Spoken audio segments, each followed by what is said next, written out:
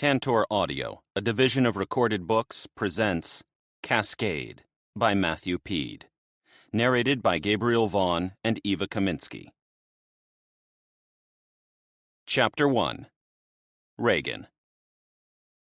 It had been 3 weeks since we'd dealt with the hordes. I'd made a lot less headway into the Deadlands than I would have liked. The severity of the mana corruption increased the farther the automata got from my base. I was in the middle of designing an emitter that would put out a bubble-like aura to cover a decent area, but the mana drain was quite high, so I was fine-tuning it to bring the drain down. As I stood on the ramparts of the wall overlooking the undead forest, Jarvis teleported next to me. His form had changed a bit from the amount of combat and mana usage. His head had changed to a more normal-looking human head, where instead of one large eye that took up most of his face, there were now 2. His extended eyes, which would have reminded people of a beholder on Earth due to the tubes that connected them to his head, had changed into floating drones that circled him, each with access to different elements. "Sir, we have reached 10 kilometers. The new antennae are working on cleaning and clearing the unholy mana from the forest, but there is resistance to the process," Jarvis said as he looked over the forest. He put off a gentleman vibe the way he stood stick straight with his arms behind his back. "I know, something is actively resisting me. I can sense the awareness behind it," I said with a frown. The presence had really made itself known after I'd extended my aura to the 5-kilometer mark. It was the first time I'd ever felt something push back, after all. "What would you like to do?" An explosion occurred a few kilometers into the forest, which was a common sound these days. A single person was able to slip through as Wren did, but for a force like mine to make headway into the north, we had to overcome tremendous resistance for every meter we took. All kinds of monsters blocked our way, but mostly ghouls and zombies. The research team had made some decent headway in researching the undead. The goblins got better at their work as they grew more accustomed to the technology in the labs. They even found a way to boost their immunity to the ambient mana from some of the information they gained from the ghouls. Apparently, being undead was a type of curse. The more I learned about these race-level magics and curses, the more worried I became about these higher-level beings and the Celestials. I needed to think up countermeasures before I encountered them, rather than after. From what I'd learned about mana, I knew they would have amounts I hadn't even seen before, so it would have been hard to outlast them like I had the necromancers. They would most likely have magics that would be on another level, given the fact that they were able to reach the 5th tier. From what I understood, that meant they understood their element enough to nearly fuse with it. Izal was a good example of what I would be dealing with if I had to fight a Celestial. From the few records I'd gotten from the people in town, one of the myths about reaching Tier 5 was that you became one with your element. I wasn't just twirling my thumbs. With the undead as the focus, I was making headway on several techniques that I felt would give anything a hard time. Most of it was still in testing, or required large amounts of mana to create. Just more things on the list that would need some tweaking before they became a viable means of offense or defense. I pulled myself from my thoughts, then turned to Jarvis. "I think it's time we launched it," I said with a smile. I'd been trying to find a good time to try out this experiment for a while. This felt like it to me. "Understood, sir." Jarvis bowed his head, and I teleported us over to the side of the fort nearest the mountains. A platform reminiscent to the rocket launch pads back on Earth lay there, with fumes from liquid nitrogen cooling the rocket that was prepared and ready to go. Sitting at the top of the rocket was another mithril-coated shelled core. I didn't know what to expect in a universe with monsters, so it wouldn't have surprised me if there'd been some sort of space tentacle monster out there.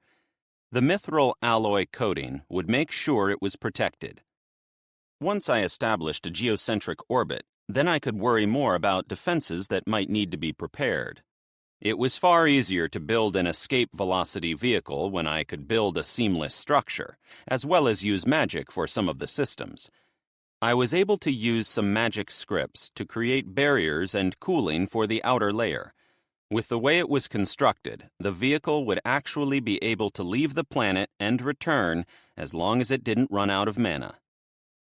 Seeing the vessel made me recall Earth's attempts to get to space. Earth was close to having a space elevator thanks to the work of a man named Elon from a few decades before my time. But, thanks to me, that had never come to fruition. Not much reason to go to space when high-energy positron lasers turned the vessel into scrap metal. I knew the stage launch of space vehicles from the satellites that my company sent into orbit.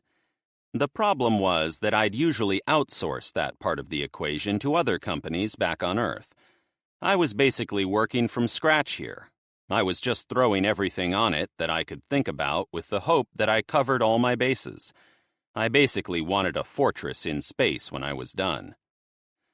We moved over to the command center near the launch pad. "Sir, mana batteries are done charging," Jarvis reported as he examined the screens in front of him. "Thank you. Begin countdown," I said with some excitement. 10. Jarvis began. The rocket began to glow from the intermix of technology and magic working together to ready the vehicle for takeoff. 4 large rockets around the bottom started to release smoke. I was already pumping liquid nitrogen and water into the site, as I wasn't sure how much sound this thing would actually put off. Ice coated a good 10 meters around the launch site. 9. Several automata and goblins sat around me in the command center at various stations, checking and double-checking the systems. They were on high alert, as I didn't want anything to go wrong. It might have been bad for their hearts, but they would only have to work at this high tension level for the first launch. 8, 7, 6. The rocket started to shake as the engines were primed. I turned my eyes from the screens to the rocket outside the window. It had a sleek design, with a silverish coloring from the materials that went into it. Built as a large tower structure, I planned for it to be the heart of the new station when it reached space. Thanks to Luella, I'd gained quite a bit of materials that helped with higher-level technology. Just the experiments that my current workers were doing would take a few weeks to finish. If I could have focused on it myself, it might have sped the process up.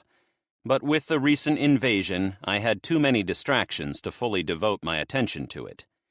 5, 4, 3, 2. The magic around the launch pad and the vehicle activated with a bright flash. Mana surged from all 3 cores, while the 4th, the steel spire core, only gave a trickle.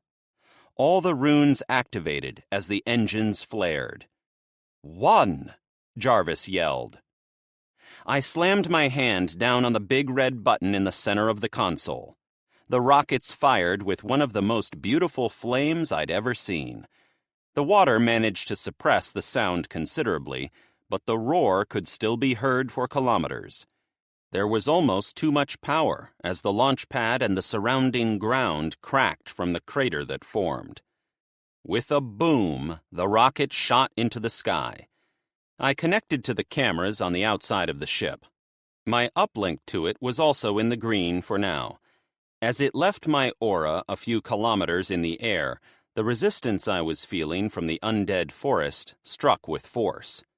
Launching next to the mountains allowed me to use their aura to collide with the presence, which allowed the rocket to slip through the proverbial cracks during the clash. The rocket quickly gained speed and was soon going near Mach 40. The escape velocity of Earth was 28 kilometers per second, but this planet was much larger than Earth. Thus, I went ahead and boosted the velocity as much as I could. The cameras were shaking from the vibrations, but the rocket was holding steady as some of the scripts turned the kinetic energy into mana for the batteries. The rocket only continued to gain speed and quickly reached 35 kilometers per second and was still climbing. This would have been so much easier if I could have just teleported into space, but I was missing some type of variable for the magic to function properly. I'd tried it with a few devices in a few experiments, but they were all subsequently ripped apart by something as they crossed a sort of barrier around the planet. I was thinking that in the atmosphere there was another layer like the stratosphere, but made out of mana that prevented something like teleporting from the planet. Possibly an ancient celestial or god had placed it there to protect the mortals, but it was all assumptions. The rocket quickly gained altitude, and the wind drag was reduced as it passed the heavier layers. When one of the cameras hit something and was then covered in red for a few seconds, I guessed it had pulverized some type of monster bird that happened to get in its way. The heat on the outside of the ship reduced as it started to leave the atmosphere. Finally, the rocket reached low planetary orbit. As I'd suspected, it was nearly double that of Earth. The boosters died, and the rocket slowed as the gravity of the planet started to assert itself on the vessel. When it was at the 3,000-kilometer mark, I activated the ship's second phase. The metal started to shift and get rearranged. Two wings emerged, with multidirectional hydrogen thrusters at the end of each so that the ship could move in any direction. It shifted its direction so that it would be in high planetary orbit over the northern lands. I planned on starting the station there in case something happened when I activated the core. If for some reason it exploded, I wanted the debris to land on the enemy and not regular mortals. The vessel reached its destination, or at least that's where the spells and calculations I'd made put the craft.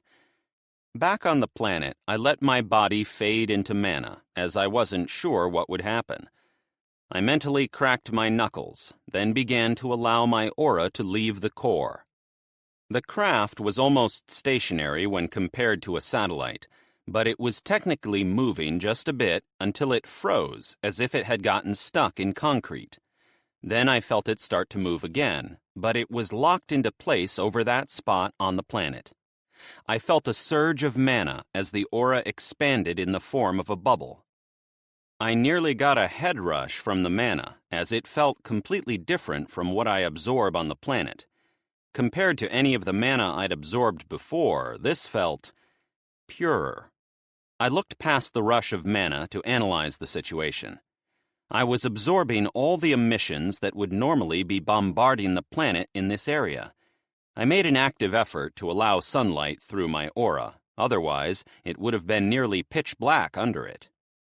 The space core quickly broke through to the second tier, and it hadn't even been 10 minutes. Thankfully, I was able to just barely push the core. Any more, and I could tell the core might fracture. I set up the core to take the mana and transfer it back to my main core.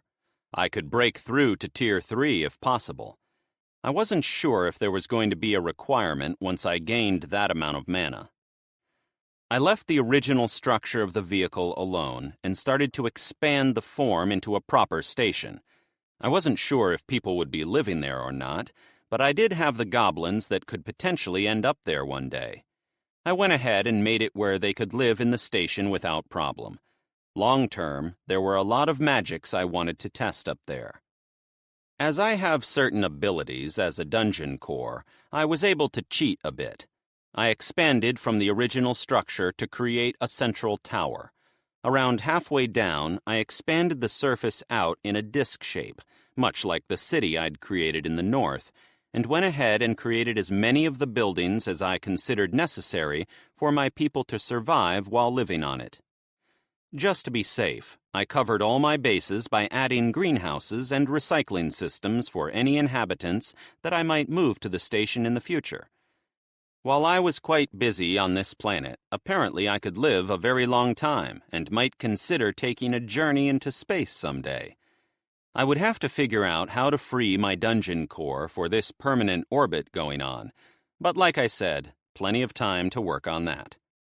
To complete the station, I added a tower emitter every 45 degrees around the circle. It would emit a barrier that would serve as an atmosphere for the inhabitants. At its low setting, it could be maintained indefinitely by just absorbing the sunlight. But if it went into defensive mode, then it had a battery life of roughly 24 hours, depending on the attacks it was sustaining. As I was putting the finishing touches on the station, I felt someone call for me from my main dungeon. In the forests on the 10th floor, a pair stood with their entire bodies covered, except the man, who exposed his face, knowing I would be able to see it. I grinned conspiratorially as I went to see what they wanted. Chapter 2. Luella. Crime is at an all-time low, but morale is also down. That was the final line in a report sent over from Izal. The obelisks that Regan had created had indeed found quite a few necromancers, but we couldn't be sure that we'd gotten them all, for obvious reasons. Regular crime was down, as the report said, but without an outlet for the more dirty types of people. These people were just sitting around the town, usually at the bottom of a bottle of mead. We were trying to think up ways to get them up and moving, but it was hard to turn a thief to honest labor. The gnomes had basically set up their own foreign embassy, but Azora was reporting everything to me. Not that they could hide anything from Regan. Last I'd heard, he had claimed the entire valley in his aura. Though, thinking of Regan, I felt he'd been a bit distracted as of late. At least the town was still growing at a staggering rate. People were literally streaming into the valley from both countries. We implemented several laws to keep discrimination down, as more than one bar fight was between citizens of Lekazar and Thonica going at it over stupid reasons. The last census that Izal had sent over placed the head count at nearly 17,000 people. The town was about to reach a point where an inspector would come from the capital to make sure everything was in order and reclassify the town as needed. The construction and building guilds were working around the clock to fulfill everyone's requests. At least, they were always hiring for labor. The town had felt crowded to me before, but now it was even harder to make it around town. The biggest problem was that everywhere I needed to frequent due to my position, nearly everyone else had to go as well. The rural sections were nearly as bad as the market and central streets. I was glad the valley in which the town was in was able to house so many people and buildings.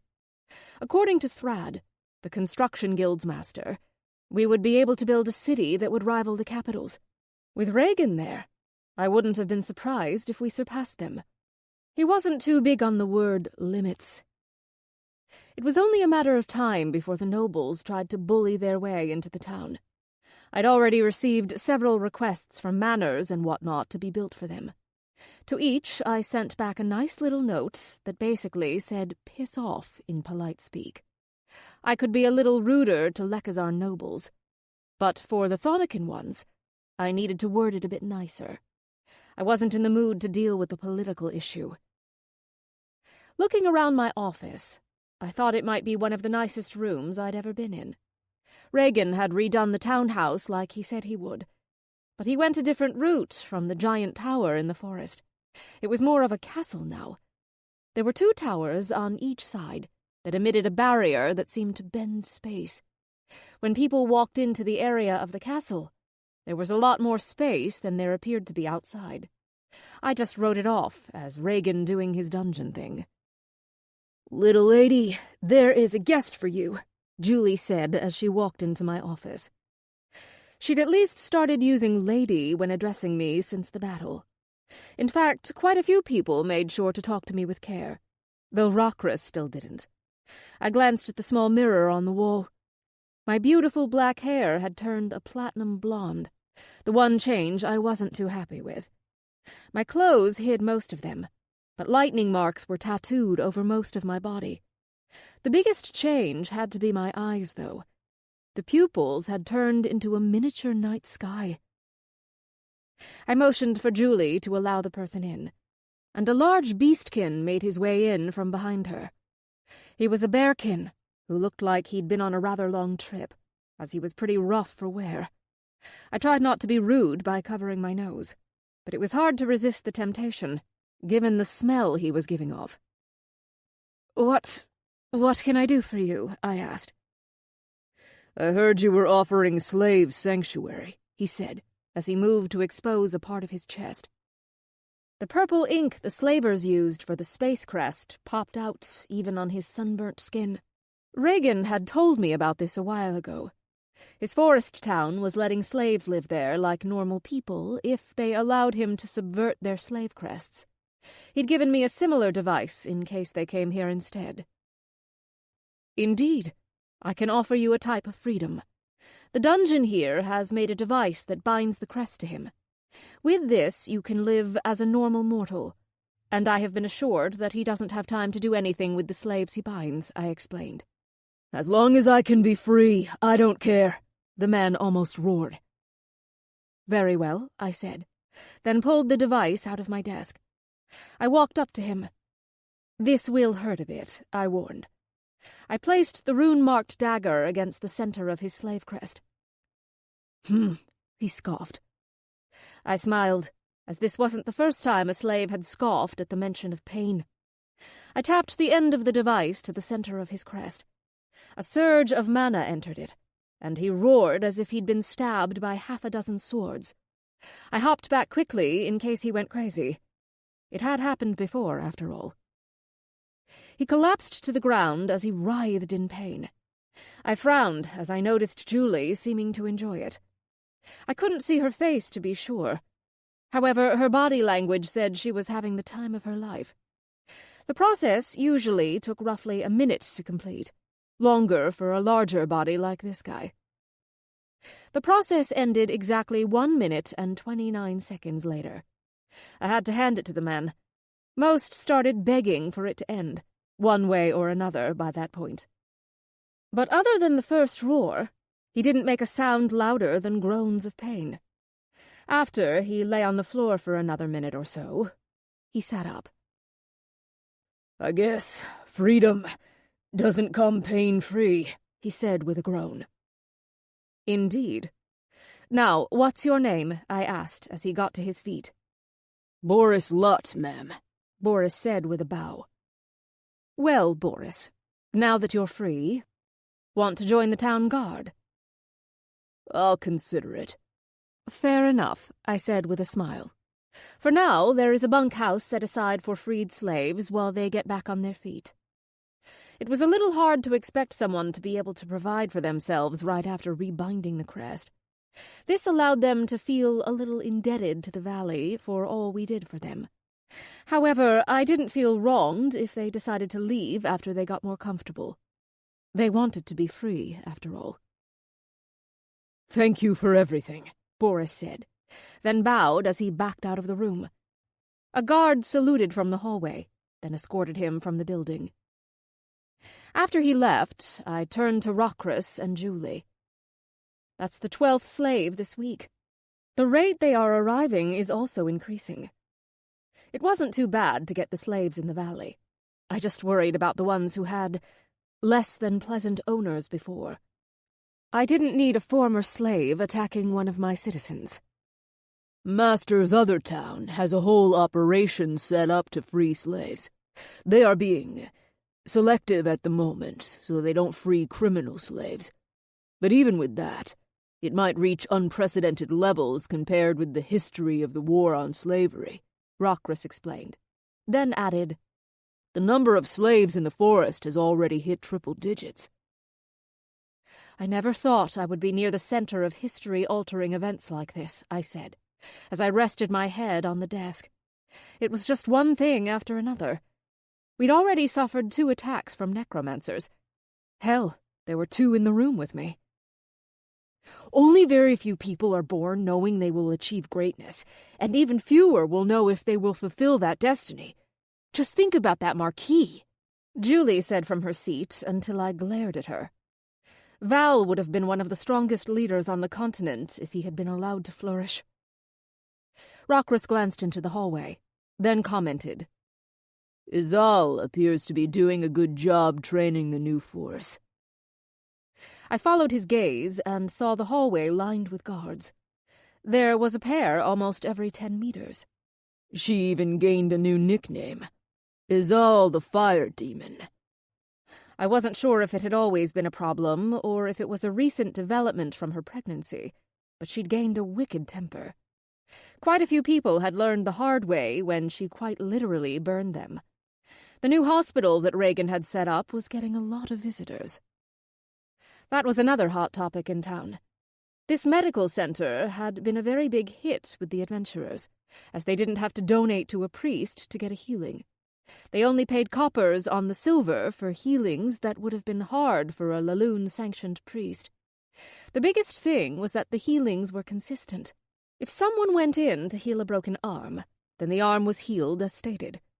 There were issues while using the priest's magic, which may heal an injury such as severe pain for several weeks, but later there might come swelling or any number of bonus issues that people sometimes needed to deal with.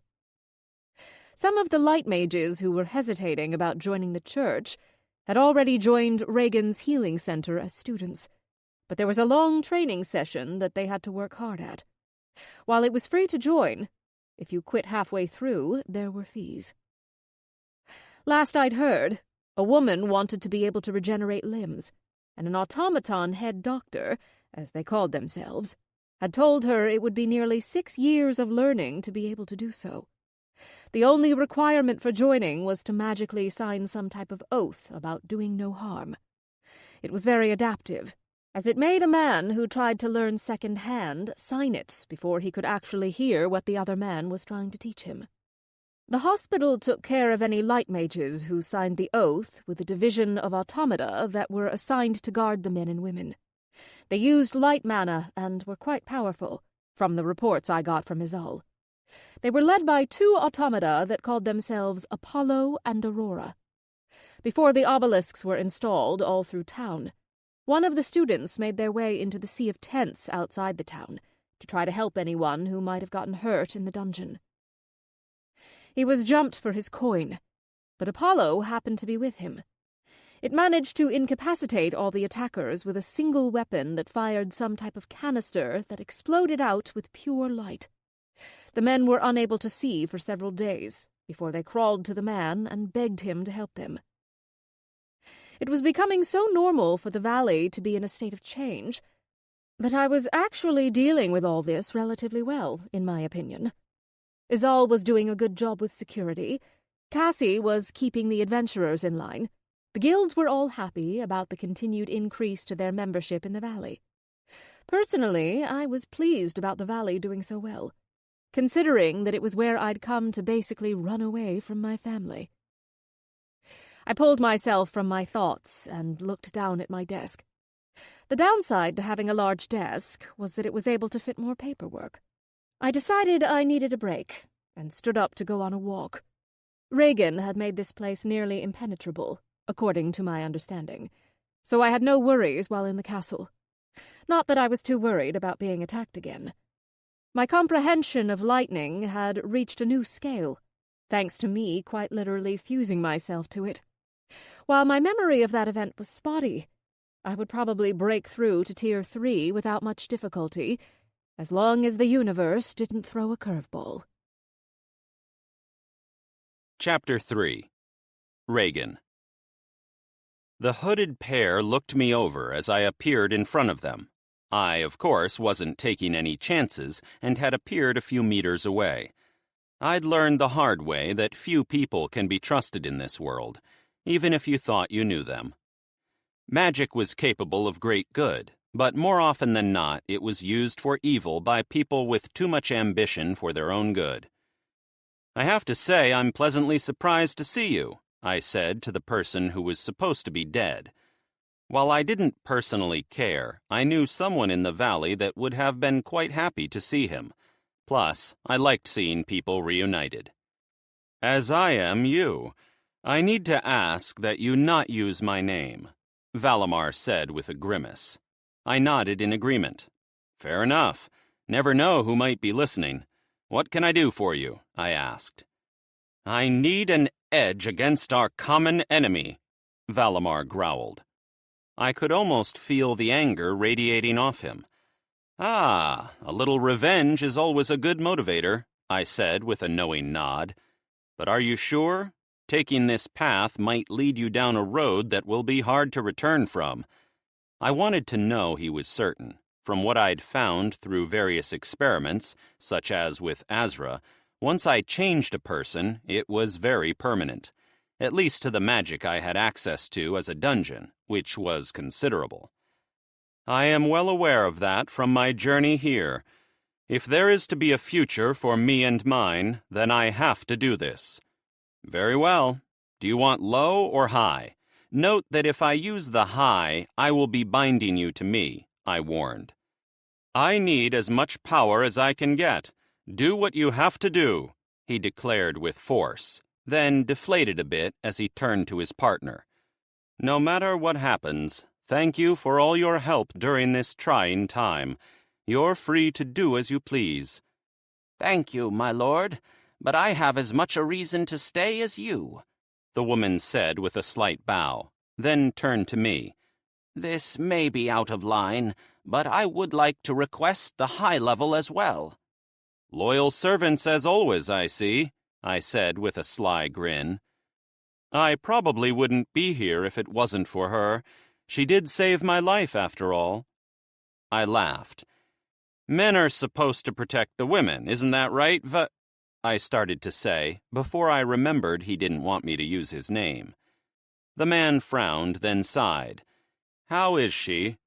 "Well enough, I would wager. Your friend Bruce has been keeping watch over her. Quite disturbing, actually, the way he tries to do everything for her. If you didn't know the man, you would think he was in love with her.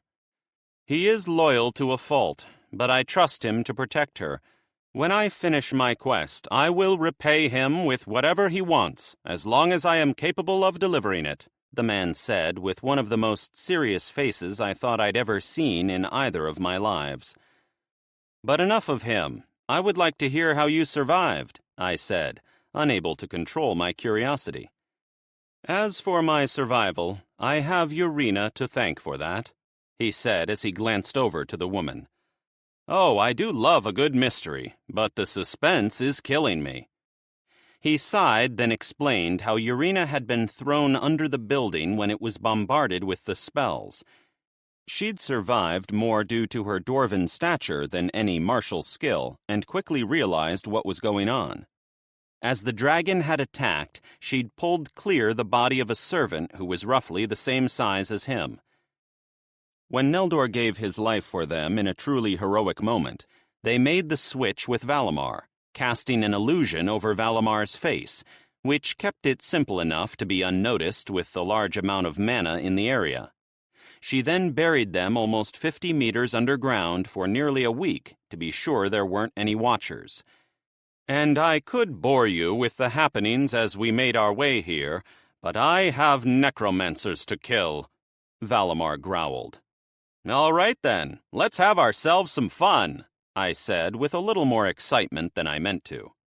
"I leave myself in your hands," Valimar said as he bowed, switching to a calm state unnaturally fast. Urena bowed as well. I moved them to the north, where there was more free space to work with. Then I teleported us to an open lot to one side of the fort. Hundreds of automata were working on one project or another.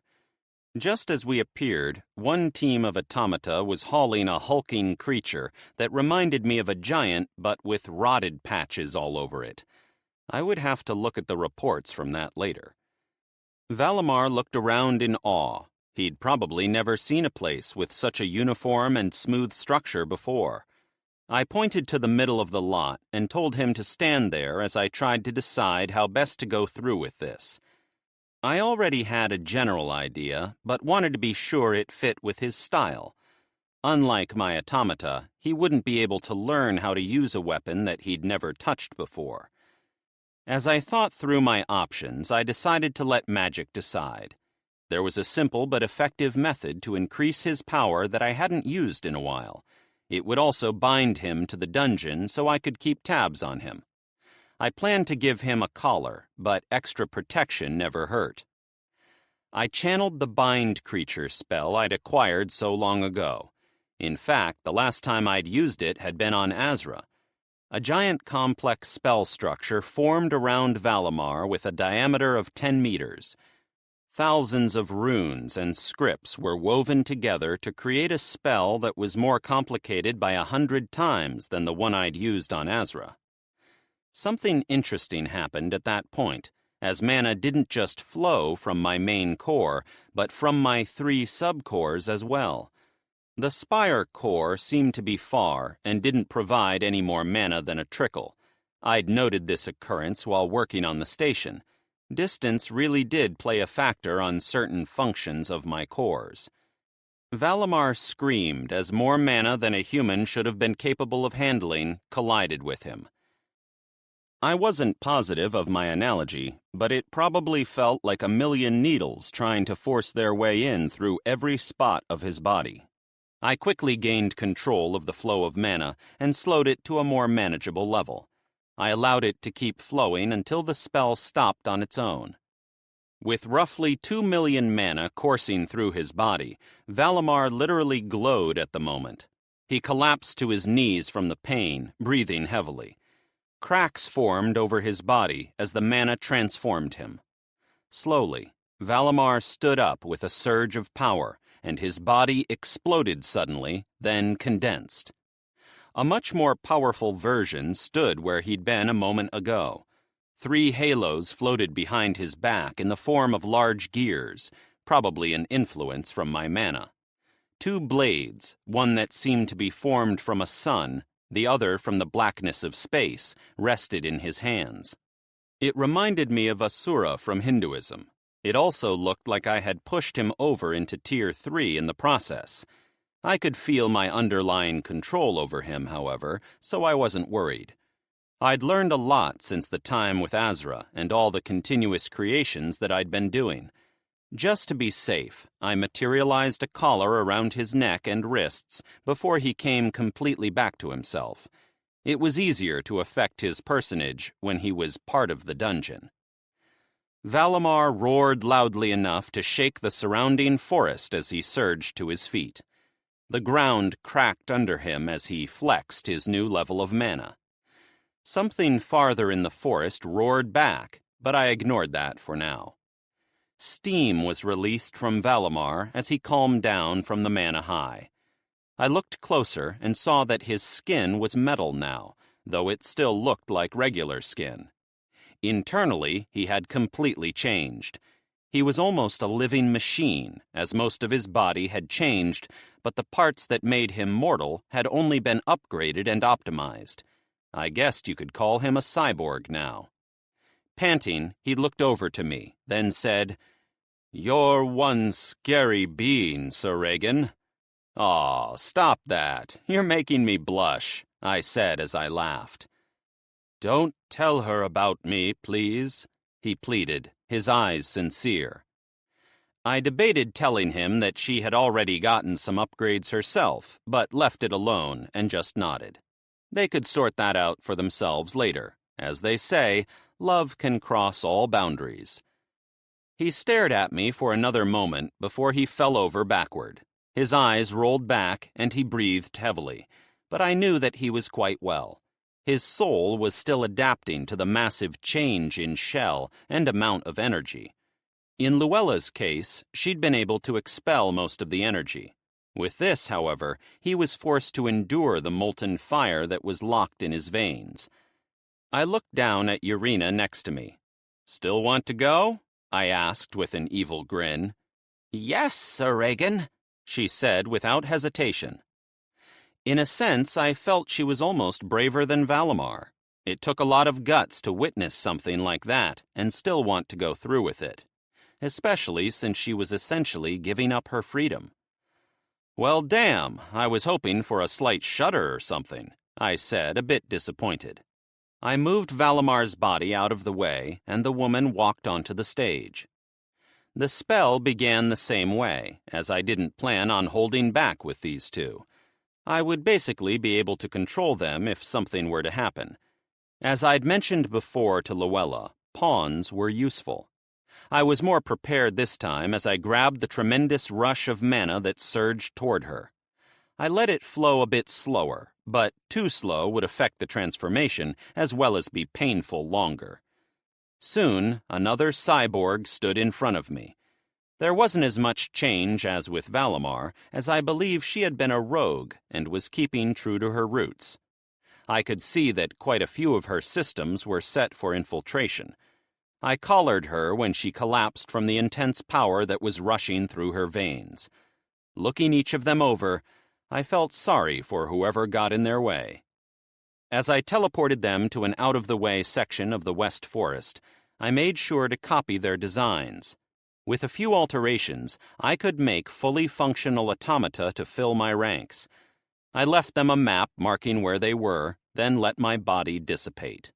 They would be more than able to handle anything that came their way, and the area was empty due to the recent horde battle. The ecosystem was still repairing itself. Now that the distraction was over, I moved back to my space station. Just thinking that phrase made me a bit giddy. I wanted to be able to see the entire North, so I needed to build a network of satellites. I went to an assembly area that I designed so that the station could build anything from spare parts to ships. As long as this area was undamaged, it would be able to repair the entire station, provided that they were able to get power and materials to it. I designed an advanced satellite that only used one magic script, which was to draw in mana from sunlight and convert it to electricity. The rest was created using good old technology, or magitech, technically. While it didn't operate on pure mana, it still used magic to function. It was all hardware-based, hence only one script was needed. I felt that this way it would last longer. The satellite was a cube, each side roughly 2 meters. An array of cameras and sensors lined the surface of each side. Compressed ion thrusters were able to keep it moving without any troubles for the task I had in mind. I launched it out into the upper atmosphere. This one was set to watch the area right below the station. I could have put the camera on the station, but I felt a good network should be uniform.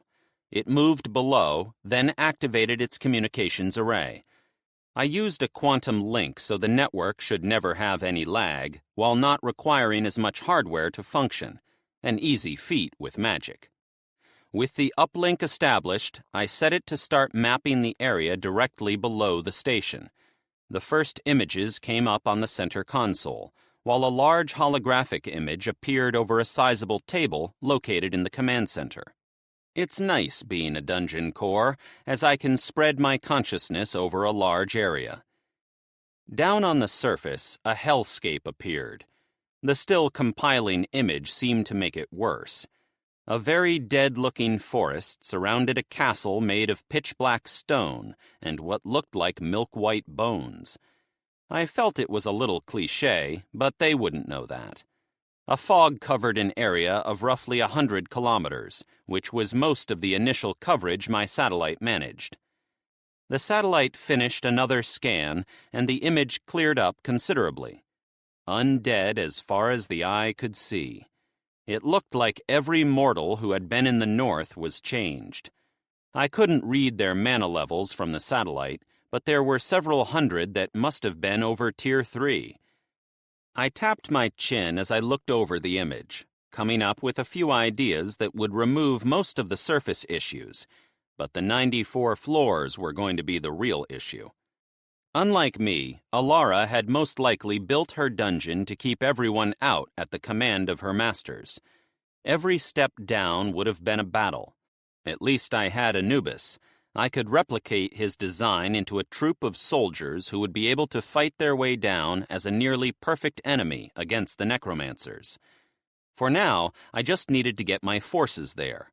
A space drop was ideal, but just to the outskirts of the north, since some type of presence was already interfering.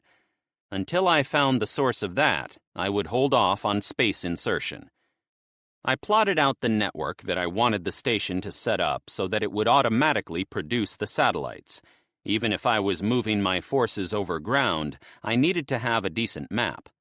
There were at least 1,000 kilometers between Alara and me, not to mention the fact that the rest of the continent also needed to be mapped accurately. With that in mind, I created a larger probe and sent it out to start sweeping the planet. When it reached 50 kilometers, there was suddenly a discharge of energy. The mana that was being absorbed by the cube surged, and the satellite exploded. I tried again, but only got the same result. I mentally rubbed my chin as I examined the problem, while pausing the assembly line. I created a third probe and set it with a feedback link to the core. Launching the probe, I waited to see what would happen. When it reached the 50-kilometer mark, its mana surged again, but it flowed back to my core, giving me nearly 10,000 mana all at once. It quickly reached the 70-kilometer mark. The mana surged again, this time too much for my link. This reinforced my theory that a race had done something to protect the planet. For now, I created a new version of the satellite that possessed a mana stone the size of a small car. It increased the cost and size of the satellite by a considerable amount, but was required. From there, I set the network to transfer the energy among the satellites. That would keep the surges under control until I learned more about the cause. For now, the networks showed that the cause was a certain distance from my aura, and the surges happened every hour or so. I welcomed the mana, but knew it would put stress on the devices. However, there was little I could do about it at that point. I moved over to another section of the assembly and set it to create some worker automata for the station. They were multi-purpose robots that could operate a workstation or sweep the floor. Basically drones for all intents. The station was feeling empty, though. I did a few more chores on the station before I decided to take a break. It grew quiet as I reduced all the information I was getting from all various sources around the dungeon. Ignia, Jarvis, Saga, and all my children had been told to let me know if something happened. And even if something did, not much could get to my core that fast without me being violently aware of it. Sensing through the multiple links I could form, I connected with the one I'd begun visiting at least once a week recently. The world faded, then the two-sided room formed as it had the first time. I looked forward to the day I could see her in person. As the black throne with the hundreds of black chains bearing blood-red runes formed in front of me, I couldn't help but smile sadly as the figure being restrained by them came into view. I'd done a lot of self-analysis since the second time I'd seen her. Not understanding why I was drawn to her, wanted to rescue her. While she was beautiful, as a man from Earth with access to the internet, I'd seen plenty of women in my time. The only guess I had was due to how similar her situation was to my own on Earth. She was being forced to serve the necromancers against her will. Whether I felt love, as a scientist, I wasn't quite sure. As a man, I had to say probably. As a dungeon core, who the hell knows? Ignia had informed me that dungeon cores could create offspring between two cores, but it came at the cost of half of each parent's current cultivation, a steep price to pay for most any being on this planet. I wondered to myself how that would affect me, considering I had multiple cores, but that was for the future. The very far future, hopefully. Alara slowly opened her eyes, then looked at me. She could barely move any part of her body, but her eyes were able to speak volumes. Having these one-sided conversations with her, I was getting better at the subtle cues that she gave. At least I hoped I was. "Afternoon, Alara. It's that time of the week," I said with a smile. Her mouth twitched as her eyes danced. "Ha ha, it's good to see you too." She squinted at me, then looked at the ground. "No, a few more weeks, I'm afraid. I can't afford to take the necromancers lightly. They would take it out on you," I said as I shook my head. Her eyes got visibly sad, then they hardened. "I know you'll wait for me. As I said before, I promise to let you see the sun on your own terms again." The link lasted for about 30 minutes to an hour if I forced it, so I spent that entire time with Alara. A one-sided conversation doesn't last very long, so I started telling her stories from Earth, like Little Red Riding Hood, all the various Disney princess tales, especially the Alien Princess one. That one had been one of Disney's bestsellers. Basically, I just kept her company. Chapter 4. Azora. Captain Mesu, for the last time, no, you cannot execute the traitors, I shouted at the captain of the Gwendianer. When his ship had entered the dock, the tall obelisk at the top, put there by Regan, had activated, and several members of his crew had fallen unconscious. They panicked at first, until they were told what that meant. They are traitors. They don't even have any valuable information, except our own, that could be of use. They are basically dead weight, Captain Mesu argued. Worse, dead weight that is willing to bring us down with them. I understand that, I said weakly. I knew they should be hanged for their crimes. To gnomes, treason was quite high on the list of capital offences, but I was saddened by the fact that 12 of the crew were corrupted by the necromancers. They were thoroughly checked, and no trace of slave marks or collars were found. The healers even checked their internals over to be sure that they hadn't been placed inside, but found nothing. Princess, I know they are gnomes and thus your people, but any one of them is a potential leak of information. With the current state of the world, I would say that national security is more important. I agree. Just let me think on it one more day, please, I said, defeated. Fine, but I will be reporting this to the king, Captain Mesu said with anger clear in his tone. I couldn't even find it in me to get annoyed at him. I slinked back to my cabin to have some privacy. This is so messed up, I murmured to myself. These were our people we were talking about. Wasn't it my duty as the princess to protect our people? Now I was to sentence them to death. I knew it was the laws of our people. It just felt wrong. It felt to me like my family had failed to rule the people competently. If some were willing to turn traitor like this, that basically said we did fail. Looking out over the town from the window, I sighed as I considered what to do. The gnomes were a dying race. With our superior technology, it was harder for some of the gnome elders to allow other races to intermingle. Our city saw fewer births every year, and having to put some of ours to death was like a slap in the face. I moved over to my desk and pulled the papers for the orders toward me as I sat down.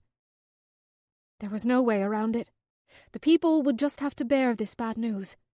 We had already overcome hardships many times in the past. We could get over this as well. I went to pull my stamp out of the drawer when I sensed a vibration from the communication crystal. I quickly channeled mana into the seal, then pulled it out. My father's face appeared on the ball. He looked quite irritated. In fact, there was a rage in his expression I was sure I'd never seen before. What could have so angered my father? I felt the connection solidify, then said, "Yes, father, what's the problem?" I have bad news. Very bad news. "What is it?" I said, as worry started to grow. There was a coup. Half the fleet was stolen. It appears the necromancers only left us alone, because they had more to gain by drawing our people from us. I have failed as a king, my father said, tiredness evident from his tone. Then pure anger overshadowed everything. They held your mother hostage, so we released the ships without a fight. He came to a stop, as if at a loss for words, but my worry grew into full-blown panic. She was killed when the son of a bitch blew his mana pool. A tear ran down his cheek. Then his rage returned tenfold. I have officially declared war on the necromancers, and anyone that allies with them. Space started to wrap around him through the ball, as all manner of natural phenomena started to occur behind him. While I was a multi-mage, Father was an omni-mage, able to use all elements. The wall and pillars that could be seen through the ball cracked from the pressure he was emitting. "No, not Mother," I pleaded. I hadn't seen her in months. I couldn't even remember the last thing we talked about. I collapsed back into my chair as I tried and failed to process this information. It felt like my world was ending. I know this is hard for you to accept right now, but this is going to make us a lot of enemies in the short run. I have alienated too many of the other races from the gnomes. We have little trust with others. That valley of yours has now become one of the most important places to the gnome people." I just stared at the crystal ball. I heard what he was saying, but it didn't seem to stick. I happened to notice the execution orders under the crystal ball, and a rage overtook me. I looked back to the sphere. "I understand, Father. We'll make these bastards pay for what they took from us," I shouted. Father's face hardened, but he only nodded, then said, "I trust you, my daughter. Tell that dungeon of yours the truth if he asks." I nodded, then the line went dead. I immediately stood up from my seat. Then I walked over to the wall where an old sword from some war or another hung for decoration. I ripped it from the wall, then left my chambers, making my way to the deck.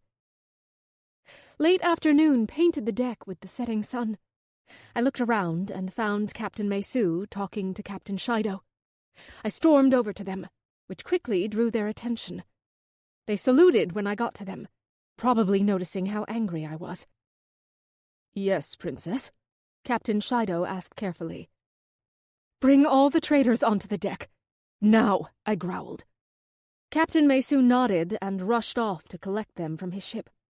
I only waited for half an hour before a dozen men and women were dragged onto the deck.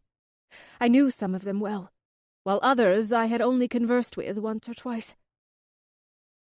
"All the prisoners, Princess," Captain Mesu said with a salute. "Good." I looked at the gathered crew, then said with a raised voice, "Jade Wind was attacked today." Everyone, even the prisoners, gasped and started to whisper. I slammed the end of the blade into the deck, causing a loud thunk. Everyone immediately quieted down. Then I continued. "Not by outsiders or monsters, but by its own people. My father and our family before us have tried to govern in a way so that the dying gnome race would survive. Apparently, that wasn't good enough for some," I said, sending a glare toward one of the prisoners. "The Queen is dead. Thanks to the necromancers. No, thanks to our own people. A few hours ago, I was beating myself up about how to spare your lives. Not anymore. If the people can't be happy with a kind ruler, then they'll have to deal with a tyrant," I shouted, then brought the blade down. I reinforced the entire blade with mana, so when it met the prisoner's head, it sliced through without stopping. I struck with enough force to cause a meter-long crack to form in the deck boards under the prisoner. His body slowly fell, split in half. "If love isn't good enough, then fear." Blood sprayed everywhere, coating me with quite a bit of it. I moved to the next one, who started to beg for forgiveness, but I wasn't having it. If the world wasn't going to respect kindness, then it would get only force in answer. If fear isn't good enough, then death. My arms started to hurt by the fifth one. Using mana to reinforce the blade was one thing, but I was using my own strength to kill the traitors. The sixth traitor was a woman who'd already soiled herself in terror, with tears and snot covering her face. Still, I felt no pity in my heart, as if it had turned to stone. The rage I felt only grew as I looked at her. With another crack in the deck and another coating of blood, I moved on to the next one. A few minutes later, all the traitors lay split in half on the deck. Breathing heavily from the exertion, I felt a hunger for more. I wanted to spill more blood on this blade. I glanced at the weapon. Was it my imagination? Or was this lust for violence coming from the blade? I looked around the deck as I observed the crew. Of course, terror was the #1 emotion on display. and I basked in it. I walked up to the forecastle of the ship, the crew never taking their eyes off me, and looked down at the dozen cracks in the deck and the dead traders. My father has declared war on the necromancers. Anyone found assisting them in any way, or even conversing with them, will be executed, I shouted, as I thrust the blade into the air. I looked at the deck and added, Captain Mesu, clean up this mess. As I brought the blade back down, I saw my reflection. Blood covered me completely, but my face was nearly spotless, except 2 trails of blood that ran from the corner of each eye. After I made it back to my cabin, I slumped to the ground only a few steps from the door. Even though the execution was relatively quick, I was exhausted. The blood that was on me had started to drip while I walked back to the cabin, and now a small stain was forming on the floor under me. My kimono, which started out bright white earlier today, was now mostly red. I looked at my shaking hands. The blood was still sticky on them. I've killed in the past. One cannot be a traveling princess of one of the most powerful nations on this continent without encountering a few people who wanted to kidnap or use me for their gain. This, however, this blood, felt much heavier than any blood I'd spilled in the past.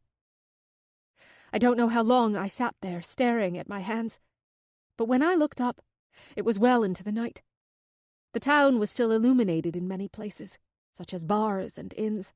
Street lamps kept the streets bright and welcoming, while the obelisks pulsed with power, the runes on their surfaces glowing with a soft blue light. "Attend me!" I shouted toward the hallway, knowing that someone would be out there. A little to my surprise, it was Sasori. She walked in with a small smile, as if she was trying to comfort me. Sure, she had replaced one of the maids on duty for a reason. I just shrugged it off, then extended my arms so she could pull the blood-covered kimono off. It had started to dry. She bowed, then started to pull the first layer off. The blood, already partially dried, made it stick together. She was about to use a pair of scissors to cut it off when I stopped her. She looked at me confused, as I'd never cared much about my clothes. "I want to save it, as a memento of my decision." "Understood, my lady," Sasori said with a bow of her head. It took nearly 30 minutes, and I thought that was actually pretty decent time to get the kimono completely off. We moved into the bathroom before we pulled the last layer off. Even through 12 layers, the blood had managed to make it to my skin. Sasori removed the last layer, and I examined my snow-white skin, where new patches of red seemed to stain a snowfield. Sasori channeled mana into the faucet to get hot water to start filling the bath. I sat down next to the bath and started to scrub the stains I could get to, even as a part of me wanted to leave it on my hands to show I was no longer the caring princess that I once was. I turned the second faucet next to the bath on to let the blood flow into the drain. "Princess, I'll wash your back," Sasori said, after binding her sleeves back. I nodded. Once all the blood was removed, I stood, then rinsed all the soap off me. We'd done some serious scrubbing, so my skin was still red in places, marked as if to remind me. I climbed into the tub and sank until my head was the only thing exposed. As I submerged myself, Sasori threw in a bath mixture that thickened the water, and I had the strange thought that it reminded me of blood. Sasori sat next to the tub. Whether because she had something to say or because she just wanted to keep me company, I wasn't sure. "I think I can handle the rest." "Thank you, Sasori," I said, a little more emotionlessly than I meant to. Sasori stood up and gave a bow, then said, "I understand that the princess has had a trying decision thrust upon her, but I just wanted to let you know that I will always support you, no matter the path you tread," she finished, then backed out of the room before I could think of anything to say. As I stared at the closed door, tears started to run down my cheeks. Tears for my mother, father, and what I had done. The water was long cold before I climbed out. I used healing magic to remove the swelling from my eyes. Before I left the bathroom, I hardened my heart. I would not lose any more of the things I cared about to these backstabbing, underhanded necromancers. Chapter 5. Regan. Before my time was up with my rendezvous with Alara, I felt a message from Jarvis come through. He said it was urgent, so I had no choice but to leave. I turned to Alara, who was looking at me curiously. "Sorry, my dear, I have to leave a bit early today. Something has happened." She looked a little upset, but on her face it was cuter than anything. "I know. I'll make it up to you when I free you," I said with a grin. I rested my hand on her cheek before I wove my way back through the intricate web of chains that surrounded her. When I was back on my side, I turned to her and waved as my body faded from view. When my sight returned, I was aware of my dungeons. I quickly found Jarvis and moved over to him. He was standing in front of a cage that held several people. I say people, but they looked more like animals with a human form. "What is it?" I asked. "Sir, one of our scouting parties that was extending the line encountered this group making their way through the forest roughly 30 kilometers in. They were attacked, and as they were outnumbered, the automata quickly retreated to gather reinforcements. When they found the group again, they worked to capture them instead of destruction," Jarvis reported as one of his drones replayed the scene as a hologram in front of me. "Remarkable," I said honestly. The fact that the foot soldiers were becoming able to make such complex decisions on their own showed they were improving quickly. Soon, they might reach full sentience without me having to create them with the excess mana required, as well as the fact that something could survive in this wasteland made me impressed at how my children were developing. I walked forward, and as I neared the cage, a few of the bigger ones started to react by throwing themselves against the bars. The group was composed of several beastkin that looked like Wren, only more wolfish, as if their beast half was taking over. Much more fur than skin was showing. I examined them with my senses and saw dense, unholy mana fused throughout their bodies, but it was separated as well. Only their bodies were affected, not their mana pools. "Pull the strongest-looking one out," I ordered as I stepped back. An automaton that I'd worked on during the month since the Horde moved forward. Rather than a knight, it looked like a sci-fi soldier from Earth. Intricate plates formed his armor, and a shield was fused to his right arm that tapered into a point so it could be used as a sword. Several energy weapons were linked into the shield as well. Instead of a mortal-looking head, it had only a single sensor orb that could examine a much wider range around it. This automaton was as powerful as any Tier 2 mortal, and could probably hold its own against Tier 3 for a bit. These were the assault model robots that I had created to infiltrate bases that my bulkier robots couldn't maneuver. A printed serial number on its chest designated it A4C2. It moved into the cage and bodily grabbed the largest man inside by the scruff of his neck. One of the other prisoners rushed forward to get around it, but it brought its free hand around in the form of a fist and punched the prisoner so hard that he flew into the other side of the cage, managing to bend the bars. The automaton finished dragging the struggling man out of the cage and held him in front of me. I rested my hand on the top of his head, then tried to pull out the unholy mana. The man screamed bloody murder. I quickly stopped, as I could sense that the unholy mana was ripping his body apart. Even if I'd managed to pull it out without killing him, I would have turned him into a vegetable. I released him, and he would have collapsed to the ground if not for the A4C2. I waved, and the A4C2 dragged the man back into the cage. "Let the research team work on this, but cause no more harm than necessary. I don't want a repeat of the undead treant," I ordered critically. We were trying to convert the treants back to pure nature, but one of the experiments that a goblin had done had caused one of the things to explode.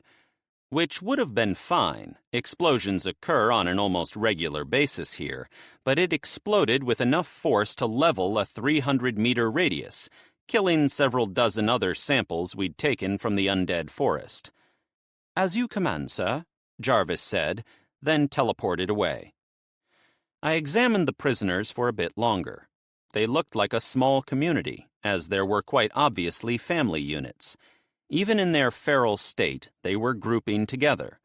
I ordered the assault automatons to bring them food and blankets. This made me curious about something. I decided that it would be faster to just test it than to wonder. I moved to Rabia's tower, where Wren was staying. She said she was just happy to be away from the north, so she was staying with Anna and helping her out. I shook my head. The shop had been popular due to the cultivation stones before. Now I had people coming just to look at the beautiful elf and wolf girl. Not my words, mind you, the customers. I walked down the stairs so as not to frighten the pair. I didn't really feel like waiting, so I switched the sign in the window to say closed, then vocally told the ones in the store to get out. One person was about to argue until he turned around and saw who'd told him to leave. He quickly sucked in his breath and ran outside. "I would like to borrow both of you," I said. While Wren was the one I wanted to see, I figured Anna should come too, to help keep the girl calm. "Yes, sir," Wren answered immediately. I liked Wren. She acted her age, as a young and straightforward woman. It was quite impressive, considering what she'd been through. Anna bowed in answer. "Gray, you too," I called outside. He was a good emotional support for the elf, and I'm not sure what her eyes would see in the undead forest. Mr. Regan?" Wren asked sheepishly. "What?" Is it okay if I see Echo?" she asked with a blush.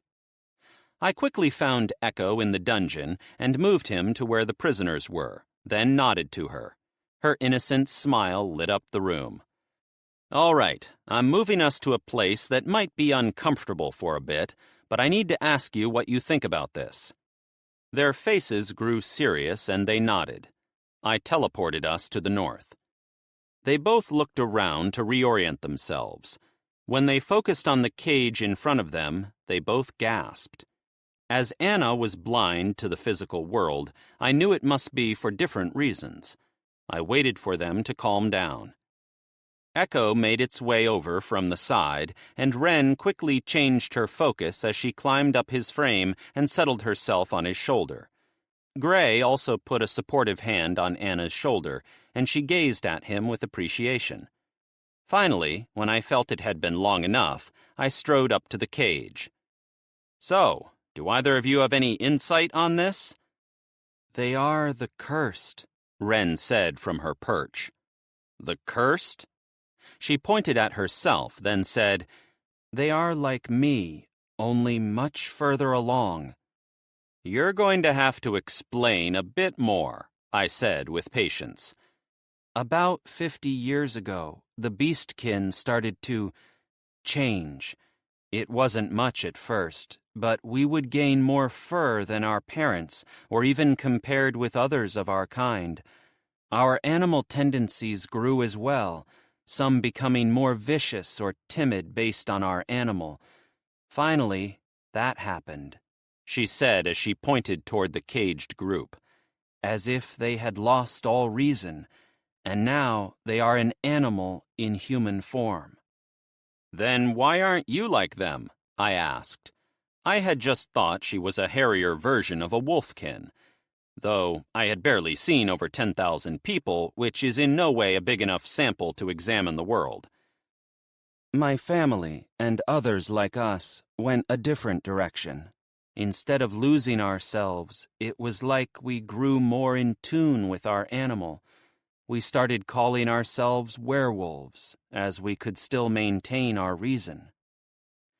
This information, while seemingly not really important, led me to one very obvious truth.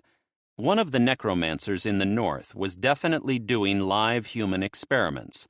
As I looked at the group in the cage, then back to Wren, I couldn't decide which was the failure and which was the success.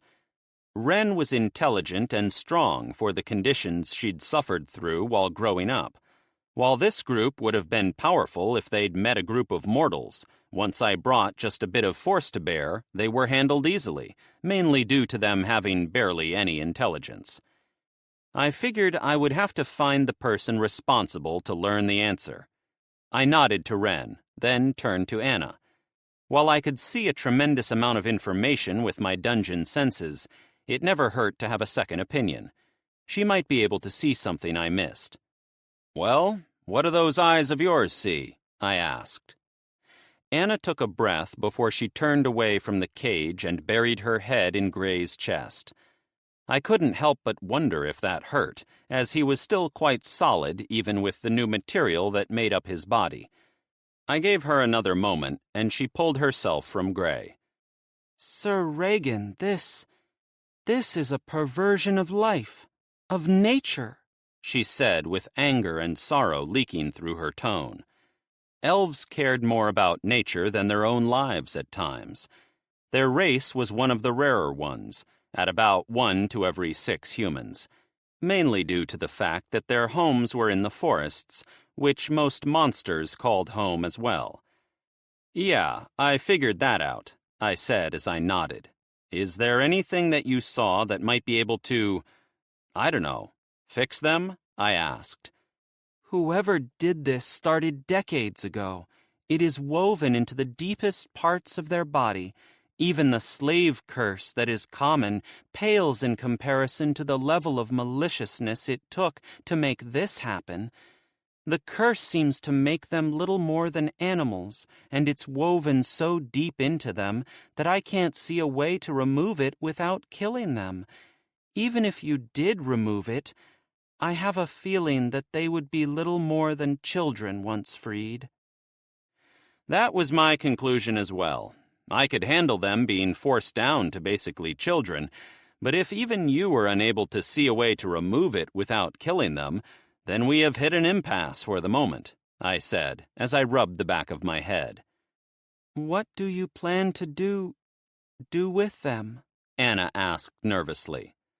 "Well, they are giving me mana, and it's possible being in a cleansed aura of clean mana might reduce the effects after a while, so for now I will house them in the dungeon until something new happens," I said after a moment of thought. Anna cheered up. As an elf, she had a connection with life and hated to see it end. At least, that's what I assumed from what I knew about elves. Ren hopped down from Echo and made her way over to the cage. I warned her to stay a few meters from it, as they were still quite dangerous. When she reached it, the beastkin inside did not act as I anticipated. A few of them whimpered and backed away from her, while others bristled as if trying to issue a challenge. It looked to me like they were actually exhibiting a pack mentality and saw Ren as a potential rival for the leader position. If I could get Ren to become the leader, then dealing with them would be much easier going forward. "Ren, could you do me a favor and defeat the leader in battle?" I asked. I wasn't overly worried, as she'd survived at least 10 years in the wilderness of the north by herself. If it came down to it, I wasn't afraid to help a little. "If that will help them in the long run," Ren answered. I noticed she wasn't too excited about the prospect. I was glad, however, she was intelligent enough to see what was happening. "Bring out that one," I ordered one of the assaults, pointing toward the beastkin at the forefront of the pack that was obviously upset. Half a minute later, the beastkin was standing in a circle made up of assaults. He was a tigerkin from the looks of it. I mean, it was hard to tell with how dirty they were. Wicked claws that must have been at least 16 centimeters long extended from his hands. He roared at Ren as she stood opposite him. I pulled Ren's great sword from the tower and handed it to her. Then I stepped back into the ring of automata, joining the circle that naturally formed, and settled in to watch the fight. With his fur standing on end as he growled at Ren, the tigerkin charged. Ren readied her sword and charged as well.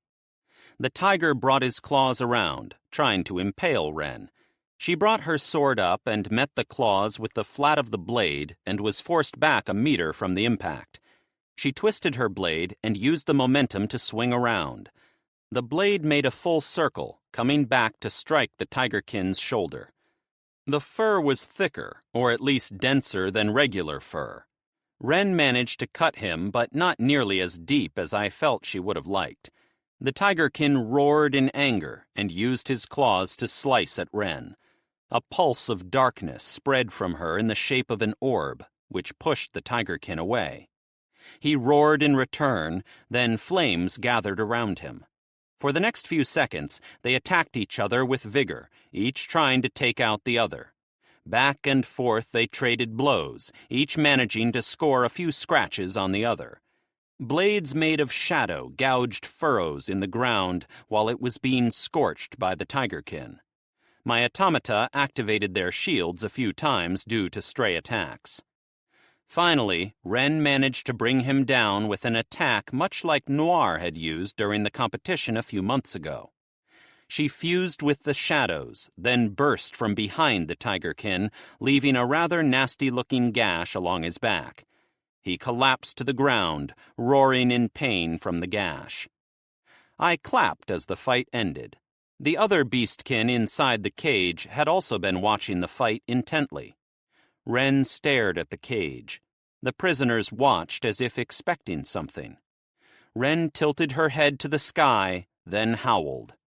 She infused a bit of mana into her voice, which caused the sound to ripple out for quite a distance. The beastkin in the cage howled along with her. The pressure of her mana grew denser as I felt links between her and the other beastkin. She didn't tear up or anything, but I saw that her pool was definitely deeper now. I'd noticed the same thing happen to pack-related monsters. I scratched my chin at the possibilities that this could mean. Very well done. Chapter 6. Luella. Lucifer, the wolf automaton I got from Regan, growled as a random person tried to pet him. We were making our way through the town to check up on Izal. She hadn't complained once, but I wanted to get out of the castle for a little bit, and this seemed like a good excuse. We were crossing the bridge that led to the castle, which had quite a few people who came to rent land for shops or houses. Looking back at the castle, I couldn't help but be amazed by the power of a dungeon core. A castle that was made from the purest white stone I had ever seen made up most of the structure. The castle was floating, literally floating on a small island that was only connected via a bridge of stone. The two towers that created the barrier that bent space also floated separately from the castle and island. They appeared to be held in place by several large chains that must have weighed several thousand tons, if not tens of thousands. A deep pit that seemed to lead into an abyss was under the floating island. I wanted to ask Regan about it, but we were both busy as of late, so something like that never really crossed my mind while talking to him. I observed the people looking at the castle in awe as they entered. Barely any of them seemed to notice that they had just passed the Lord of the Valley, even with Lucifer under me. As I made my way to the new barracks that had been built to house an actual force of soldiers, the people made way for the squad that Izal had assigned to me. There were a dozen of them, not including Rockruss and Julie. For once, I actually felt like a lord with this entourage following me. I wasn't used to it, since Baden had basically left me to my own devices when the saboteur was in command of the Valley security. Lucifer took a bite out of a lamppost as we passed it. The first time this had happened, I'd freaked out, but the damage had quickly repaired itself. Lucifer munched on it as we walked the streets, while little kids would sometimes throw a pebble to the beast. I knew it didn't like these as much as metal, but it still made a show of eating it. We made it to the barracks a few minutes later. The wolf made really good time, after all. In the yard, which was a few meters sunken into the ground, were several dozen soldiers, training with various weapons. Some were working on their forms, while others sparred. One of Regan's doctors stood to the side, ready to help anyone who got hurt. I wasn't sure if this was a good thing. Soldiers tended to get overzealous with their training when they knew they could get back up and go again in only a few minutes. While in the town, this behavior was fine to a degree. But once they got out into the field, I was worried that it might result in more than necessary recklessness. Being bold is one thing. Being stupid is another. As we walked around the training yard, a tall man brought around a large axe to try to strike his opponent. His opponent easily dodged with little effort, resulting in the axe colliding with the ground with a boom and debris flying everywhere. The nimble man ran forward, using the large man's axe handle as a path to make slices along his opponent's back. I gasped as blood sprayed quite liberally from the wounds, but the large man paid it little heed as he twisted his axe in a circle around him, catching the nimble man in the side, and blasted him into the training yard's wall. "Medic!" yelled a soldier, observing the match. The doctor automaton moved forward instantly and strode toward the section the two were sparring in. It hopped down lightly, then shot a string of some kind that sank into the men's flesh. White light was channeled through it into the men, and their wounds instantly started healing. Both their injuries could have been fatal without immediate healing. As soon as both were healed, the doctor automaton disconnected the string tube, then returned to its spot. The two men had barely stood back up when a fireball collided with each of them, blasting them outside the training yard ring. Quite a feat, considering it was almost a meter down. There was a wall around the barracks that I personally thought was too high, but when the men collided with the upper reaches of it, I understood the reason. "How many times do I have to tell you, morons? If Malachi wasn't here, what would you do then?" Izal shouted from near the barracks. I wasn't sure they were in the condition to heed her at the moment. Everyone else on the field continued training, though much more intensely than before. She turned toward the doctor, I guess Malachi. "Fix them up again, but only enough so that they can hear my scolding." I guess she was aware of the fact that she'd probably blown their eardrums. Malachi bowed to her, then went to attend the men. I made my way toward Izal, although I wasn't sure if it was safe yet. She saw me approaching, then glanced behind me. I looked as well, and saw that all my guards were in tight formation, ready for anything that might happen. I almost couldn't suppress the snicker that wanted to come out. "Izal, I see you have everything under control here," I said when I got close enough. "My Lady Luella, indeed. I have fixed the mess left behind by my senior." Ignoring the mention of that man, I gestured to her, and we made our way into her office. I looked around at the several piles of paperwork and some weapons that she appeared to be inspecting, and then at a small table to one side with a few pairs of baby clothes that were half finished. I couldn't help but feel that I had a kindred spirit with the clutter. Once we settled in, I said, "How is everything? Any issues?" "Many complaints that my training is too harsh, punishments too harsh. Everything is too harsh. But Bruce volunteered to train them to Royal Guard standards, so I expect nothing less," Izal said, rubbing her forehead. "If you need more help, I'm sure we could hire more people," I said, worried she was understaffed. "It's not that. Regan gave us something called a lie detector. Pretty straightforward. Until we put it to use, that is. 15 spies arrested just yesterday. Here to gather information for the various lords in both countries. The gates are so backed up, people are having to wait 2 days to get in now. But if anyone tries to enter without taking the test, they get struck by the obelisks." Can the jail handle this?" I asked, surprised. I knew Regan had said he would be working on things around the valley, but I didn't expect something like this. "No. That's why I'm going to ask Regan to take them soon. Leave them to their fate," Izal said with a very cold look. "Izal, you okay?" I asked, concerned. Her eyes softened. Then she replied, "Sorry.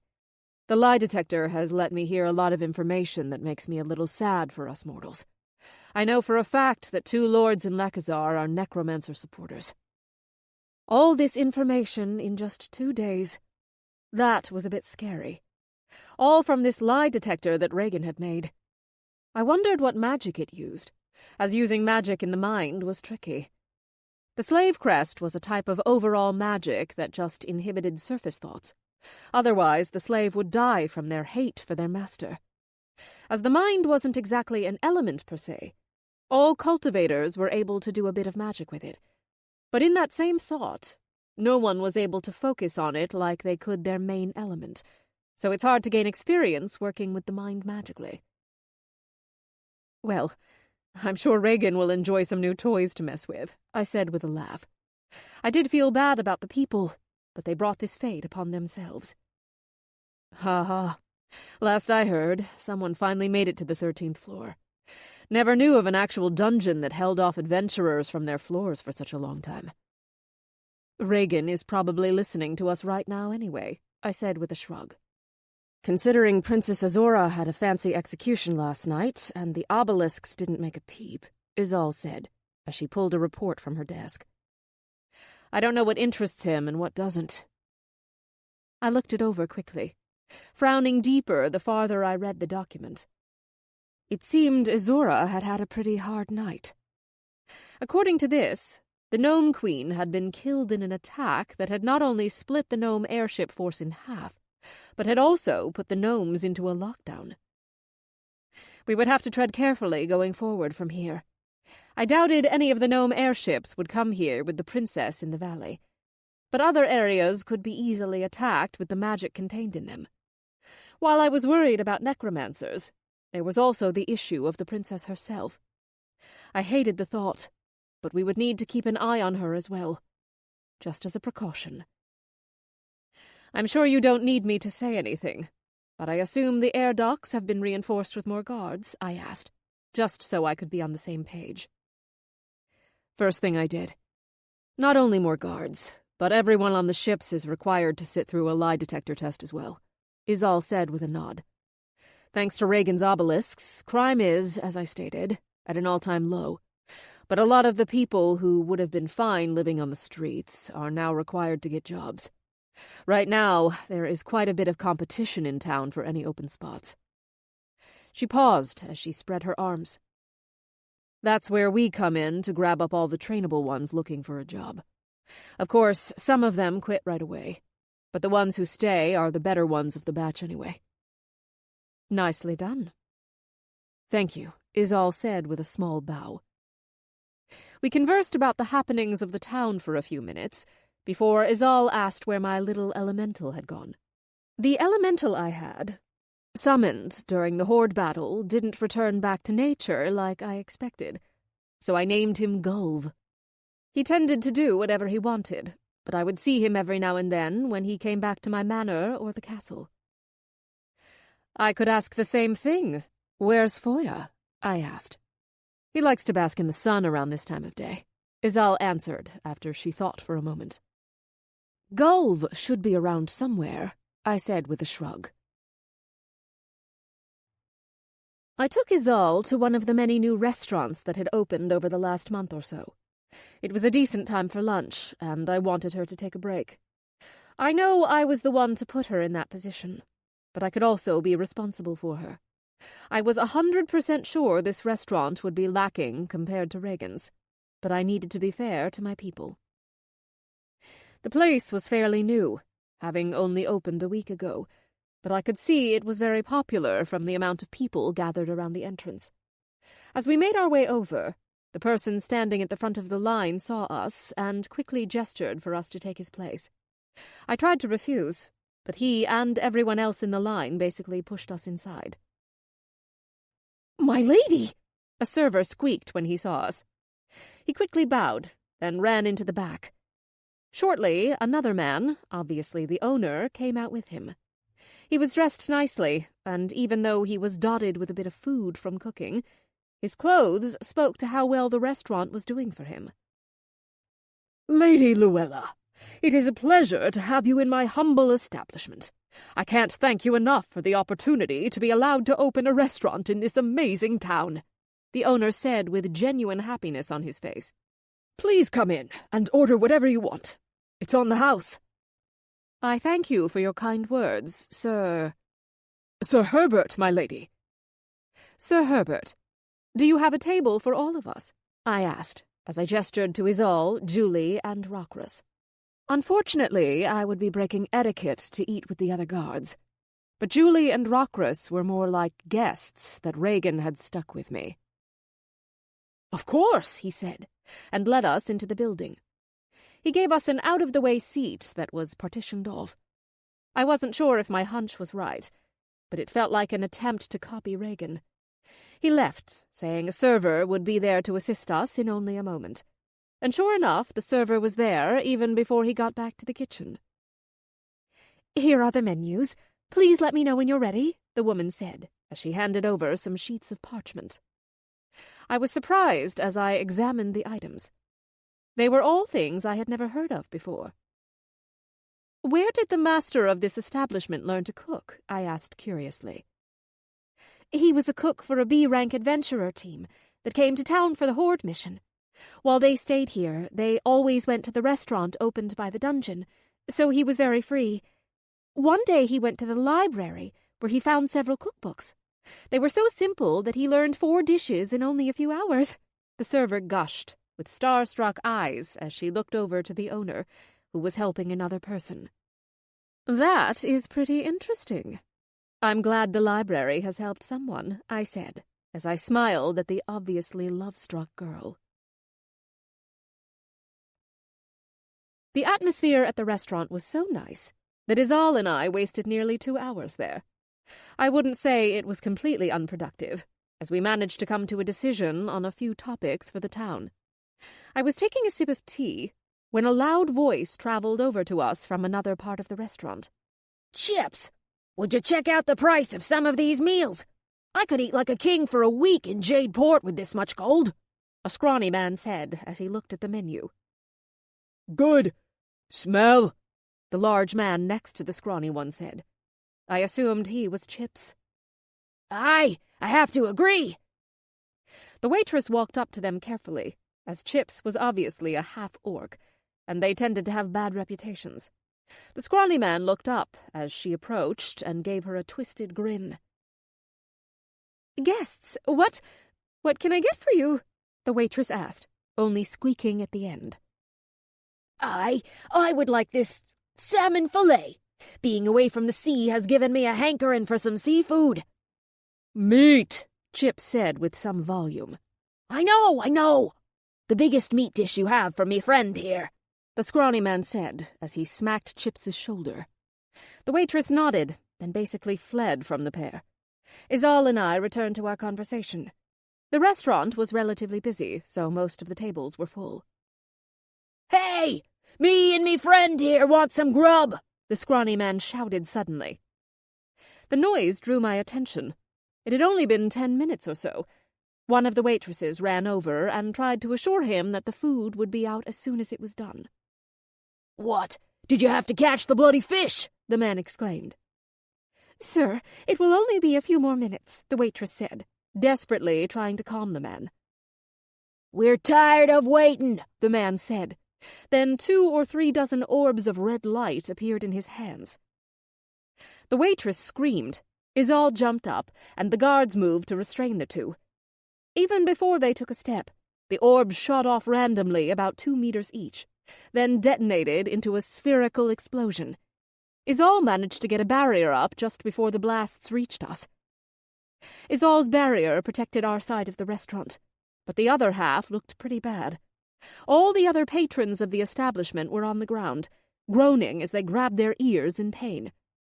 The owner had covered the waitress with his own body and suffered a few burns. The scrawny man looked at us in surprise, as if he was used to bringing everyone down with the first attack. "Crap, Chips!" the little man shouted, and the half-orc grabbed a wicked-looking blade off his back. Before he could do anything, the wall to the street collapsed from the damage it had sustained. I sensed a surge of mana from just down the street. Then, a moment later, the little man's face twisted in pain, but he kept standing. Another wave followed that brought Chips to his knees. The scrawny man started to gather mana for something when another wave hit him. His features drew tight in pain again, but he was able to shake it off somehow. A moment later, the obelisk sent a much stronger wave of energy that forced the small man's knees to buckle, cracking when they hit the floor. I was more amazed that even after that he was still conscious. Finally, as if getting pissed off, the obelisk surged with enough mana to bend the light around it. Another explosion literally pushed the man into the ground with how much force it used. Unfortunately, the building couldn't handle it and started to collapse. We rushed outside while the guards helped the injured patrons. After the building finished collapsing, the owner stood outside with tears running down his face, the waitress who'd served us holding his arm. The guards managed to drag the two culprits out of the debris a bit later and cuffed them with mana regulators. A step down from a slave crest, they stopped a person from using their mana by interrupting the internal flow. "Was anyone killed?" I asked, looking around at the patrons who were being helped by nearby guards. "No, my lady. Only some injuries," a guard answered, then went back to helping out. Izal sighed as she looked at the mess. "Looks like I have work to do," she moaned. "Shouldn't Regan's dungeon repair this automatically?" I asked, confused. "No, he only does that for government buildings. If a business owner wants it done, they have to pay him a protection fee, in mana. Most normal citizens can't afford it by themselves.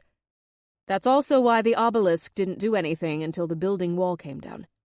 Unless it's necromancer-related, they leave the insides of a building alone," Izal explained. I nodded, then called over an automaton that was nearby. "I want to pay the mana cost for this. Can I?" "Affirmative," it said, then held out its hand. I saw a mana crystal embedded in its palm. Getting the gist, I placed my hand over it and channeled my mana into it. A minute and roughly half my mana later, the automaton nodded to me. It looked over to the building and said something in a language that I felt shouldn't work. There was a glow, and the building started to reform. When it was done, I had a thought. "Couldn't someone murder a person in a building and get away with it?" I asked, surprised. "Ah, that would be true except for two things. The victim can ask for help, and Regan has an automaton that delivers reports of such things to us every 2 days. Regan stated it was a compromise for the less violent crimes," Izal said. "I see," I said, trying to take all the information in. There were so many things to do as the lord of the booming valley that I hadn't really been able to keep up with security, deciding to trust Izal and Regan. Other than my own general safety, I really didn't have any control anyway.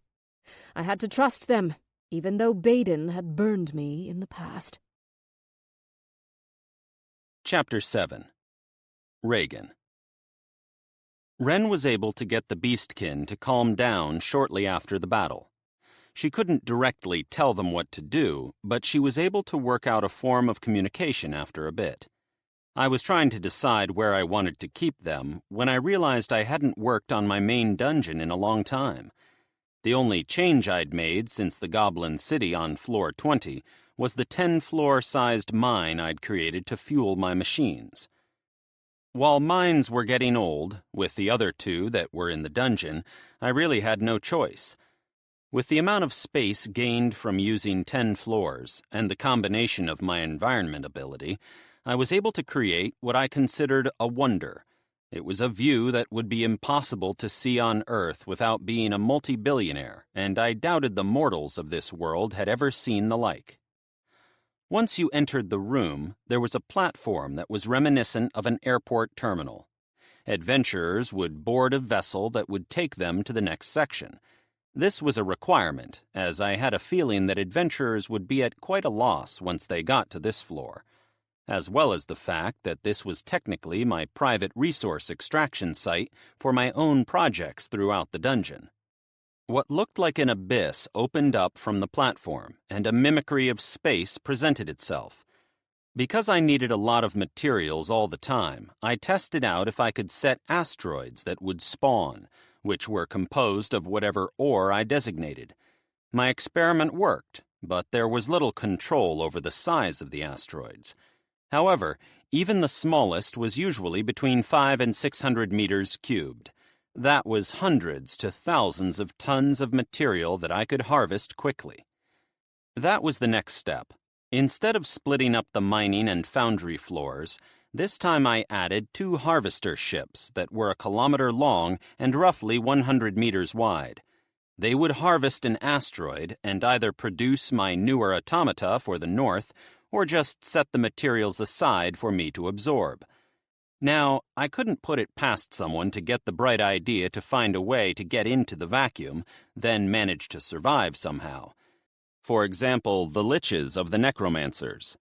So I made sure to have a defense system in place just in case. I created an automaton that could create my black holes. They would lead into one of the asteroids. I used the refined version so anything going into them was destined to vanish, condensed past the limits of the flesh, even undead flesh. The automaton looked more like a spacesuit that was coated in armor. His armor was black with orangish-red coloring in parts. 2 discs of energy floated over his shoulders that would pull in anything that got near it. The pull wasn't that strong, but the unaware might be caught off guard. The automaton tended to fly around the floor, as it liked to keep to itself. I checked multiple times to be sure. All the automaton asked for was a real version of the sky outside, which I was able to do easily now. It did appear to get along with the captains of the harvester ships. They possessed a level of semi-intelligence, so they could be smart about their harvesting. If I had 1,000,000 kilograms of iron, then I would rather have them harvest something else for a while. They had access to that sort of information to make their jobs easier. I wasn't very creative when I made them, so their names were just numbers. To get back on track, I needed to create something for any guests I might gain from the North. I didn't like the idea of putting them in the Goblin City. That place had gone full mafia, and I was actually worried about what might happen when the adventurers managed to reach it. It was technically designated a safe zone, so they should be fine if they didn't piss anyone off, but my goblins seemed to have a knack for rubbing people the wrong way. At the very least, they still had the honor of the mafia that the movies like to portray. Deciding to create a whole new floor after considering my options, I contemplated how to design it. I was liking the idea of keeping 10 floors in the same theme from here on. It gave me a tremendous amount of space to work with, as well as less repetition, as I still had over 75 floors to work with, not to mention what I'd be getting as I continued to level my main core.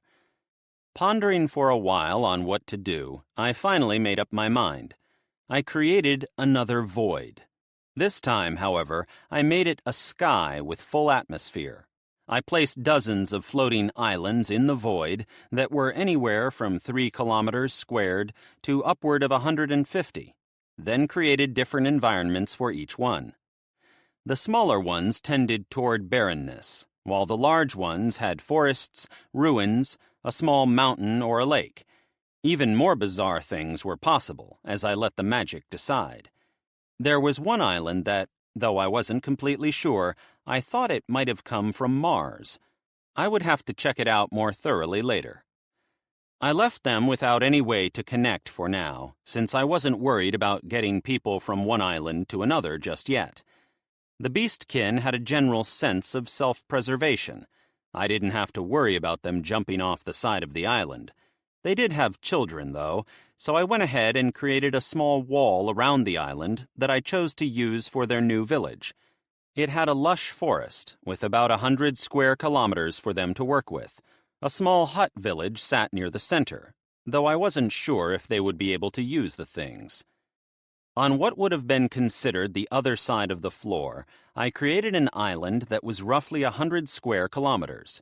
There I made a ruined city with derelict automata on it. They wore clothes that would have represented their position when the city was still prospering, such as a blacksmith, guard, noble, and so on. They would wander in the areas that they would have been in before the city fell. In the center of the city, I made a grand castle. I left it untouched by time so that it seemed spotless. Down several floors, inside where the dungeon of the castle would have been, I created a large cavern. Pulling from my reserves, I made a tremendous pile of gold, jewels, weapons, and armor of incredible value, all of which were easy to gain from foolish adventurers. For the next part, I double-checked the amount of mana I had available, glad to see that it was over 400 million. I decided to devote a solid 100 million toward this new addition. So I didn't have a repeat of Anubis. I manually structured the loyalty section of the new automaton spell so that I would have fine control over whatever came out. I didn't want to play any games this close to my core. I pulled all the images and memories from my life on Earth that dealt with dragons. I'd met Dragonkin, and Zuthon was technically a dragon, though he just felt like an oversized lizard to me. I wanted a dragon with wings that loved gold and was powerful. I was from the West on Earth, thus was in the West Dragon faction. The magic quickly grabbed hold of the memories, then went to work fast. The most powerful surge of mana I had ever felt crashed through the floors. I quickly glanced through the dungeon to make sure everything was all right, and saw that every adventurer that was inside the dungeon had collapsed. I made sure to stop the automata from killing anyone, as I felt that would be unfair. I did file away the phenomenon for later testing. The magic circle rapidly grew until I was worried that the room was going to be too small. Liquid metal flowed through the air as bones formed. Muscles came next, with some advanced robotics and a bit of magic robotics mixing to create the flesh, organs, and nervous system. Finally, metal scales grew over the body. They were a white that seemed to pull all the light in the area into them. I found that while he was a being made from metal, he still possessed the ability to procreate. I couldn't help but wonder if it was a dragon thing. I knew my first models of automata couldn't technically reproduce, but I wasn't sure if that would stay the same. The light from the creation magic subsided, and a 15-meter-tall dragon stood in all his glory in front of me.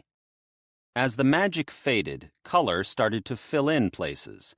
The metal blades that composed his wings, of which he had 4, shifted to gold the farther along the blade you got. Mithril titanium formed his claws. A wicked tail that could rip through anything, by my guess, extended nearly 7 meters from his back. Lastly, his mouth was composed of jagged teeth. 2 horns that emerged from his head and split several times sat on top. 4 eyes that blazed with intelligence from the massive amount of power contained in the body looked straight at me. He blinked once. Then a huge gear-shaped magic circle with lines that reminded me of circuitry appeared behind his back. He lifted his head to the sky and roared, the force behind it managing to push the island down several meters. The castle I had made shuddered and cracked. When he finished his roar, steam blasted out from several places around his body. I felt something was off. Then glanced into the town, where I saw that the townspeople were having a minor panic attack. Luella and Izal were already calming people down, so I decided to just ignore it for now.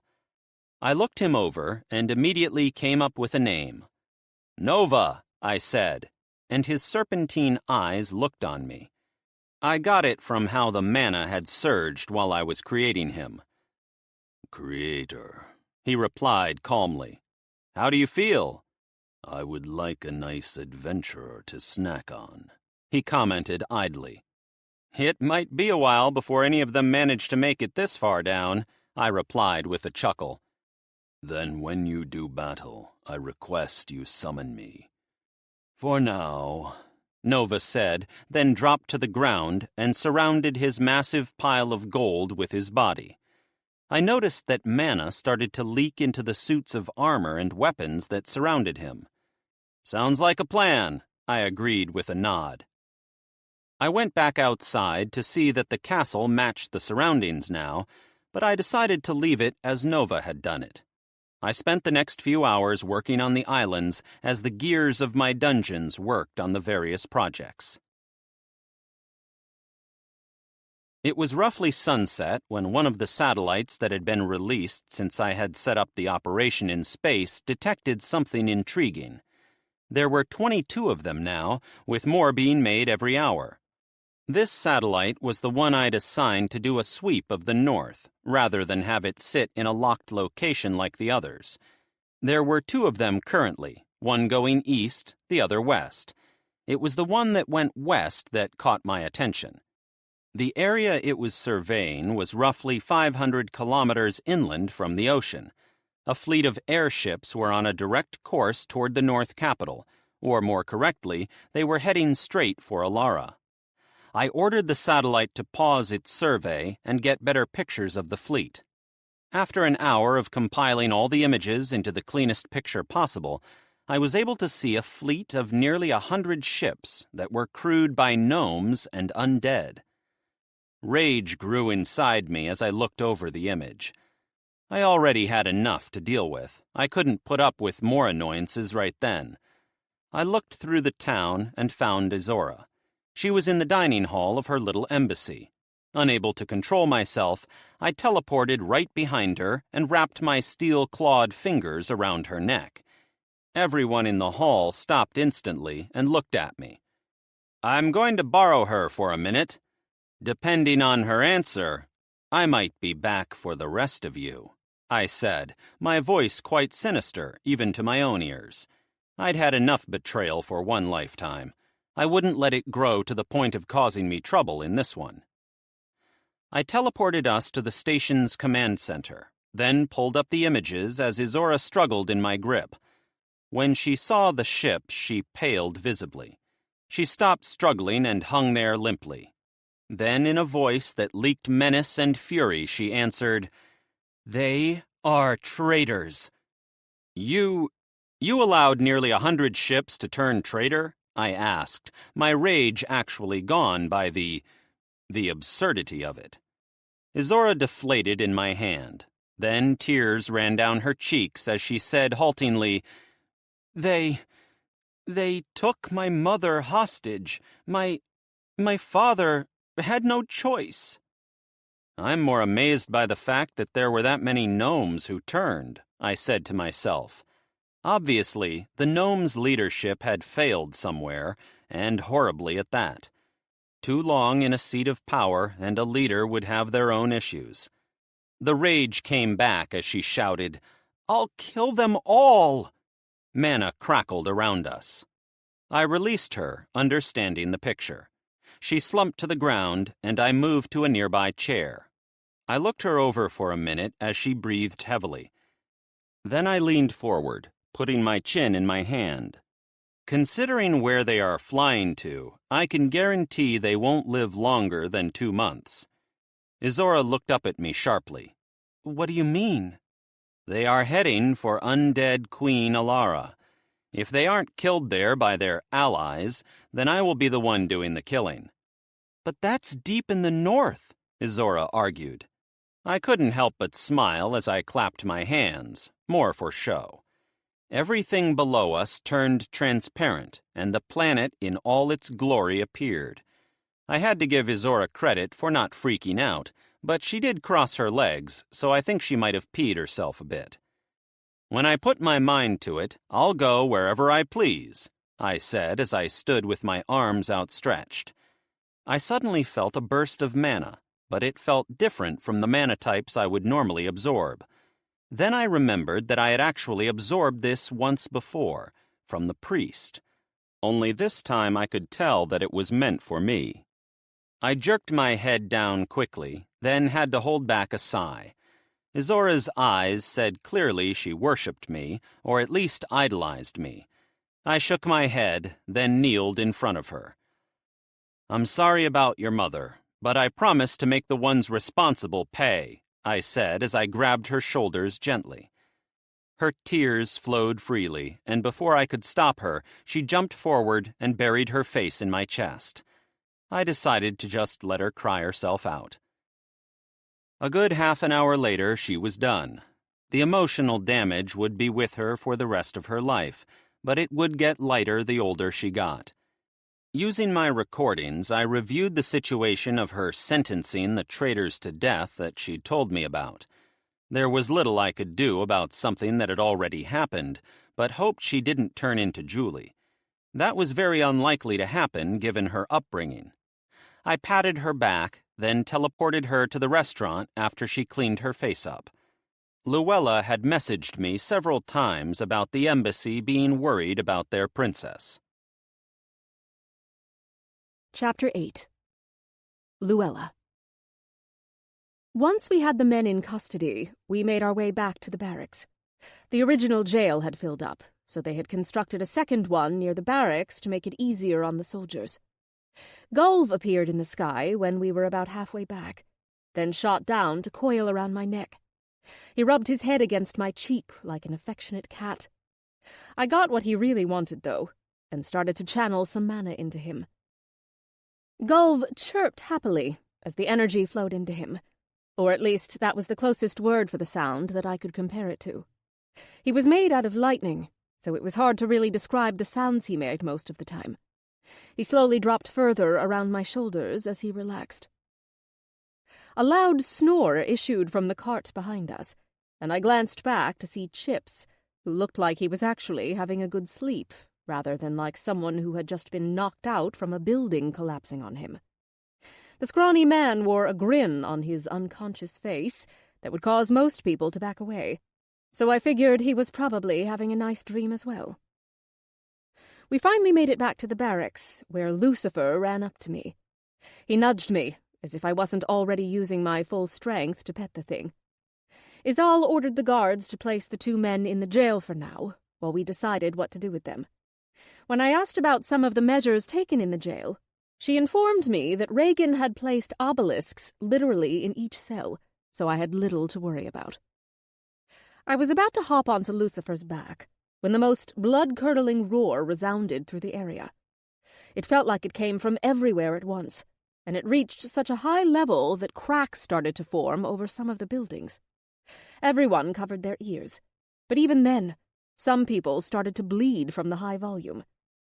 After a moment, it was gone, vanished like it had never existed. The buildings that made up the barracks started to repair themselves. "Izal!" I shouted, then hopped atop Lucifer. She nodded, then mounted a horse that was rushed to her, and several groups of guards jumped on their own horses. We made our way out into the city, reassuring people that all was fine. I tried to call Regan to see what was going on, but I didn't get an answer. As long as I didn't see fire and brimstone falling onto the town, I planned to leave him alone for now, though I would definitely need answers about what had just happened. It took a few hours, but we managed to assure everyone they had nothing to fear. I was a bit worried, however, when I went to the Gnome Embassy and found them in a panic. When I inquired about what was happening, they informed me that Regan had, and I quote, kidnapped Princess Azura. Of course, I couldn't just let that pass without some investigation. "Regan, what is going on?" I mentally shouted into the bracelet to get his attention. Oh, good timing, Luella. Would you do me a favor and help Azura back to her people? They are in a panic, and in her current state they might overreact. Regan sent back. "What did you do?" I asked a little suspiciously. "Nothing. I just had some questions to ask her about a few of her fellow citizens," Regan said without missing a beat. "All right. Then where are you going to put her?" I asked, after I released a sigh. There was just no use fighting Regan. "I'll drop her at my restaurant," he said after a moment. Turning Lucifer toward the restaurant, I made my way there and arrived shortly, as Regan's little district was pretty close to the Gnome Embassy. I would have made it there faster, but my guards couldn't keep up with me. I could only go so fast. When I arrived, a server automaton was waiting for us. She led us through the restaurant to the area that Regan called the VIP section. As I walked through the place, I was surprised that there were still so many people finishing their meals, instead of trying to figure out what was happening outside. But the look of bliss on their faces while eating showed how good the food there was. When I found Azura, she was holding a cup of tea and running her finger around the edge. She had a look on her face that I couldn't quite place. She wasn't upset, but she didn't look quite calm either. I sat down at the table while the guards made a bit of space around the outside. "Azura, are you all right?" "Ah, Luella. I feel amazing," she said simply. "Can you tell me what happened?" I asked curiously. She nodded, then told me about the events with the Gnome Home City and their fleet, then about Regan borrowing her for a bit. Her eyes grew more fanatical as she told me. Finally, she looked me right in the eyes and said, "Regan is a god." I sat there in silence for a long time, as I wasn't sure what to say to a declaration like that. Finally, I said, "He's a dungeon core. He can do things that seem godlike to a mortal." "I know this. Trust me, I know this. But he took me off the planet. I was actually able to see most of the North in one glance. If not a god, then what?" she asked. From the look in her eyes, I knew I wouldn't be able to convince her otherwise. And if I thought about it, it wasn't like it would hurt anything. In fact, I thought it might be good for her, since her mother had just died. It would help distract her. I reached forward to grab her hand and said, "All right. For now, let us get you back to your people. They are in a panic." She nodded and stood up. Every movement was sure and confident, so I didn't think there was anything physically wrong with her. We quickly made our way back to the embassy. When we arrived, everyone was extremely happy to see the princess back. I was forced to stay for dinner. Later that night, when I finally got home and came to terms with the thought of all the paperwork, I blew off the way the day was pressing down on me. I sat in the center of my cultivation room. It had been revamped yet again by Regan a while ago, so I was able to gain quite a bit of mana every night. This let me keep up with the loss of time that came with being a lord, but more importantly, it could survive my cultivating practices. Concentrating deep within myself on my mana pool, I met the dual oceans with my gaze. Ever since the battle, my pool had stayed like this. I could only fill the bottom pool with cultivation. The one in the sky had to be filled with changing the charge of the mana to negative. I needed to be careful when I did this, as all the lightning mana in the air would have been attracted to me as it had during the battle. I activated the rune that turned the room on, and lightning started to jump around various metal rods that extended from all over the area. I channeled the mana into the negative pool, and like during the battle, a swirl appeared above me. A moment later, all the lightning twisted in their arcs to strike the swirl, and thus me. Parts of my body took the aspect of lightning. At the moment, it was close to what Izal's body did naturally.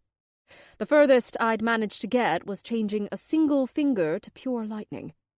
The only problem was that being out of the trance-like state I'd been in during the battle allowed me to feel everything.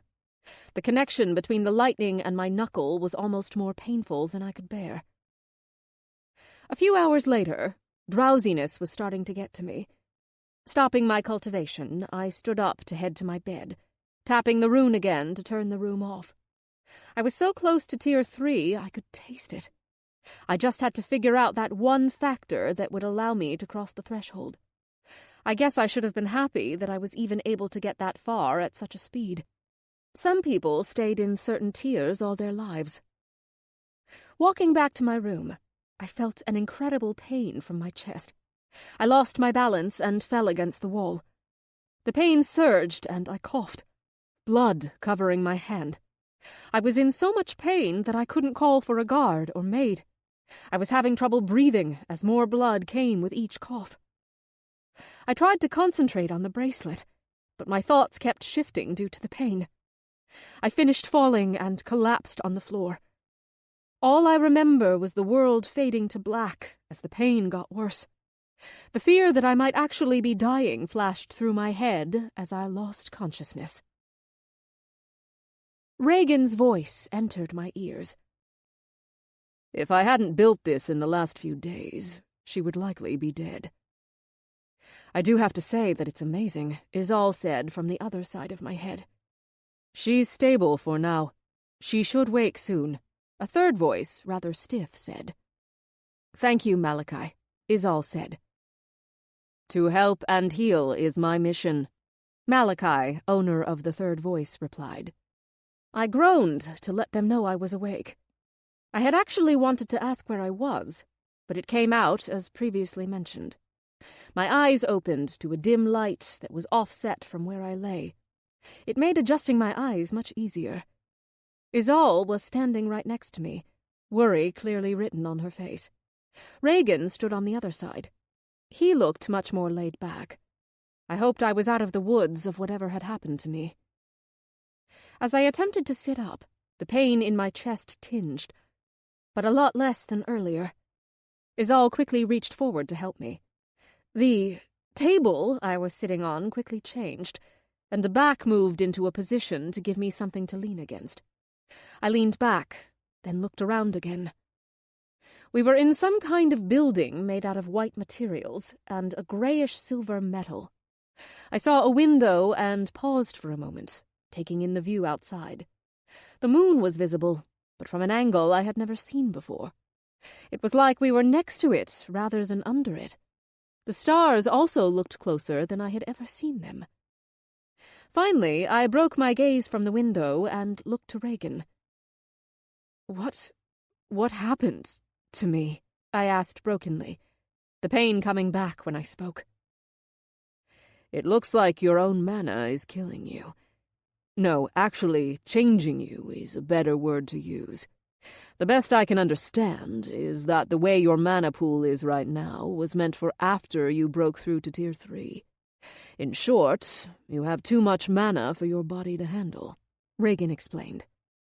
Now, if you were on the planet, that would mean your death. I gulped. But since you're not on the planet, and you have me as a friend, something else entirely is happening. As I said, changing you, Regan said with a smile. Changing me how? I asked worriedly. I'd heard horror stories of people turned into monsters by uncontrollable mana. They were usually bedtime stories to scare children, but they must have come from somewhere. The end result, even I don't know. But, Regan said, then pulled a transparent screen over. It showed a body displayed in several layers. I recognized the bone layer and reasoned the other couple of layers were flesh and organs, then lastly, skin. Regan pointed toward the bone layout. Your bones have already changed. They are incredible conductors of electricity. I mean, lightning. He formed a bone on his hand. I'm sure you've all seen a bone before. Luella's bones have changed to a crystalline structure that allows electrons to flow faster than most metals. So, this change is a good thing in the long run, then? I asked. If you survive, yes. Survive? I squeaked, a bit scared. Indeed. You should be glad you were lucky enough to faint when most of your bones were changing, and that I was able to help a bit, because the pain would have been unbearable. You still have to go through that with your flesh and organs, maybe even your skin. That's why I said you're lucky I built this place. Whatever is directing your change has less influence here than on the planet. So, to continue the change, I have to go back to the surface, I asked. No. I have a barrier that keeps much of the ambient mana from entering certain areas of this place. I will just allow it access to this room, and the change will continue.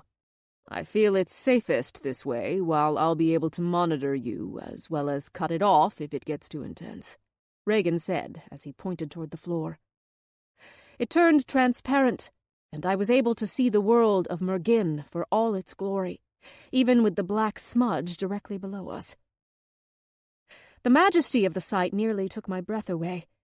Even though Azora had warned me beforehand, it was still quite a sight to see firsthand. I had to pause for a long moment before I was able to answer Regan. "All right. If there is no other choice, I will do as you say." "Well, you have another choice. Reach Tier 3 before the change kills you," Regan said almost distractedly. I focused on my mana pool and saw that it was like a storm. Arcs of lightning were flashing between the two pools, and I didn't know if it was a visualization on my part, but there was actually rain made out of mana that was falling. Magic is the visualization of what you want mana to do. If this held true even with this change, then I thought of making myself more powerful, not just for myself, but for my people, and everyone that I now needed to protect. "Ready?" Regan asked outside my visualization. "Yes," I replied, with as much determination as possible. Chapter 9. Azora. I spent most of the next day locked in my cabin. I couldn't bear to face anyone.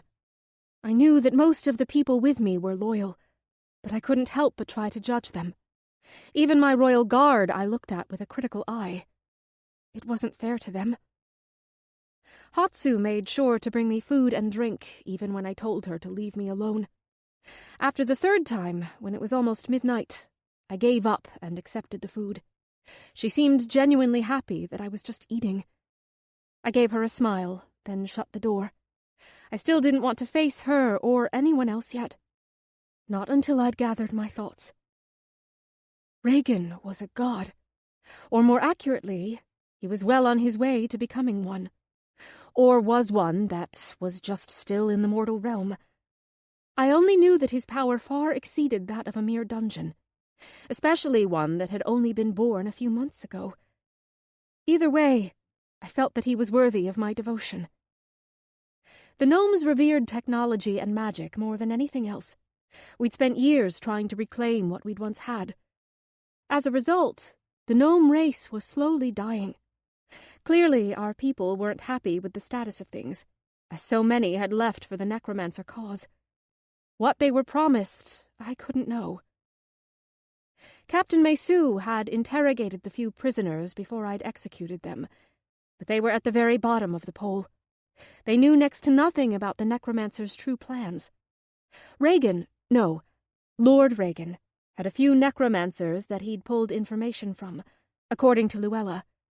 Apparently, they hadn't learned much more than just the general operations of the necromancers. I looked over to the clock and saw it was almost 2 a.m. Another sleepless night for me, then. I got out from my futon and moved to the window. The night breeze cooled me down, but when I glanced at my hands, I still thought I saw red staining them. While I watched the night sky, something seemed to call to me. I ignored it at first, but finally couldn't anymore as the call grew stronger. I turned away from the sky and walked over to my desk, where the blood-soaked sword lay. I tried to clean the blood off, but it refused to be removed. "Kill." "No, you've killed enough for a long time," I said, then shook my head. I must be going crazy to be talking to a sword, I thought. I wrapped my hand around the handle and went through a few motions of a dance that I was taught at a young age. I couldn't help but admire the balance the sword had. "More." A few minutes later, I finished the dance and looked at the blade. I wasn't sure what I was looking for, but it was exactly the same. I sheathed it and placed it back on the desk. With nothing better to do while being so restless, I moved over and tried to meditate. "Your Highness, the men were wondering if you'd like to accompany them into the dungeon today," Suzuki asked while I was eating my breakfast. I thought it over and decided I had nothing better to do. I might as well. The combat, I reasoned, might help me clear my head. I looked over to Suzuki and nodded. The tasteless meal was finished quickly, much to my relief. I went back to my cabin and geared up for the dive. As I was going into the dungeon, my royal guard would be required to accompany me. I worried that we might work our way through the next few floors too easily by going with such a big group. That worry was unnecessary. We'd been in there for over 5 hours and were still on the 11th floor. The key setup took 10 keys to open the door to the next floor. We hadn't encountered any monsters yet, so I assumed the wolves that I'd seen last time were on a lower floor. At this point, I thought I might prefer monsters. Every sword that wasn't a key had a higher chance of being a trap than nothing at all. Explosions, pits full of spikes, a sudden blizzard, blades of wind that could slice a person to pieces, and many more were shown after my guards turned trapped keys. "This is rough," Suzuki said, examining one of the swords that came free. Once in a while, the sword would come free, and we were able to keep it. The one Suzuki was examining would have been worth 2 or 3 gold in the market. It wasn't fancy, but it was very well made. I agree. We both know there is at least another floor similar to this, I said, and he nodded. It took us another hour before we managed to turn all 10 keys. We stood after we turned the last one, waiting expectantly. I wasn't sure what would happen once all 10 keys were turned. I knew Lord Regan could teleport people, after all. 5 minutes went by with nothing happening. "Don't tell me we have to find the door as well," Hatsu asked, crouching as she took a deep breath. It looks like it. Let's start looking, I shouted, pulling her to her feet. We looked around, hoping there might be some sort of clue as to which direction to take. With none presenting itself, we chose a direction at random and started walking carefully. While most of the traps were tied to the swords, that wasn't always the case. We wandered for an hour with nothing changing about the situation. I called for a break to let everyone rest. The floor was quite cold, and walking in the gentle snowstorm was chilling everyone. We had been on the floor for over half the day, after all. "Your Highness," a guard called, after we'd been resting for a few minutes. I looked over to see what it was. He held one of the swords we'd gotten on the floor. It was emitting a light glow whenever he pointed it to the left. "Well done.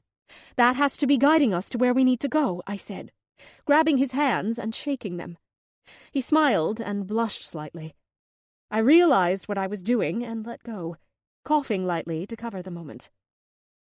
"All right, everyone. Let's go." Chapter 10. Regan. Luella rested on the table, clearly in pain. When Izal had called for me that afternoon, I'd been quite surprised when I saw that it was Luella on the ward bed this time. The priests tried to help her, but to little avail. I quickly scanned her, but even I couldn't make sense of her symptoms. Her body looked perfectly healthy. That was when I looked at the makeup of her body. I quickly found the problem then. The massive amount of mana in her body was going berserk, but not of its own accord. I noticed that it was much like the goblins when they interacted with ambient mana. I quickly moved her into my main dungeon, but her mana pool was so dense, or rather complex, that the ambient mana managed to form some type of link with it. I thought quickly, then moved her to the station, as I figured that we would be far enough away from the planet to reduce the effects. If not, then it was anyone's ballgame.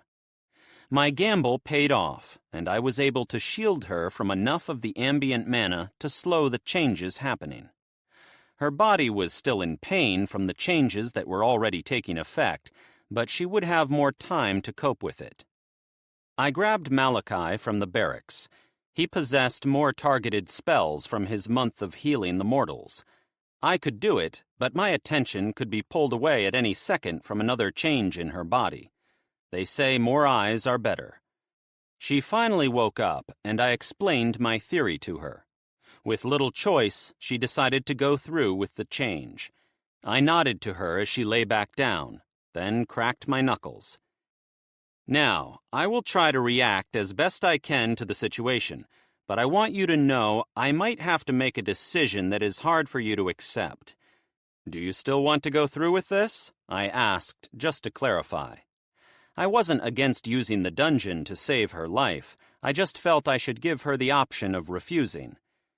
"If I end up a charred husk, you get to take responsibility," Luella said with a chuckle that turned into a cough. "Deal," I agreed. I teleported Izal out of the station because I wanted complete attention on this. Ignia and Jarvis were to make sure nothing happened to the dungeon during this period. I had taken many strides to add contingencies to the dungeon since the second necromancer attack. That way, the elemental upheaval wouldn't happen like it had when the necromancers had incapacitated me. The barrier around the station weakened as I allowed more ambient mana into the medical bay. Like a hungry dog being told to wait for its meal and finally getting the okay, the mana surged forward and slammed into Luella. She immediately coughed up a large amount of blood, but Malachi was on it, quickly replenishing it. I widened the barrier until it was gone from the station, worried about doing it all at once in case it outright killed her. Mana flowed into her nearly non-stop. Lightning flared in arcs all around her body, burning her clothes off again. All I could do was watch as her body was forcibly changed. Her muscles and organs changed in a process that must have felt like being burned alive. They changed to materials and organics that were more suitable for lightning. I saw as her lungs and heart changed, her mana pool doubling at the least. It was like the world was forcing her into Tier 3. After a day, her internal makeup had changed completely. Her outer appearance started to be affected, but there was a problem. She was nearly out of mana. The ambient mana was forcing the change, but her internal mana was fueling it. Luella had long since lost consciousness, so I couldn't ask her what she wanted me to do, and I was worried if the process stopped, she might end up in a semi-finished state, or worse, die. Unwilling to let that happen, I rapidly changed the room. Rods emerged all around her, which I linked to my solar collectors. The amount of light they gathered was easily converted into shocking levels of electricity. I could have just created the lightning manually, but that could have led to her being changed by the dungeon as well. Soon, several billion volts of electricity were striking throughout the room. A swirl appeared above Luella. Then all the lightning in the room was pulled into it. The changes happening to her body sped up with the influx of mana. Her skin turned a deeper blue-white. Where before it was as if she looked a bit cold, now she appeared to almost have ice on her skin. Her ears twisted a bit, not like an elf's, who had long pointed ears, but they still gained a bit of length. Her shoulder-length hair grew until it was about to the small of her back. The color stayed the same platinum white it had been after the first change. I suddenly felt another presence in the room. It didn't quite feel malevolent, but I wasn't sure that meant much. I readied myself for whatever was about to happen. "Finally, a body that can host me," a voice sounded out from all around. "Sorry, but she is already taken," I said out loud. "Puny, what are you?" the voice started to say when I felt it focus on me. "I could be asking that of you," I retorted as I prepared several different spells. "Me? Me? I am Duilin, a celestial of lightning," the voice shouted at the top of its lungs, I guess. "Oh, a celestial," I said and shifted my spells a bit. "Care to answer a few questions for me?" "Impudent mortal, I have a body to get used to," Duilin shouted. Then I felt his focus shift.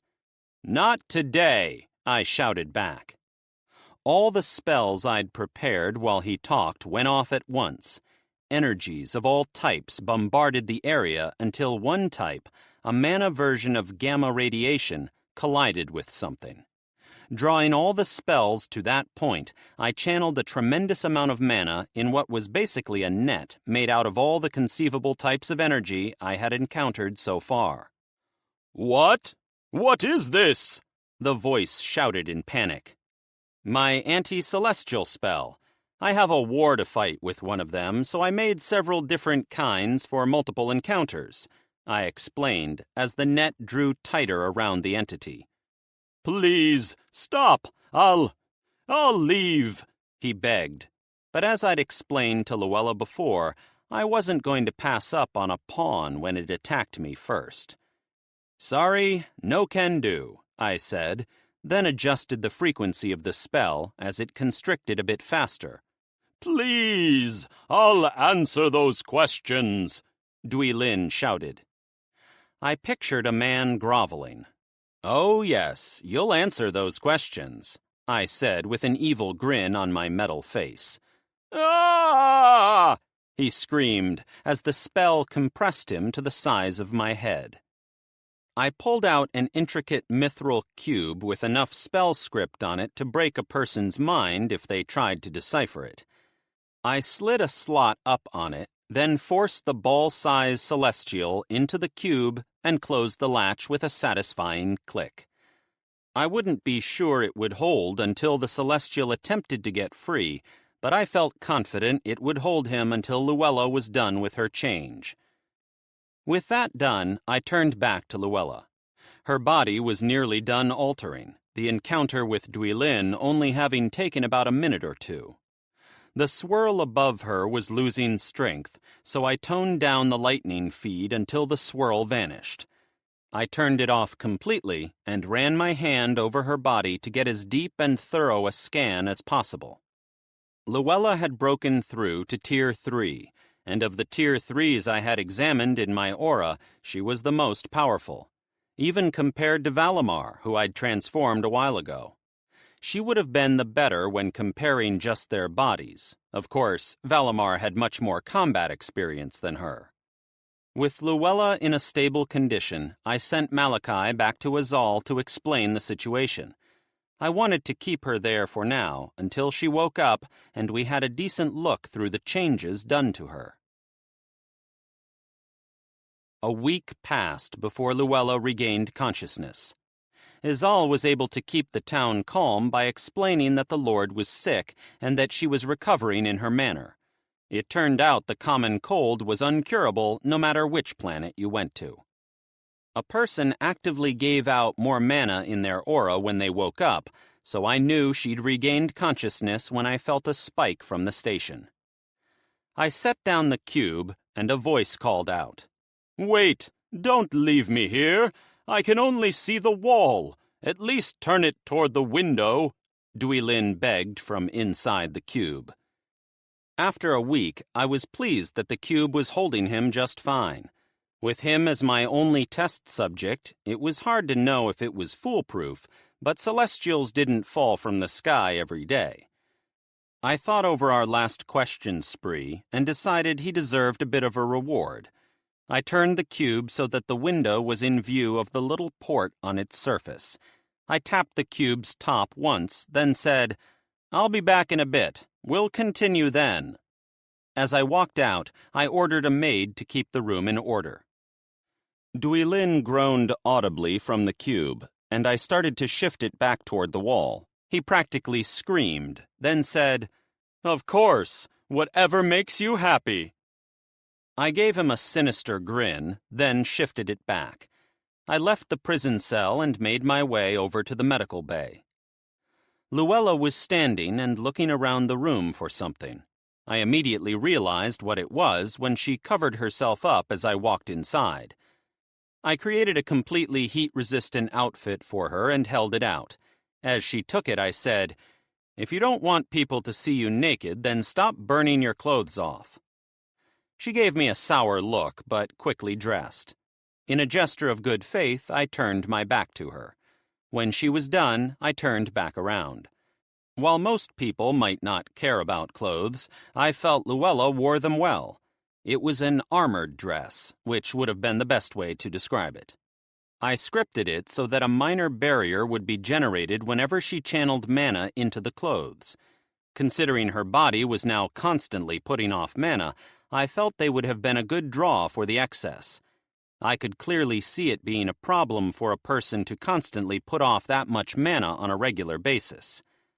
Not funny. Thank you, though. These clothes feel amazing, Luella said as she moved around a bit. No problem. Please wait a bit before you level up again. I will have trouble keeping up, I replied with a mocking grin. I would prefer not to have to go through that again, she groaned. With a laugh, I said, I bet. Would you like to meet the celestial that tried to take your body for a ride? What now? She asked, surprised. You heard me. A celestial tried to take your body for a ride. Apparently you were compatible with him, I said with a chuckle. Luella gave me a creeped-out expression and shuddered a bit, though it looked more like she was vibrating when she did. She made to move toward me and nearly shot across the room. I looked at her curiously. I hadn't sensed her actively use her mana as most cultivators did when they wanted to move quicker. Whatever happened to my body is nothing short of amazing. I can say that with assurance. However, it will take getting used to. My movements, my mind, everything feels like it's moving in slow motion around me, Luella explained. It made sense. The nervous system was basically electricity, so if her body conducted better, then she could respond faster. The same for her brain. She was literally processing information faster. I moved next to her and placed my hand on her head to do a scan now that she was awake. Sure enough, her neural pathways were firing at nearly 10 times their normal speed.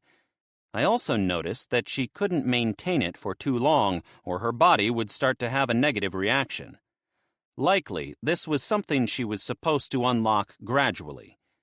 I adjusted the script on the dress to absorb more mana, then, when it was passive, funneled the excess mana into the dungeon.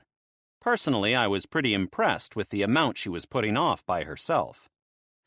After explaining my actions to her, I nodded when she accepted the verdict. Then she said her head had already started to hurt. I did make it so that if she needed the edge in a fight, she could deactivate the script on command to have access to the excess mana as well as the increased thought processes. I also set it to slowly reduce the amount the script was absorbing so that she could adjust to it gradually. We walked to the prison cell, Luella enjoying the design of the station along with the view. When I'd fallen to the planet, I'd figured that it was roughly twice the size of Earth, but my guess had been off, way off. Just from the section I was able to see from the station, I could calculate that the planet was nearly 4 times the size of Earth. When considering reasons why the gravity wasn't crushing the inhabitants, I could only attest that magic was involved. It wasn't far to the prison cell. I had, of course, installed teleport arrays throughout the station, so a quick password led us into the section. When we got to the room, Duilin was singing in another language, one that even my dungeon ability had a hard time translating. I wasn't sure if it was because he was a bad singer or because the language had no proper translation. Duilin, I'm back, I called once I entered the room. Mr. Regan, if you'll wait a moment, I only have 10 more verses left in my song, Duilin said. You have plenty of time to sing later, I retorted, then gestured to Luella. Luella, this is Duilin, an old soul that was a bit of a mad scientist roughly 4,000 years ago and has been trapped in limbo since he tried to make a new way to reincarnate himself without starting from scratch, mainly by stealing someone else's body. Excuse me, Duilin shouted, ignoring my introduction. The song of Tereso the Conqueror can never be sung in less than one sitting. Even invading armies are required to wait until its completion, he said, offended. Wait, an old soul? Luella asked. Sorry, I don't know a Tereso, so it'll have to wait, I said coldly, then turned back to Luella. Yep, a celestial that tried to bite off more than he could chew. So much dishonor. However, I will shoulder it for you, great Regan, Duilin said, keeping to his own conversation. He paused for a moment, then added, By the way, what mountain are we on? Mountain? I asked, confused. Yes, mountain. I know these stars, but not from this angle. So tell me, what mountain are we on? He asked again. I picked up the cube and pointed it down while I made the ground transparent. The planet in all its glory appeared before us. Sorry, my friend, no mountains, I said with a chuckle. Sweet fates, are we in the heavens? Have the Arcarans returned? He asked excitedly. Arcarans? I asked back. Every time I talked to him, I tended to get a good amount of information. It was a good thing he seemed to like to talk. They left Mergen an epoch ago. They had levels of magic that could destroy entire countries. Thankfully, they were an inquisitive race and never sought to use their power for gain. You know, past the usual stuff. Okay, so who were the demon race? I asked, hoping to get an answer for once. Why, another planet, of course, he said with an evil grin in the little window. Chapter 11. Luella.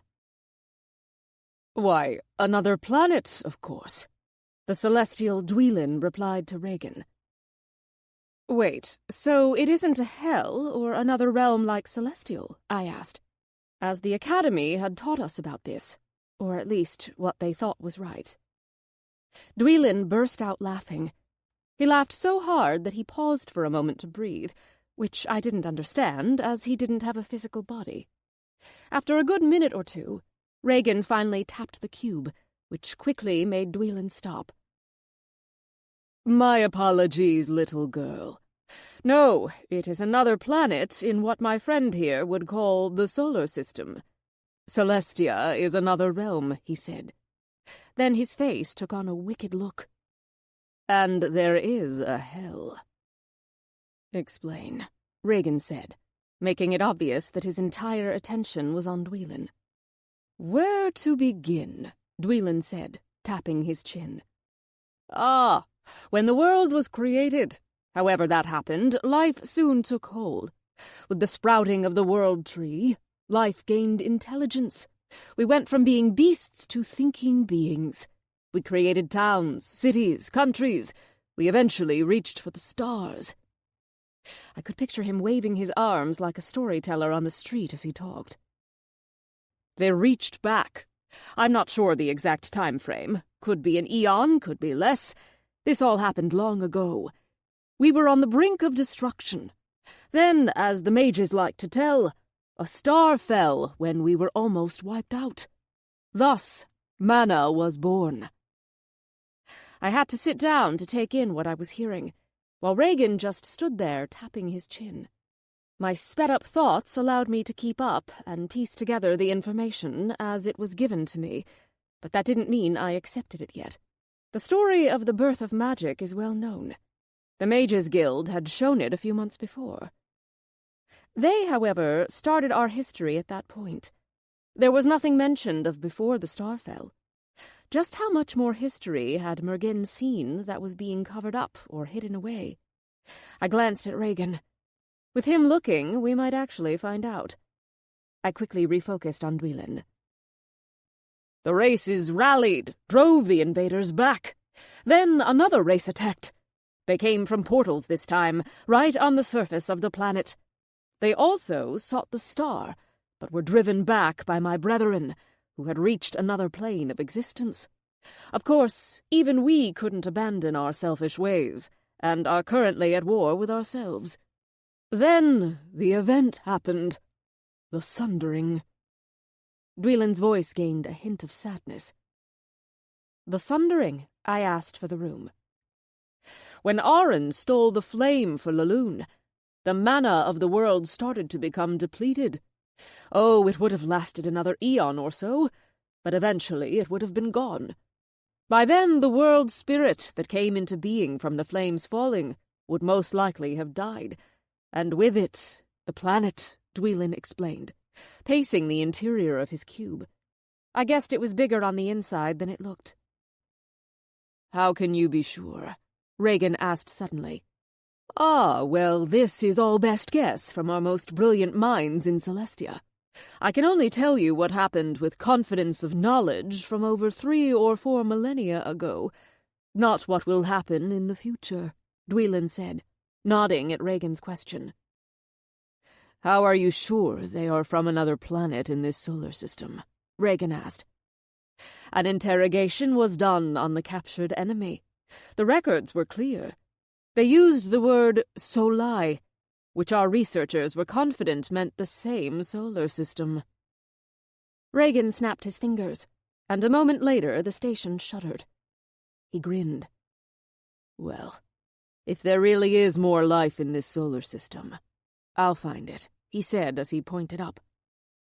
A ship, a very large ship, was floating in the space above us. I wasn't sure if sky was the correct word to use. This ship was unlike anything I had ever seen before. The rear of it glowed, and several large rings surrounded the rear section.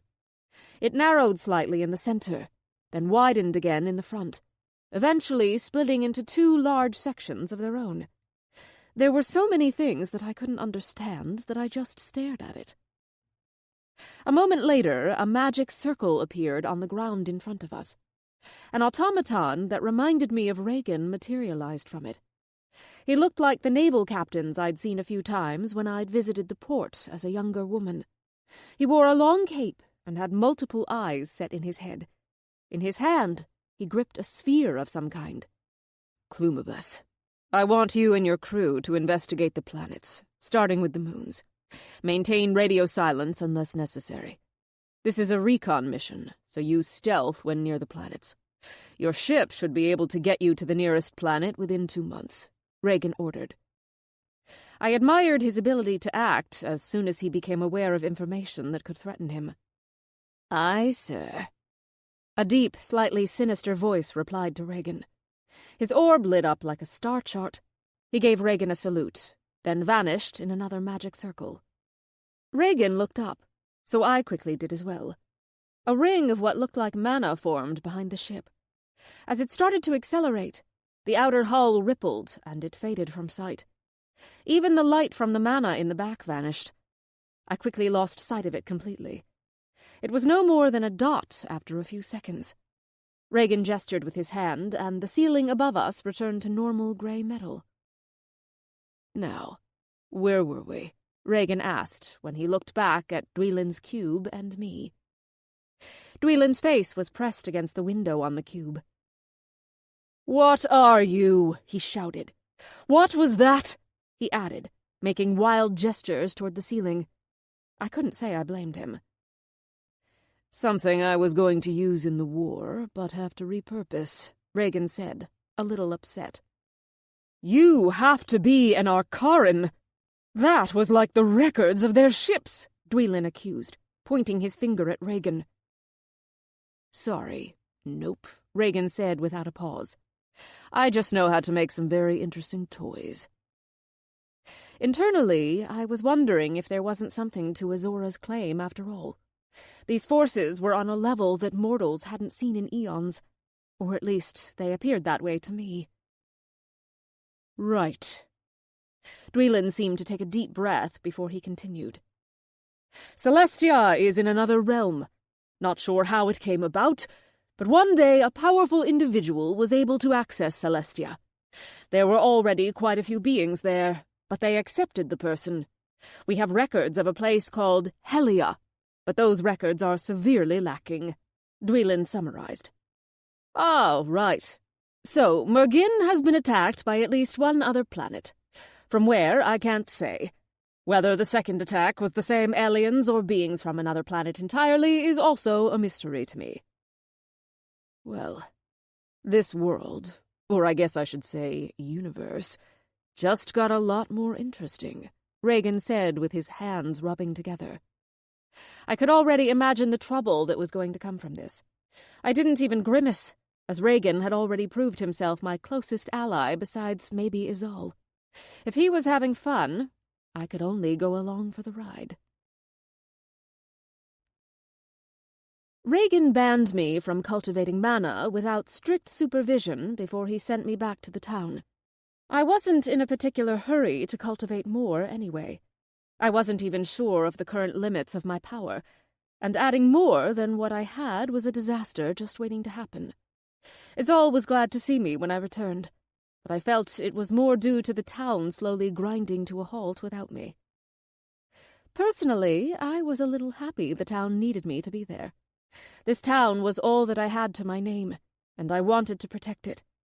The people who I interacted with daily, while not all of them could be called friends, many were on their way to being friends, not to mention all the people who had come to start calling the town home. I owed it to them as their lord to do my best. I just wondered to myself why everything that came there had to be so powerful. The dress Regan made for me helped alleviate the headache from the increased speed that my thoughts moved at. It was quite nice-looking as well. Obviously designed with combat in mind, the skirt was split in the sides to allow for greater movement. It was a light blue, with lightning patterns that ran symmetrically on both sides. Plates of some type of metal covered my chest, then ran down the sides to cover my waist. I could feel with my senses that although it was heat-resistant, it would conduct my lightning with ease. I spent a day getting the day-to-day affairs back in order. That only took an hour with my increased senses. I'd never known I could read and actually understand something so quickly. After that, I slowed down to read the reports I'd gotten. Most of it was fairly standard. Monster environment changes due to the battle, inventory, and revenue from around town. The last report interested me most. While I was out, a merchant convoy had arrived at the town. I was currently heading over to the spot they had set up. Large tents that were bigger than many of the buildings in town were on full display. Izal informed me that many important high-ranking merchants came to check out the town. I had mixed feelings about that. But no place can survive without the lifeblood that is money. People had to pay to eat, after all. Izal was escorting me, as she felt this was an important meeting, and she might be required to alleviate any of the merchants' worries that dealt with security. Of course, I was glad she was coming along, as merchants were usually the hardest to deal with. Even more so when they were a merchant with a noble rank. That was the combination for a self-entitled bastard if there ever was one. We arrived at a castle-like tent that took up several dozen meters. Some of the most well-equipped guards stood watch over the entrance, and there was even a guard every 10 meters or so along the walls of the tent. The Thonican flag flapped along with a flag of whichever merchant this was. If my memory served me correctly, it was an Olivia Holden. She was a sort of legendary figure to many women, even if she operated brothels. At least the women there worked of their own volition, unlike most, which used slaves. Though I'm not sure if I believed that anymore, given what had happened the last few months. To the left and right of the castle-sized tent were several more that formed a pseudo-district of mansions. I was kind of impressed with it, actually. My biggest wonder was why the top-ranked merchants of Thonica had deemed it necessary to come themselves. I wanted to find that out before I or Regan got stabbed in the back again. "Oh, my! Is that the Viscountess?" A sweet-sounding voice called toward me. I saw a woman who looked to be in her mid-40s. She wore a dress that screamed wealthy, and was surrounded by a dozen-plus guards. I was sure there were a few hidden in the background. "Countess Highwater, a pleasure to make your acquaintance," I said with a curtsy. While we were both nobles of the same country, she still outranked me. Thus, I had to be respectful. Part of me actually felt a bit upset about having to show this woman respect.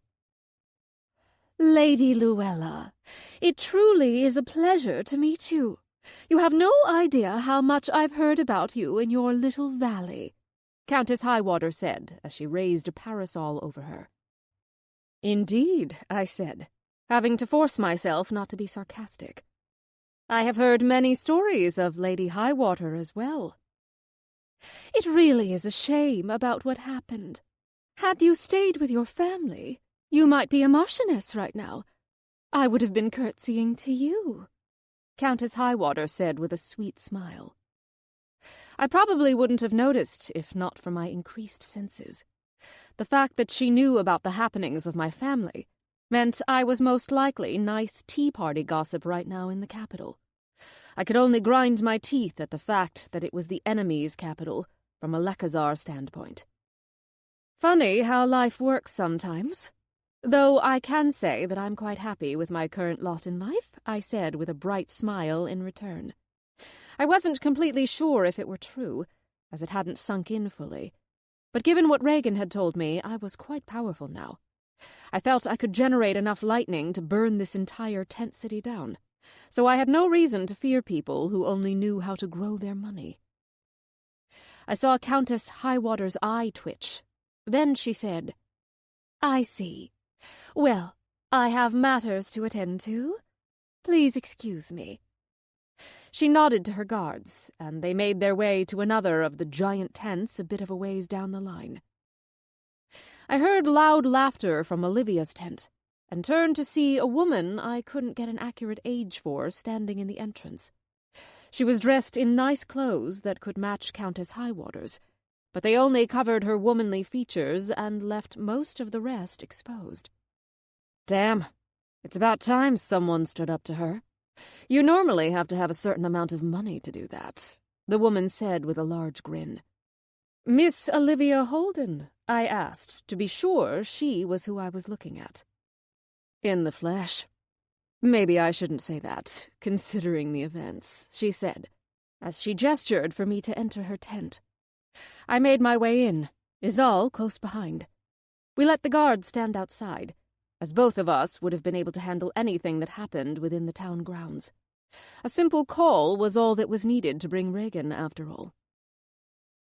I want to thank you for allowing one of my brothels to be opened here a few months ago, Olivia said as she sat at a small table. You? I never got a request from an individual as esteemed as yourself, I said.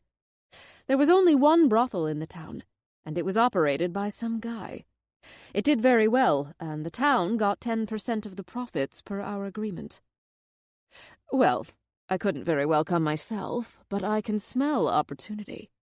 If you dug at any of the dungeon towns, you would find the brothels all belong to me, Olivia said with a smile that seemed to give her teeth extra points. I wondered if she wasn't part beastkin. I see. I'm sure that has turned out very profitable for you, I remarked. Just the income from the one here in town could make many people very wealthy. Quite. Many of the girls here would rather turn to slavery than give up their jobs at the brothel. Some of the men, too, but we only have a few of those. Glad to hear my town is so well liked. Indeed.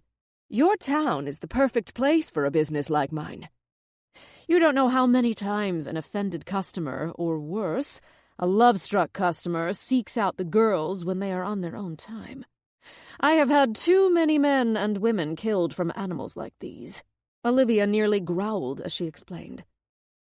But those little obelisks, they are a piece of masterful magic. If only more towns could have them. I'm going to stop you right there, I said, cutting her off. The obelisks are only under my jurisdiction. I have no real control over them, I explained honestly. Some of the light in her eyes immediately dimmed. At least I could curb any interest in that bit of information quickly enough. Pity. Do you think you could introduce me to the man responsible? She was giving me wide eyes while cupping her hands. The process had the effect of making her look incredibly cute, while making her chest pop out of her clothes, leaving only the tips of her breasts covered. If I were a man, this would have worked wonders, no doubt. I will inquire for you, I said. She narrowed her eyes, but held her tongue. I stood up, feeling that it would look bad if I stayed in any one merchant's tent for too long. If you'll excuse me, I have other members of this venture to speak to. Of course, Olivia said, as she gestured to the entrance. She didn't look very put off that she'd failed to get the answer from me. Once outside, Izal turned to me. Well, that's two. So maybe if we try hard, we can make them all hate us. I don't know. Olivia seemed to understand. But something about them does just rub me the wrong way, I said honestly. Everyone was cordial, but it was all fake, I supposed. Well, of course. You don't know which is going to try to take your toy away, Izal said with a snicker. Very funny, I said, then smacked her arm. I failed to hold back and pushed her nearly 2 meters. Thankfully, she wasn't quite normal herself anymore, and was able to correct her posture before she went tumbling. Damn! That fucking hurt, Izal said, rubbing her arm. Sorry, I said, rushing over to make sure she was all right. It was the arm that Regan had created for her, thankfully, and there wasn't a bruise or any other damage. We started heading for the next tent when I heard a voice, which I honestly thought I would never hear again. Izal, it's so good to see you. Tell me, where can I find my daughter? Fuck, I vaguely heard Izal say next to me, as everything around me narrowed to a point. Chapter 12. Regan. After the discussion with Duilin, I dropped Luella off with Izal, then moved to the north. I'd considered making a few more floors on the main dungeon, but I felt that there was little reason right now. With Nova blocking the path forward, I doubted anything smaller than an army could manage to make their way through. Of course, I'd seen things that had caused me to be wrong before. I stood at the end of one of the arms of the floating city, which I'd named Alpha, and observed the undead forest around my aura. I was pretty sure I knew what was interfering with me now. One of the patrols had made it deep into the forest, where they'd found an ancient-looking tree. Only one managed to make it back, but from the information it brought, I was sure it was a dryad. Dryads were known to be extremely powerful in their center of power, which is usually their forest. They can command the animals and even many of the monsters in their domain. In fact, it might be wise to consider them weak dungeon cores. A dryad was a dangerous foe to contend with, and I had an inkling that there was more than one in these forests. There were a few of them in other forests on the continent that maintained communication with the mortals, according to the records kept by the Adventurers Guild. They were rated A+ Lord-class monsters that only the strongest of the strong even attempted to deal with, usually resulting in them hanging from trees by their necks for destroying the forest where the dryad lived.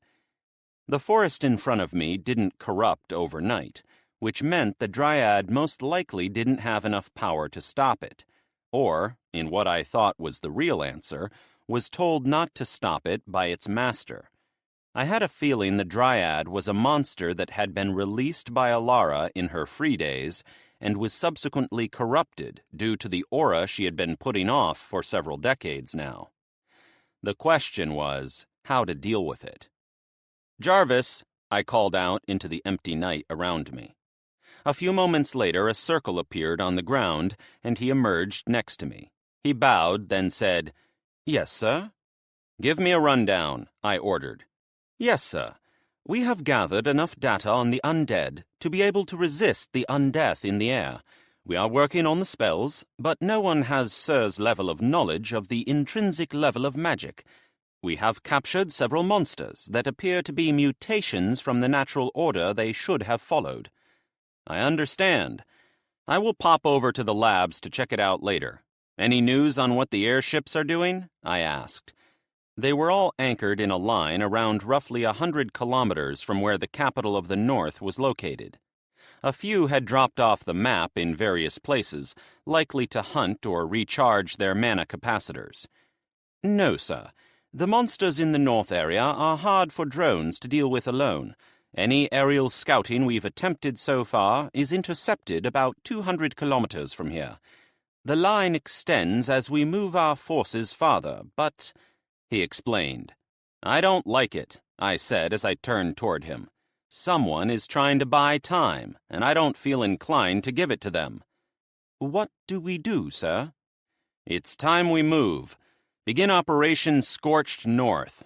Take command of the Zeta. The Atara just left on a long-term investigation." "Yes, sir." I turned back to the undead forest, then held both my arms out. 5 pitch-black holes appeared that possessed a large spectrum of colors on the borders. A few moments later, 5 ships started to emerge from teleportation. I wasn't just sitting there and watching the north. I was building an army. I could move people, even lots of people, but once the object reached a certain mass, I had to take another route to move it. I could do this outside my aura, but the mana cost was quite bad. Like several tons of mithril bad. It was all factored into the operation and thus prepared for, though. Beta emerged from the nearest gate. It was the first ship I'd created, captained by Benjamin. Next came Gamma, which was designed to be a battleship with a lot of armor and shielding, and carried armaments that could easily wipe out a few countries. It wasn't quite as long as Beta, coming in at only 400 meters, but it could easily win against it. The ship was more flat than tall, with turrets dotting its surface. It was captained by Spare. I really had to be careful with my names. The next ship to finish emerging was small, only about 200 meters, the Delta. It served as a medical and repair ship. Its generators were capable of powering all the ships at once and then some. It used microwave technology that I'd adapted to work with mana to send the energy to other ships within a 50-kilometer range. It had a lot of bulk to house the generators, and its surface was covered in microwave dishes. It was captained by Liz. The Epsilon emerged next, a destroyer. It was small at 350 meters, give or take, but it boasted a speed that would be hard for many things to match once it got into a fight. With its armor and shields, it would survive anything the North could throw at it as long as it was near the Delta. It had a sleek design that allowed for less air resistance. This ship was captained by Wilson. Lastly was the Zeta, the ship I gave to Jarvis. This one was sort of a copy of the Gamma, as it was a battleship, but just a touch bigger with a few more turrets on it. I was going for a dreadnought, but felt it missed the mark by just a hair. I hadn't gotten around to creating a captain yet. They were getting more expensive every time. Once the ships finished emerging, the gates closed with a strong ripple of mana. I helped myself to the runoff, as I was starting to call it, only slightly recouping the cost of opening the gates in the first place. 4 teleport circles appeared around me as the ships came to a stop just over the city walls. 4 very different automata emerged from the teleports. First was Benjamin. He hadn't changed since I'd made him a few weeks ago. Standing next to him was Spare, a bit smaller than Benjamin, but his eyes seemed to be able to take everything in at once. He kind of reminded me of a steampunk version of the captain in the movie. His weapons were an energy sword and a pistol, though the pistol was capable of doing quite a bit of magic. It appeared that the ammo used in the pistol allowed for different spells, depending on which type was chosen. Next to them were Liz and Wilson. Liz was currently locked on to Wilson's arm. I wasn't sure how it had happened, but I was still learning more about magic every day. Especially this pre-created dungeon magic that I used. Liz looked much closer to the original, only her body was made up of skin-colored metal plates, with a few places that showed circuitry or wiring. I wasn't sure why, but her weapon was a giant cannon.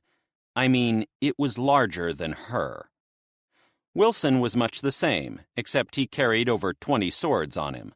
They hovered around him when they were in use, but while sheathed, they floated close to his back. He was pretty strong when using only his martial skills, but could decimate a large force when he used all his weapons at once. He mainly used his mana to control the swords and reinforce his body. Jarvis moved in front of them. Sir Regan has issued us orders. Operation Scorched North is to begin. As planned, we will head to the west, where rumors of another dungeon protecting survivors is located. Once done there, we turn east and make our way toward the undead dungeon Queen Alara. Sir wants to make sure we don't expose our back if the other dungeon has been compromised. Aye, this be what I been waiting for, Benjamin shouted. Aye, mate, it's not every day I get to be admiral of a fleet, Spare said, patting Benjamin's shoulder. What? I be the better captain. That means I be the admiral, Benjamin growled, while grabbing Spare's shoulder and spinning him around. Aye, I said admiral, not captain. It's always a pity when the elderly start to lose their hearing, Spare said with a shake of his head. Would you two give it a rest for 5 minutes? Liz said with an exasperated tone. Yeah, I feel like I should be in charge, Wilson threw in, moving to get between the two of them. Not you two, Liz said with a groan, while resting her head in her hand. That's enough, Jarvis shouted. Then, in a more normal voice, Sir will decide who is in charge. I kept silent for a minute as if considering, then turned my back to them. Well, of course, I am. I'll be going along. I teleported everyone to a balcony near the top of the center spire of Alpha. This was everyone that would be going along with the city into the north. While I didn't know if it would be enough or too much, I wanted as much firepower as I could bring with me. I focused inside the city, then a ground-shaking boom came as the anchor that connected the city to the outpost was released. The city shuddered as it lifted into the air until it was a few hundred meters above even the airships. I wasn't sure why this core was able to move while my space one was stuck, but that was for later experimentation. The aura from my core collided violently with the undead presence that was pushing against me. Black lightning arced from spots along the border of auras, but was all pulled into the spire of the city, then filtered into my mana. I wasn't complaining about gaining the extra mana while we made our way north. Back to your ships, and when I give the command, activate your reactors, I ordered. Aye, sir, they all said, then started their teleport spells. The captains all vanished, and I moved my group into the command station. Automata sat at all the stations and were awaiting my orders. I looked over all the technology in the room and couldn't help but smile. Considering I'd been in a cave only 5 or 6 months ago, I felt much better now. I sat in my throne at the back of the command center. Bring Alpha online. Activate the reactors, I said, then braced myself. The communication was sent. Then all the reactors were turned on in all the ships. The City Alpha, the Forest Tower, Steel Spire, the main dungeon, and the space station all turned on their reactors, which were the size of buildings. All the build-up for this time had been worth it, in my own opinion. The outpour of mana felt like a star exploding inside me. I was in my avatar when the reactors started, but it quickly disintegrated. I focused all the mana into my main core, like a tidal wave that had no end in sight. The ocean that represented my mana quickly reached its peak, then went past it. While I was in pain, it was a different kind of pain, transcendence almost. The mana was following some channel I'd never noticed before, and I had studied my own mana quite extensively. I reasoned that it must be either new or hidden through some means that only higher-tier individuals could examine. I followed the stream into a swirl at the center of the ocean, considering my options, then dived into the hole. Once I reached the bottom of the ocean, it appeared to shatter around me as I went through the channel, reminding me of a pane of glass. An empty dimension greeted me, but that was quickly changing. The mana was altering this empty place as quantum particles interacted. I wasn't sure how I knew that was what they were, but I just did. If I judged it right, in a few years they would reach the level of atoms. I could understand what was happening, but not the why or how. I momentarily wondered when the Big Bang would happen. So, we meet again, a feminine voice called in the emptiness. What? Who's there? I called. I had a pretty good memory of the people I'd actually interacted with, so this female voice was new to me. It seems you are picking up a female voice. It's creation, Regan Earl, Creation? Why would I meet you here? I asked, confused. The last time I'd seen him, I'd just died. The thought was not a thrilling one at the moment. Could I have disintegrated my core due to the massive mana flow? Because you broke. No, not broke. Changed something again, Creation said. The voice had changed back to male. What did I do this time? I was just following the mechanics of the world I went to, I argued. Politely. Was I about to get some sort of divine intervention for following their rules?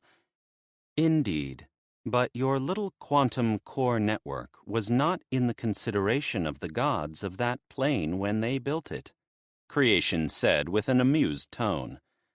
I'm lost. Dungeons. They have one job, to cleanse the mana for the world spirit. On the surface, anyway. Once a dungeon reaches Tier 3, the gods siphon off some of the mana so that they can work on other planets in the universe or increase their own power. Basically, whatever floats their boat. So, some god is taking my mana right now? I asked with a bit of anger. Yeah, I was selfish. But you couldn't tell me you would smile and say okay if someone told you they were draining some of your blood to use how they saw fit. Nope. Thanks to your quantum network, you created a whole new dimension, an alternate universe, if you will. Give it a few eons and you'll be a god in your own right, Creation replied.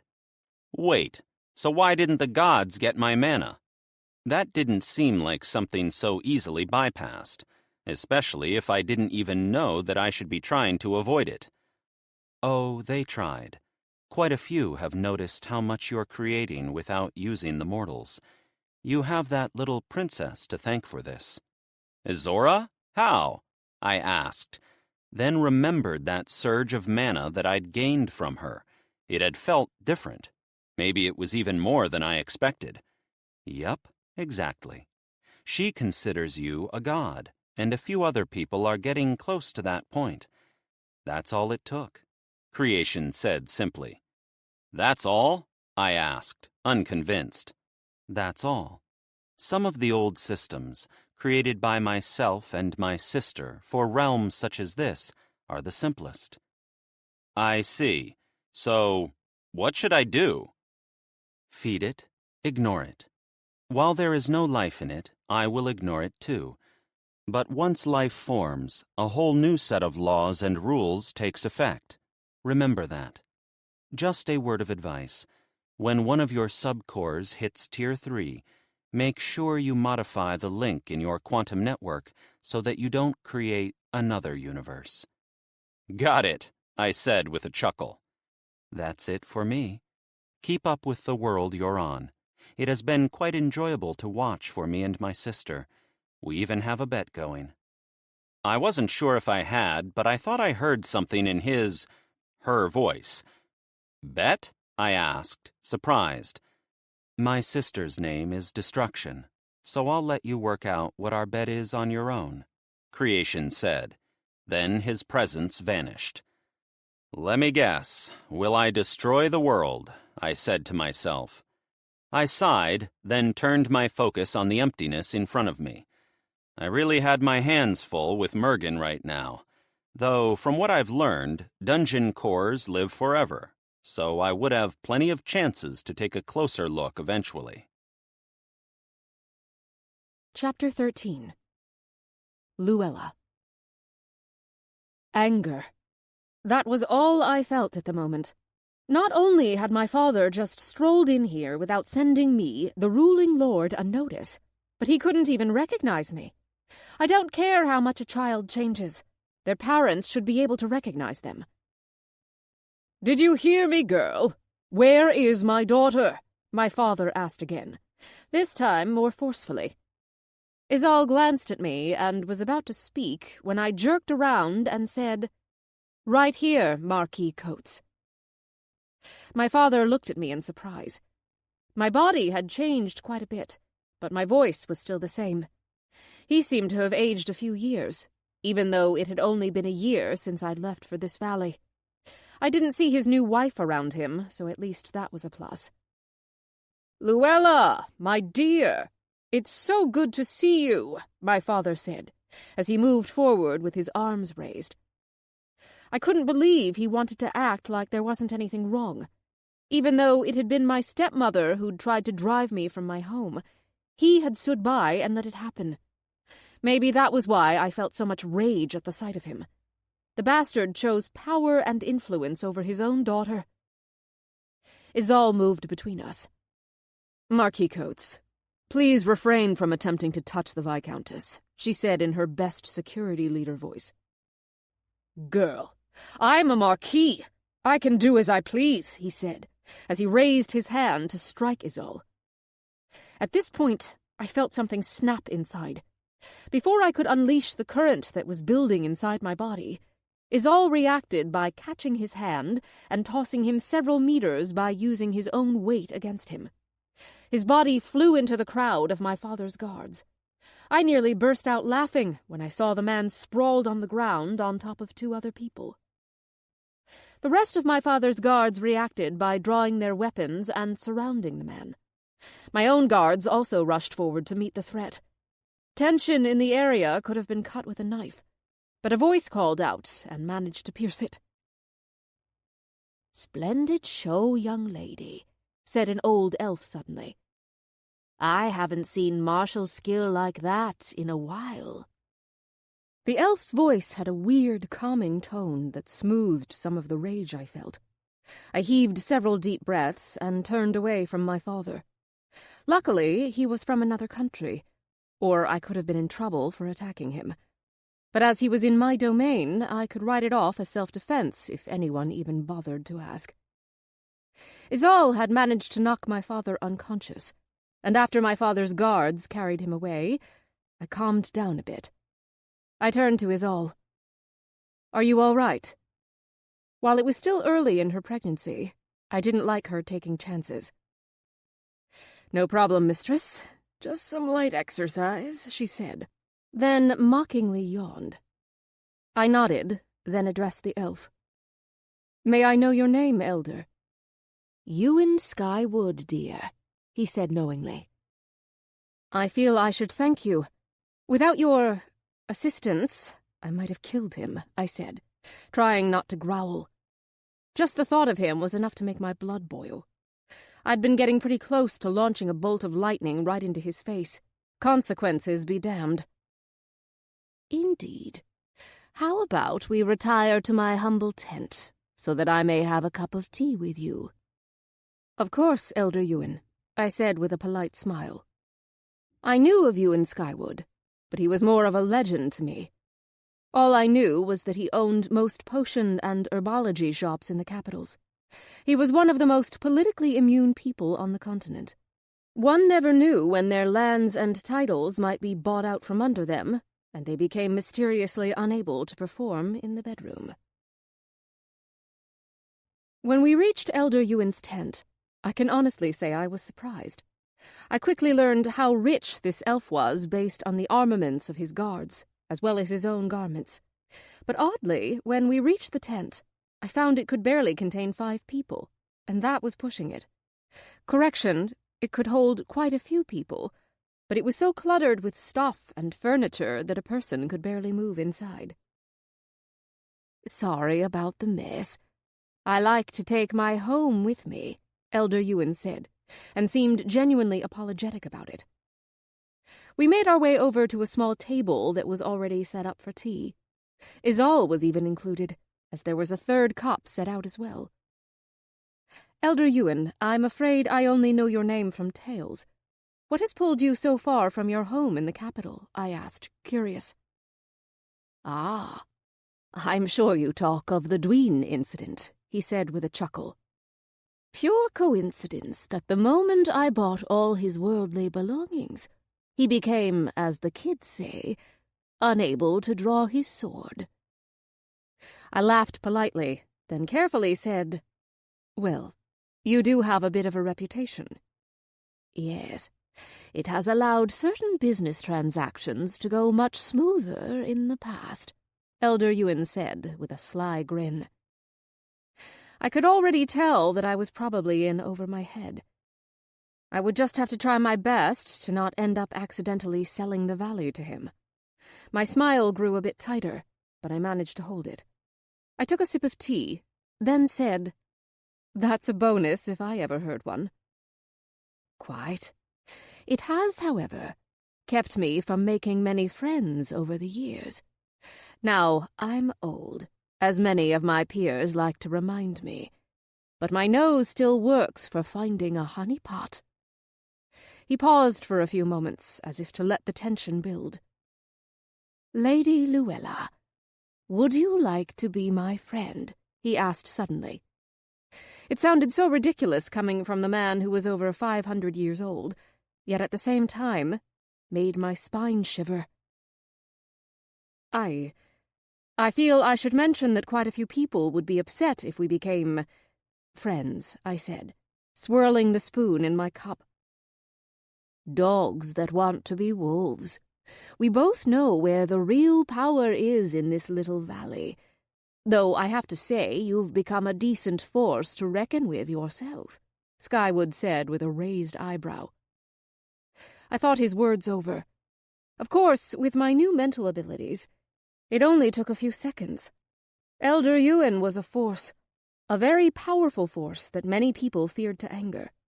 If I had him as an ally, then most of the merchants in Thonica would have to take me much more seriously. As Elder Ewan pointed out, anyone that dug deep enough could easily find that Regan was the real force behind the massive changes that occurred in the valley. Regan was being pulled in several directions as it was. If I could build up a stronger base for myself, then I could possibly relieve some of the pressure on his shoulders. I tried to think of all the pros and cons, but for every 5 I thought up, I was sure Elder Ewan had already thought up 10 or 20. I may have been made into a Tier 3, but my experience was still that of a 20-year-old woman. I decided to test the waters. "Let's say we become friends. What does that mean to you?" I asked, then took a sip. I doubted I would be able to see through the fog that was Skywood, but I might gain at least something I could use. "My dear girl, friends don't ask for things from each other. That's just rude," Elder Ewan scolded, taking me by surprise. "But friends can give gifts. I was just thinking about how nice it would be to meet the person behind this," he added, then pulled one of the cultivation stones from a nearby bag. "Everyone knows that the creator of this lives in the tower to the south of town," I said, examining the stone from across the table. "This is true, but I have a feeling that he would be hard-pressed to make time for me." He stroked the surface of the stone, reminding me of a child with his favorite toy. "Fair point," I agreed with a smile. Regan had gotten so many people asking for him at the tower that, to my knowledge, he just ignored most, if not all of them. I wasn't sure if he actually met any of those people. 8 times out of 10, the complaints ended up on my desk. "You see my dilemma. I have a vested interest in removing the necromancers, and this device and the obelisks have made this town a beacon in the night. Both could be used to help many people." I understand this, as does the person who created them. The problem is, once they leave this valley, we no longer have sole control over them. Any power that can be used for good can be used for evil. Do you see my dilemma? I shot back. Elder Ewan's face hardened slightly. I probably wouldn't have even noticed if not for my increased perception. I had the feeling that he wasn't used to people telling him no. He took his tea and sipped it almost as if to buy himself some time before he said, "You are correct. Now I see how a young girl such as yourself has been able to hold on to the valley for this long." Thank you for the compliment. Elder Ewan was about to say something when one of my guards stuck their head into the tent. "My lady, there is a person going by the name Lines who wishes to speak with you and Lady Izal privately." "Thank you, I'll be just a moment," I said to the guard, then turned back to Elder Ewan. "I have no problems with us being friends, but my friend may not have the same idea. Also, I know you are good friends with both the king and the emperor. Please give them my regards. I released the seal on my armor a fraction, and my aura poured out. I had no intention of giving my valley up to anyone. Even if Elder Ewan went to King Thonica, I would fight for this place. I wouldn't lose my home again without fighting to keep it. I saw his eyes widen before he gave me a resigned smile. Very well. I seem a bit tired. Old age and whatnot. Please see yourself out, Elder Ewan said with a gesture. I bowed and turned to leave. Once we got outside, I turned to Izal and said, "Give that guard a raise. He has impeccable timing." "Haha, I was just thinking the same thing. Sorry I couldn't be of much help in there." "It seems once again Regan will get all the attention," I said with a shrug. "Jealous?" "Of course not. I have enough trouble just keeping them off him. If they came for me too, I might have to run away again. I'd had to deal with nobles every day when I lived in Lekazar. I was quite all right not having to deal with them often here in my valley." "Run away, mistress? From all the hard work you've put in here?" Izal asked jokingly. "No, I won't run again. I've grown quite fond of this little valley as well." She smiled and rubbed her stomach. "Besides, if we run, who would keep that insane dungeon of yours in check?" she added with a thumb toward Regan's dungeon.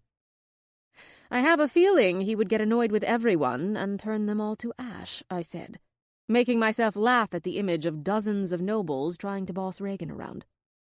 The laugh died in my throat when I thought about his fortress in the sky.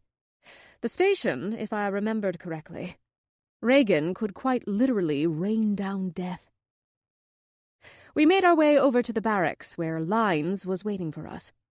I didn't know anyone by that name. No nobles, merchants, adventurers, nothing. Given how things were going recently, unknown meant dangerous.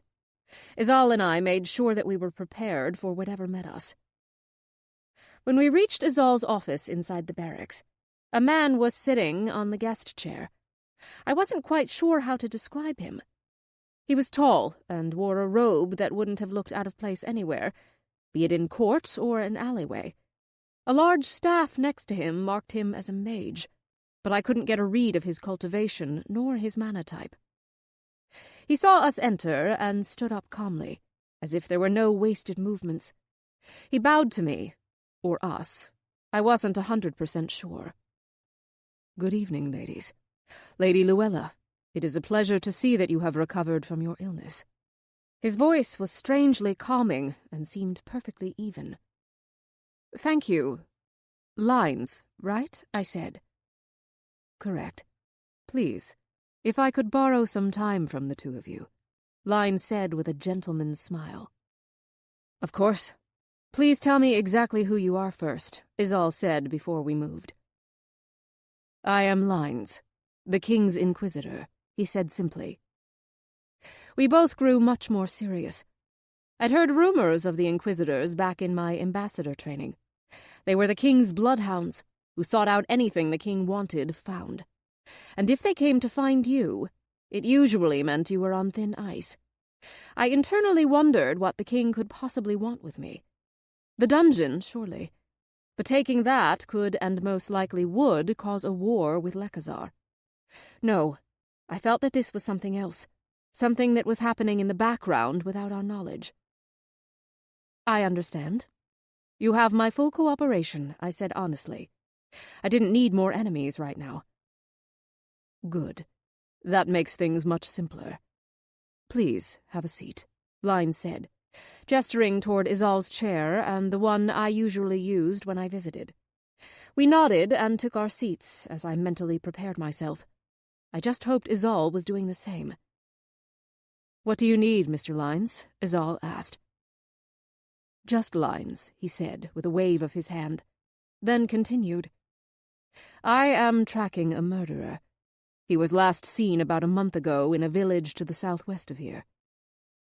"All right, so his trail leads here?" Izal asked. "Indeed. It was raining, which caused me to almost lose his trail. but a band of adventurers inadvertently helped him by lending him a horse. Thankfully, they knew the direction he was heading in, so that saved their lives. I narrowed my eyes slightly, as this story was sounding familiar. What's his name? Maybe we could help track him down. We do know the city, Izal offered. I already know where he is. The only reason you two aren't behind bars heading to the capital for aiding and abetting a criminal is my long years of inquisitorial work telling me this case has been fouled by someone. And as the king's dog, it is my duty to get to the bottom of it, Lyne said, with his level gaze that almost pulled you in. Who? I demanded. This was my town, and I refused to let a murderer run loose.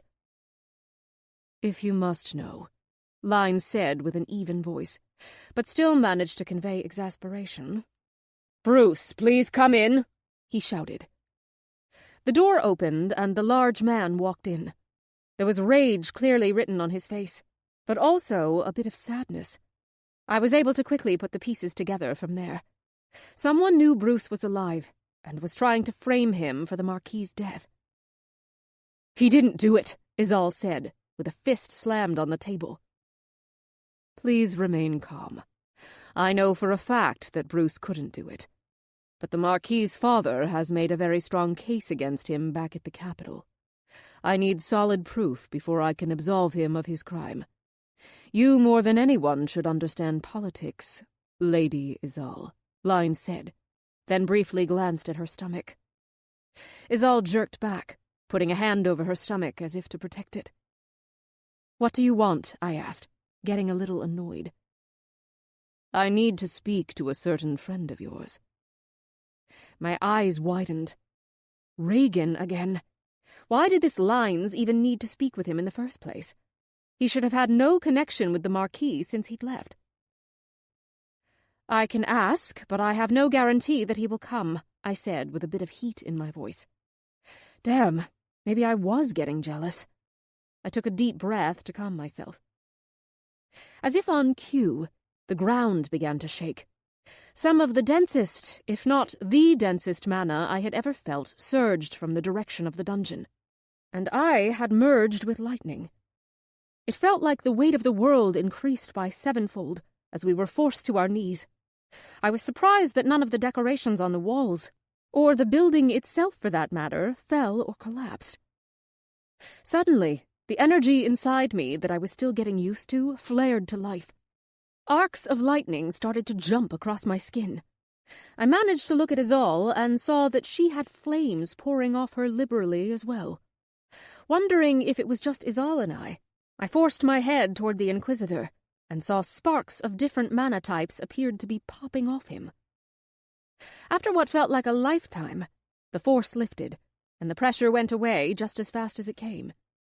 I stood up shakily, but quickly sat down in the chair as I felt nausea hit me like a brick. Izal, being pregnant, couldn't fight it, and emptied her stomach behind the desk. The Inquisitor held his stomach with his hands, but didn't lose his lunch. That would be your guy, I said a little breathlessly. So it would seem, Lynes grumbled. I guess Regan would be a handful for even one of the king's dogs. Chapter 14.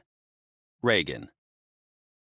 I pulled out of the pocket dimension for the time being, as I wasn't sure what to really do with it at that moment. My mind instantly went to my main core, whose form changed drastically.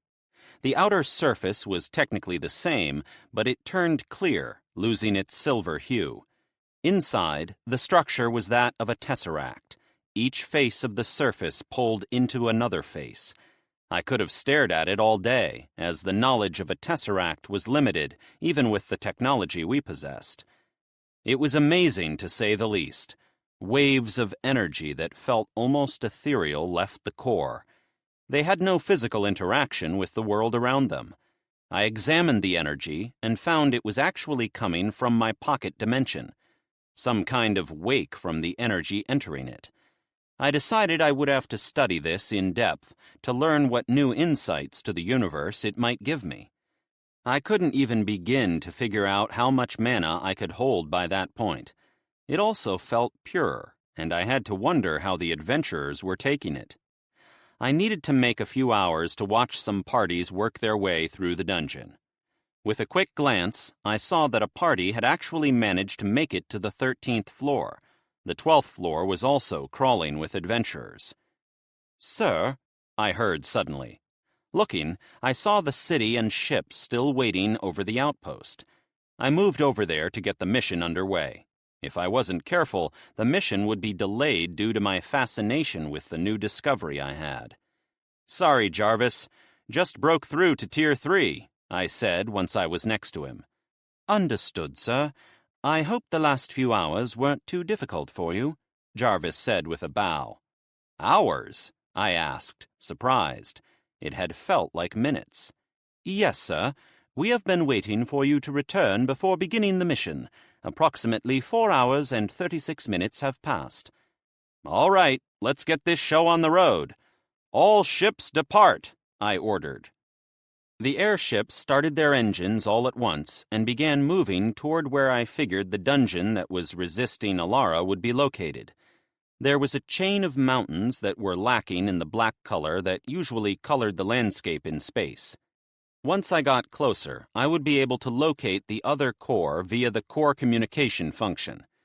Mentally checking my satellite, I examined the map that was being created daily. The network was expanding continuously, and soon satellites would start heading for the Lekazar Empire and Thonica Kingdom. I estimated roughly 2 months before I would be able to see the whole of the continent, and I could start expanding from there. The city's engines turned on once the airships got some distance. With a shudder, we started to move forward. Again, the aura that had finished cleansing the taint while I was busy clashed with the presence in the forest. The source was in the path we were taking, so it would have to be dealt with before we continued past. "Regan, are you busy?" I heard Luella call through the bracelet a few hours later. "Define busy," I sent back with a laugh. "I have a busybody who wants to speak to you." "Do you really need me?" I asked while I looked over the consoles. The forest's level of taint was reaching an all-time high. I felt we were getting very close to the source. "I think it would go a long way for everyone if you could pop over for a minute," Luella said, with some actual reservation in her voice. It must have been serious if she was that worried about bothering me. Cutting the link to Luella, I turned to the command deck. "Order a full stop. Do a short landing and scout the area. I want the scouts to bring back some samples so we can see how the density of the unholy mana affects the changes in creatures. Go ahead and set up a transponder. It's a little early, but it never hurts to cover a larger area. Send those orders to the captains," I ordered. "Yes, Master," an automaton said, then began sending the messages through the console. This way I wouldn't have to send a mental communication every time I wanted to speak to someone. While it barely required any mana, like everything else in this world, it still required some. The longer the distance, the more it cost. Just using the bracelet to talk to Luella was already hitting the triple digits. The transponder was a mixture of Earth science and this world's magic. It would allow my automata to operate by sending them mana while within 100 kilometers of them up to a certain amount. From there, it took in the tainted mana and sent it along the channel to one of my cores that then cleaned it. As Alpha was currently the closest core to the location, it was siphoning all the taint to it. I wanted to use this method as it required a little less guarding than my cores did. When I moved my mental eyes to the bottom of Alpha, a large bay door opened on the underside. A tall metal rod fell straight down and impacted with the ground with enough force to bury a third of it. An aura, much like that emitted by the dungeon core, spread out. It was clearly weaker by every standard, but would get the job done. The best way to describe it would have been to say that it was less all-encompassing. I felt the link between the cores solidify a bit.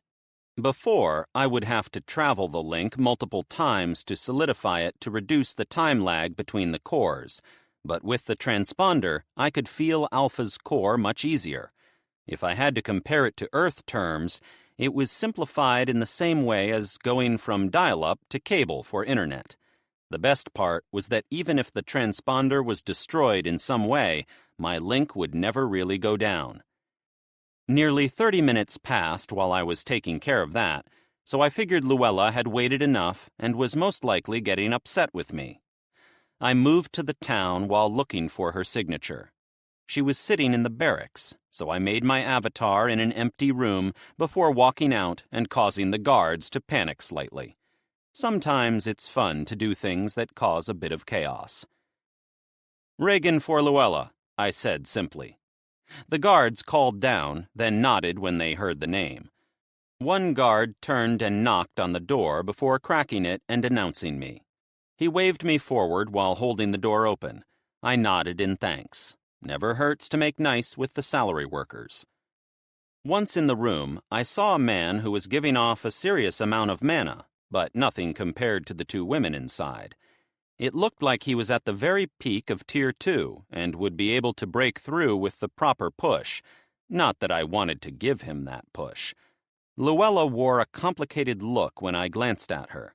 She looked pleased to see me, yet not pleased at the same time, and was having trouble with that fact. I really needed to work on some mind-reading magic, I thought to myself. "Mr. Regan, I presume?" the man asked after the door shut behind me. "Did someone tattle on me? Am I in trouble?" I asked sarcastically. This guy practically screamed school principal. "The last time a dungeon got out of line, it was eliminated," the man said evenly. I wasn't sure if I was supposed to take that as a threat or a warning. "Really? Then how do you explain Alara?" I shot back. The man frowned and I smiled in return, having won the battle. The man stood, but Luella spoke up before he could say anything. "Regan, this is Lines. He is a King's Inquisitor from Thonica." "So a dog," I said dryly.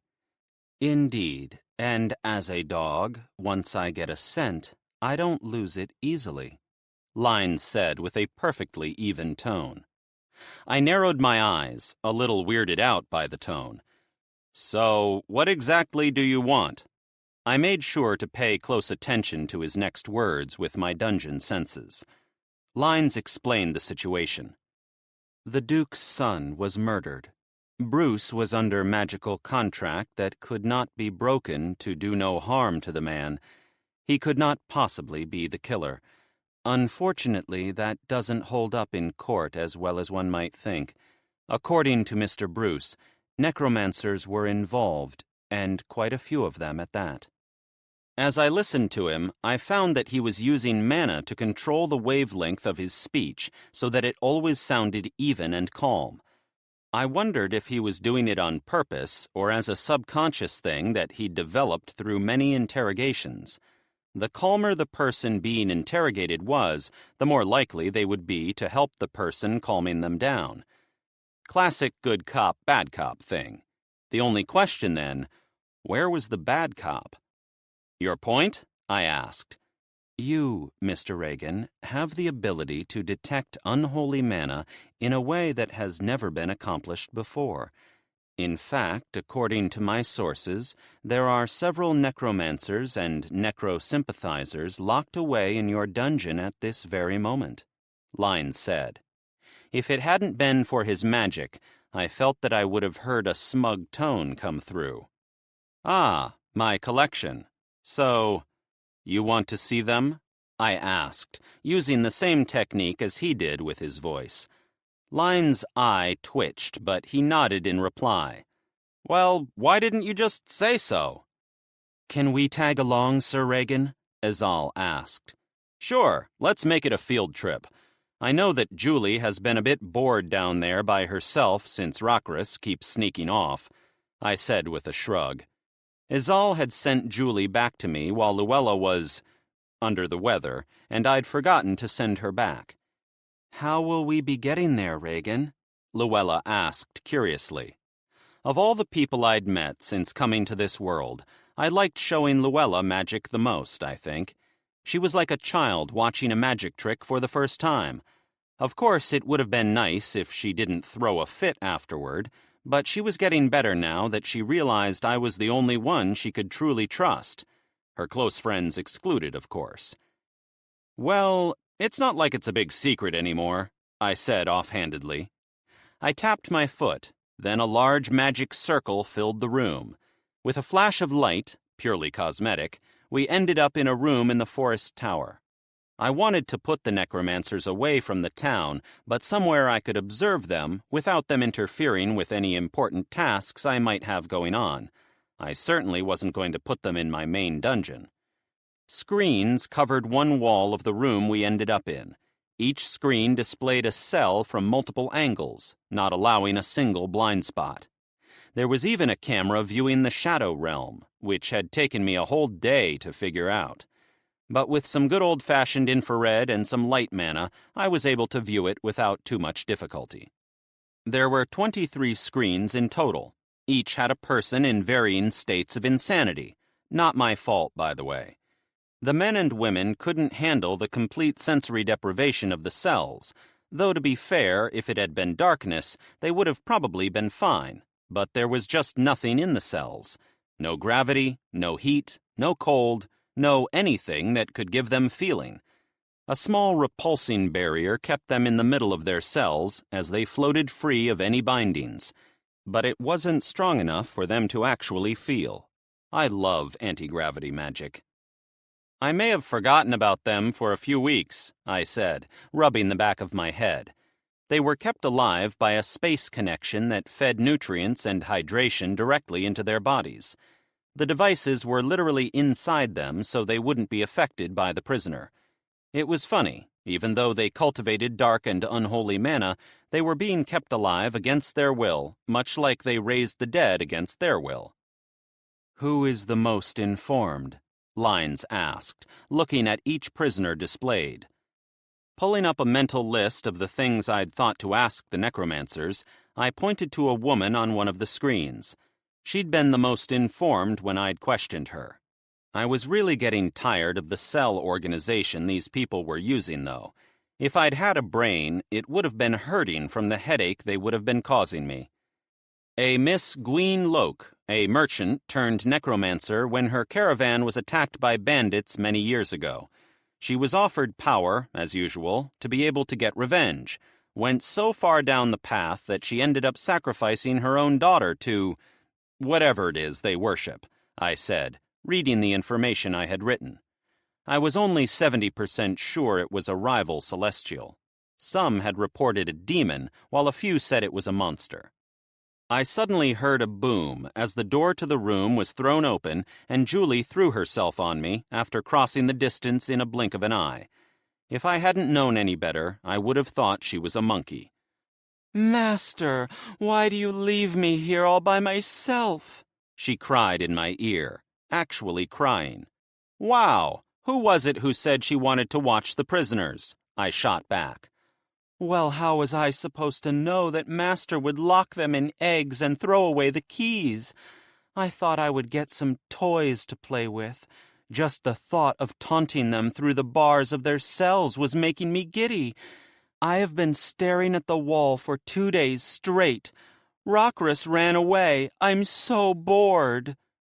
I sighed deeply, then very slowly said, "Julie, off." Instead of jumping off, her grip tightened, even as yellow sparks started to fly from her collar. I sighed even deeper this time. "Julie, I'll let you hold on to my arm, but you need to get off," I said, giving up. She slid down my body and onto my arm like a slime. It must have been very weird to witness. Once there, she calmed down and held on as if to let go meant death. I stared at her curiously for a moment as I found something odd. When Izora had started to worship me, I'd gained what I was starting to call faith mana, but I had never gotten that from Julie, even with her reverence. Before I could think on it further, Line spoke up. "Can I interrogate one of them?" "Sure, but they are mine, so no killing them," I said with some force.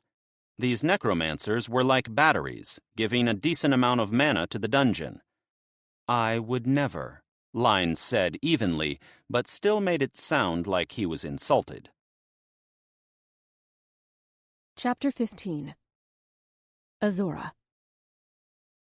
Turn that sword. No, that one's a trap. For Regan's sake, let me do it. My party and I were currently on the 13th floor of Regan's dungeon. I was also currently feeling like knocking all my guards on the head with a club. From the previous 2 floors, we already knew that some swords had traps under them. This floor's traps were getting worse, many of them instantly fatal. One adventurer near us on the floor twisted a sword. Then a moment later, all that remained was a 3-meter diameter crater with pieces of the man raining down on the party nearby. I was diving the dungeon, as I wanted my people to be worthy to see the sight Regan had let me see. I considered just asking him, but something inside was telling me this was the correct path to take after the last time we dived. What better way to give tribute to my god than to dive into the dungeon challenges as he laid them out? Princess, please, you need to take a break, Hatsu said next to me. Not until we reach the next floor, I said with some anger. Princess, the men will die if this continues. Take a break. For them, she said quietly. I looked at the others in the party, and indeed it looked like they were about to collapse. Very well. I would like to take a break.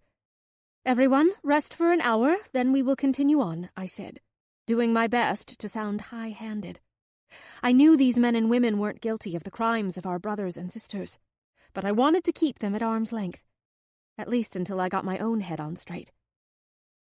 Only a moment later did the entire party fall to their backsides. I looked them over, feeling some regret over my actions. Yes, I wanted them to prove themselves, but only a tyrant forced their people like this. I took a deep breath and promised to do better. Arm's length does not mean push to exhaustion. Describe it again, Your Highness. What you saw, Suzuki asked from next to me. I was kind of surprised that he didn't look worse for wear like the rest of the party. He was nearly twice the age of everyone here, after all. I was on a metal ship that had to be the size of some cities. I was able to tell that just from looking, but the amazing part was that it wasn't in the sky, but past it. I could see all of Mergin, the north, Lekazar, Thonica, even this valley. The stars were right next to me, teacher. If not a god, then who could do such magic? Regan is a dungeon core, Suzuki said matter-of-factly. I glared at him. I knew dungeons could create magical places. That did not explain what I'd seen. We've researched dungeons. None have ever managed to do this, even while the flame of knowledge was on Mergin before. This is true. Very well. I feel that it is necessary to see this for myself. You won't regret it, teacher, I said with a smile. While we rested, we heard a howl in the distance. It was pretty far off from the sound of it, and there were other parties on the floor at the moment. There had been only a few packs on each floor so far, but dealing with them while trying to unlock the door and avoiding increasingly deadly traps was difficult, to say the least. We heard running in the distance, and everyone jumped up to brace themselves for whatever was coming. The floor mimicked a winter's night, in that the light level depended on the moon. Right then, it was a crescent, so sight wasn't too far from our group. I had no choice. The damn switch was literally right next to the den, I heard from the direction of the running. Alexander, for the last time, stop rushing in like a bloody moron. I know angels like their crusades, but now's not a good place for that shit, a female voice shouted. I vaguely recognized it. A single loud howl sounded from directly behind the people running toward us. It quickly grew until there were at least a dozen more intermixed with it. I could also tell the party was running almost directly at us. Rather than have the wolves flank us, I decided to have them run straight down our swords. Brace, I shouted to everyone. Then I continued louder, hoping the party would hear me. This way! Help is this way! The sound of running angled more directly toward us. The guards with shields moved to the front, while the mages and air rifle users began to channel mana into their spells. Finally, the people got close enough for us to see them. It was the Chaos Party that we'd fought the 10th floor boss with. Soon we were able to see the pack of wolves right behind them. They looked like a smaller version of Luella's, but they were still equally deadly, if not more so. They had fur like normal wolves, but when struck by our weapons, we quickly found out that the fur was some type of metal fibers. Coming in at close to 3 meters long and nearly a gnome high, they were not to be trifled with. There were at least 9 of them, but I'm sure there were some in the background, as they liked to make sneak attacks. So far, most groups would lay a series of traps to slowly pick off the pack as they chased them. This was the first time I had encountered someone brave enough, or stupid enough, to mess with an entire pack at once straight on like this. Though I guess they were fleeing. I released the lock on my cannons and allowed them to start floating around me. I targeted the first in the rushing pack, as well as the one in the middle. I would have targeted closely packed wolves, but they were all spread out, as if to avoid collateral damage. My guards each called off which they were targeting, so that there wouldn't be any overlap. Finally, the Chaos Party crossed the defense line. Alexander stopped in his tracks and took up the gap made for them with his own shield raised. At least they could react quickly. "Fire!" I shouted. The air rifles struck first, with 2 of their targets losing limbs, and the other removing a chunk from one of the wolves' flanks. My mana cannons fired next, the ancient magic still having precise targeting that managed to strike both the wolves I was aiming for in the head, turning them into melted slag. Lastly, the mage's attacks slammed into the ranks of the charging wolf pack. 3 balls of molten earth slammed into their targets, throwing them to the ground. The attacks clung to the wolves as they melted through their metallic skin. Even with part of their flanks or limbs missing, the damaged wolves quickly got back on their feet, then continued charging. That was the thing that made this dungeon so hard. The monsters couldn't feel pain, or were able to operate without being bothered by it. The only ones that stayed down were the ones I struck with the mana beam. Only a few seconds later, the first line of the wolves struck the shield wall. All the shield bearers were Terra cultivators, thus were able to withstand the tremendous force of the impacts. Once the wolves hit the shields and came to a stop, they turned into crazed beasts that tried to tear their way through the shields with teeth and claws that were sharper than most swords. I channeled my mana into the cannons, while my warhammer lifted into the air, then was sent sailing straight for the nearest wolf's head. I saw Morita stab her spear through the shield wall with lightning crackling around it. The warhammer collided with the wolf, but only left a bend in its head, and didn't seem to slow it down at all. It turned its eyes. As one was busted, and glared at me with hatred. Hatsu aimed her air rifle at it, then fired a round into its remaining eye. A yell of pain pulled my gaze to the left, where one of the guards was being pulled out of the defense line by a wolf that had its jaws locked around his leg.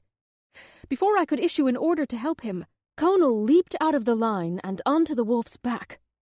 Flames leaped from his swords as he drove them into the wolf's neck.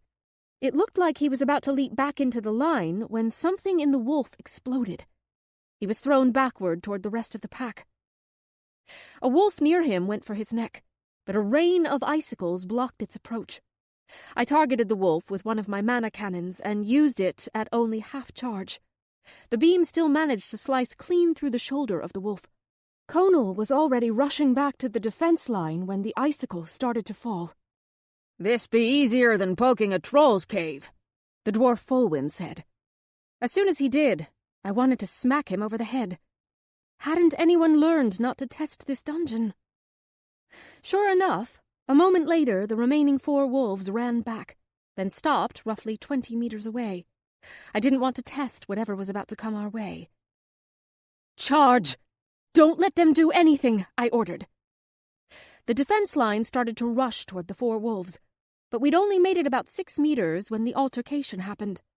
A surge of ice mana rushed toward the wolves and coated them.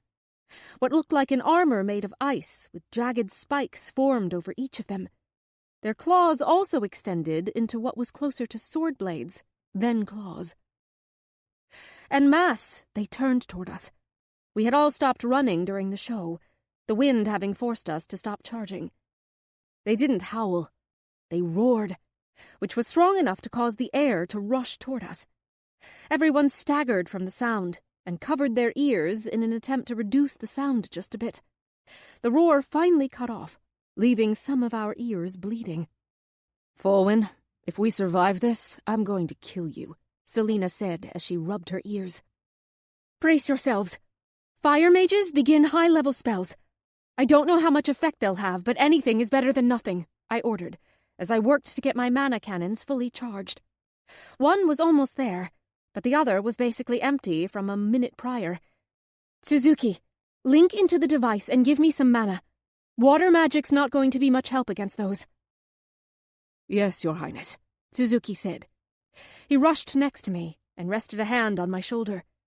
A moment later, mana started to flow from him into the devices. The 4 wolves crouched, then charged us, crossing the distance in a blink of an eye. The shield-bearers were woefully unprepared for such power, as the spikes of ice on the wolves' heads tore through the shields, and, in one case, the man's arm. The defense line crumbled with everyone taking an every-man-for-himself posture. Sasori braced herself as the wolf that I injured earlier turned toward me with menace on its face. It even felt like the spikes of ice on this wolf looked a bit more twisted than the others. In an explosion of snow and dirt, it charged right at us. Sasori angled her great sword to receive the blow, but I wasn't sure how much good it would do. Right before the wolf collided with her, a sleek wall of stone emerged from the ground. The wolf's spike of ice on its head sliced right through the wall, but instead of crumbling, it passed through without difficulty. That changed when the wolf's head reached the wall.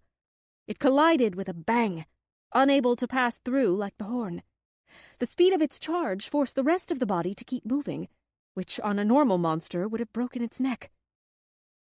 I jumped around the wall before it could break free, and aimed the barrel of the mana cannon point-blank against its head. It glared at me with so much killing intent, I almost choked before sending the mental command to the cannon, but I gritted my teeth and managed to send it. With a deep blue, the mana beam sliced through the wolf's head, and it slumped down, losing all its strength. Quickly turning toward the rest of the battle, I took in the events, trying to figure out who to help first. In the few seconds it took us to take out the wolf, 3 people had died. One of the wolves had a guard's arm in its mouth, and appeared to be treating it like a chew toy. I pointed the second cannon at it, aiming for the head. It was only a few meters away, even though it felt like several hundred. The beam sliced through the air and collided with the wolf. It managed to adjust its body before the ice was cut through, and the rest of the beam struck the ground behind it. Right as it was about to charge me, 2 blades wreathed in flames exited through its neck. They acted like a pair of scissors, and the head went flying. Konal stepped on the severed head in a victorious stance, at least until a shard of ice struck him in the chest and sent him flying. I turned in the direction it had come from. A wolf stood, a bloody, most likely dead, Falwyn under him. The rest of the party was able to regroup, and we all faced the last wolf, the others having been killed by the mage's charged fire spells. Luckily, one of them managed to keep the spell going, even with the line being broken. I would have to congratulate him later. The wolf looked us over, then at its dead brethren before it howled almost in sadness. The ice that formed its armor exploded into shards and steam after it sent us a growl. I quickly channeled air mana to clear the area in case it was a trap, but when the steam was gone, the wolf was gone as well. I had the party stay braced for several minutes before I allowed them to relax for a moment. I've never seen a dungeon monster mourn the loss of its comrades, Alexander said as he approached us. This is not your typical dungeon, I replied with a bit of anger. What were you thinking? I lost 3 people thanks to you, I shouted, my anger rising. My apologies, Lady Azura. I take full blame for this, Alexander said with a sad look. Blame? How does you taking blame bring them back? I got right in his face. If this weren't a dungeon, I would have you and your entire family hunted down. Never expect help from us again, I growled. As you say, Alexander said in the quietest voice I had ever heard. Your Highness, over here, I heard Suzuki shout. I glared one last time at Alexander before I ran over. One of the men that I had thought was dead was still breathing shallowly. His eyes were open, and the fear of death was in them as he looked at me. Your Highness, he attempted to say, before I stopped him. Enough. I got this, I said. His legs were ruined, and his chest had several puncture wounds where the wolf had bitten him. Saving his life was more important than him being able to walk, so I ignored his legs and focused on his chest. I placed my hand over one of the wounds and channeled light mana. I knew the lungs were under this wound, so I focused on putting them back together as I'd been taught by my medical teacher. Mana surged out of me and rushed into the man's body. I felt him shudder under my hand, but kept going. I heard muffled groans, which made me aware that someone had put a bind in his mouth to help with the pain. I concentrated on putting the organ back together, stitching it back into one piece. Just before I managed to fix his lungs, I ran out of mana. "No!" I shouted in horror. Tears ran down my cheeks at the thought that I wouldn't be able to save him. I looked deep inside myself for anything at all that might let me save him, for any ounce of mana I might have missed. I vaguely felt a hand on my shoulder. Then the strangest thing happened. While I sensed the hand on my shoulder, I noticed another link that was like a thin cord. Even in my current state, I knew not to trust things I had never seen before. I carefully but quickly followed the link until reaching something that took me completely by surprise. In front of my mental view, there was what looked like a sphere made from gears. Actually, that's not correct. As the sphere rotated in front of me, there were sections that had sleeker designs, and structures with lines that turned at perfect angles. The main thing that caught my attention was the massive amount of mana that radiated in the space. It felt like an ocean that would swallow me up if I made the wrong move. I carefully reached forward with my mind and touched the mana, desperate to save the man. It responded by surging at me, back along the link and slamming my mental image back into my body with enough mana to power my cannon at least 10 times. I felt like I was about to burst at the seams with how much was coursing through me. I turned back to the dying man and controlled the mana as I sent it into him. Vaguely, I felt wetness on my face as I struggled with the mana. He screamed as the healing process started again, only this time much more powerfully. I felt a wave of knowledge about the makeup of blood, tissue, muscle, organs, and basically everything that dealt with the body that traveled through me into healing the man. It didn't stop at his lungs and chest, but surged down to his legs, forcibly straightening them and then healing them back to working order. When the healing was complete, there was a pop from the mana, and I was thrown bodily from the man, as some of the mana rebounded back to me. I landed roughly, but for some reason didn't feel any pain. That just made me more worried. "Your Highness!" everyone shouted as they rushed over to me. I sat myself up, more easily than I expected.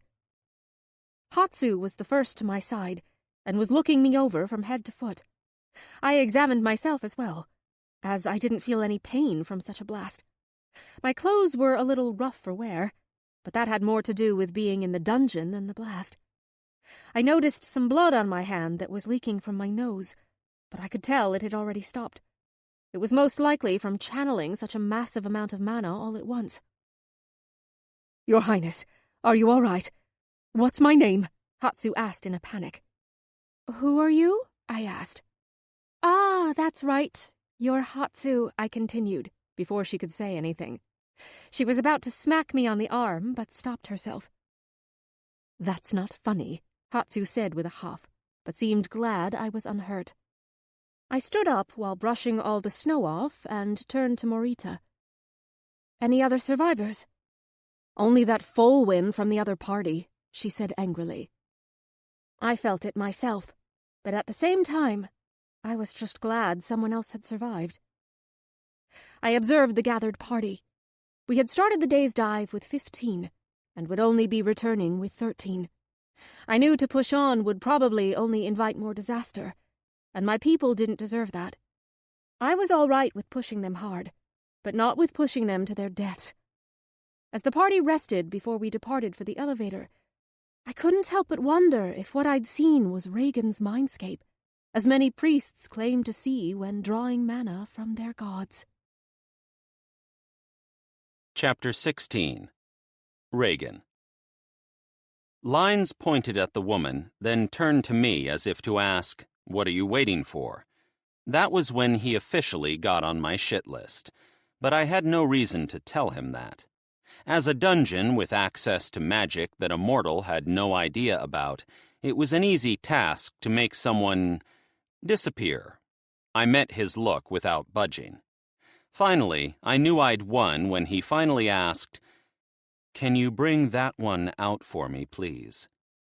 I smiled at my newest victim and said, "But of course, O great Inquisitor." I vaguely heard Luella or Izal sigh in the background, but I just couldn't help myself. I lifted my hand to the console and worked the controls to access the pod the woman was in.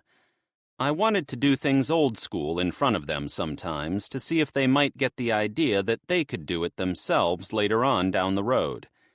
"Please follow me," I said with a gesture toward the hallway to the right. I led them to the retrieving room, a section I'd added because I wasn't sure this prison area wouldn't be used for other targets.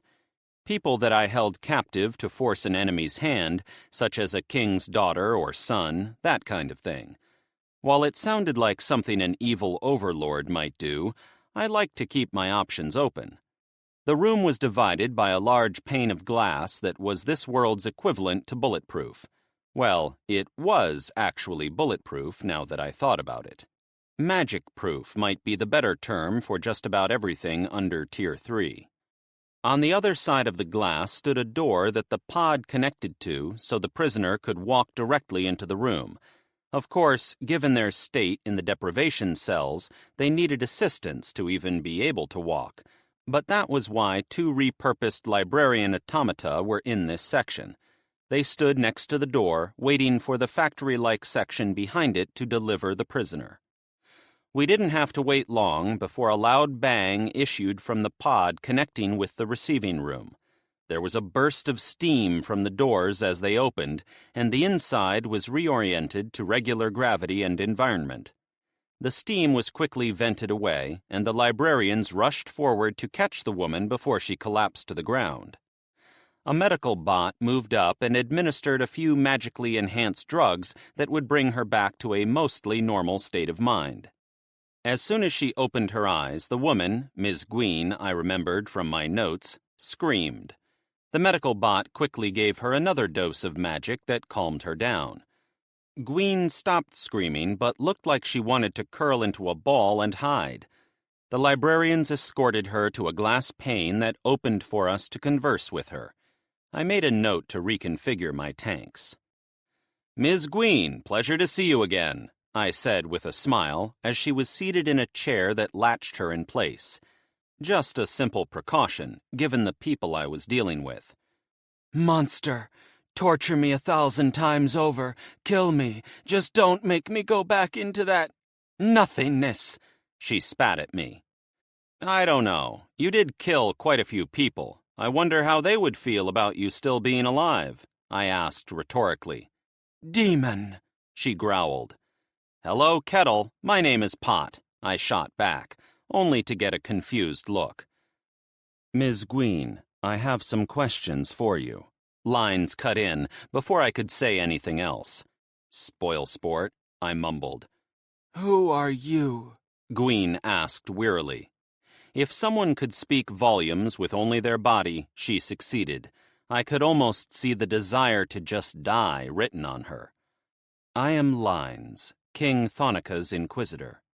"Dog, why don't you sick the monster standing next to you?" Gwyn said, and literally spit at him. Indeed. May I continue? Or do I need to ask my friend here to put you back into the box so I can try my luck with someone else? Lines asked in his even voice.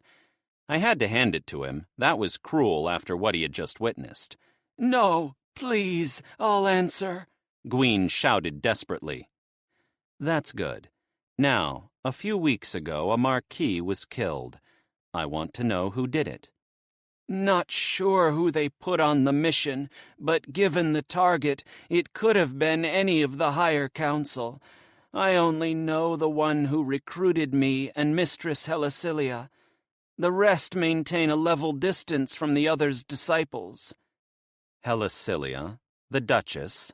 Lines asked. I almost thought he sounded surprised.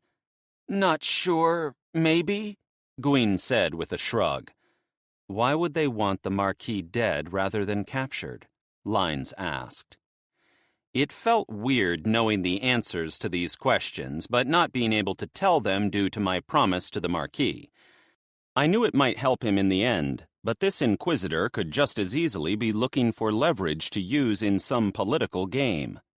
It was safer for the Marquis just to remain quiet. "No, we always go for the capture. If he was killed, it was most likely Helicilia then," Gwyn answered with a shake of her head. Good. I see that you're not lying. I just wanted to test you, Lines said with a nod. "Lie? Are you crazy?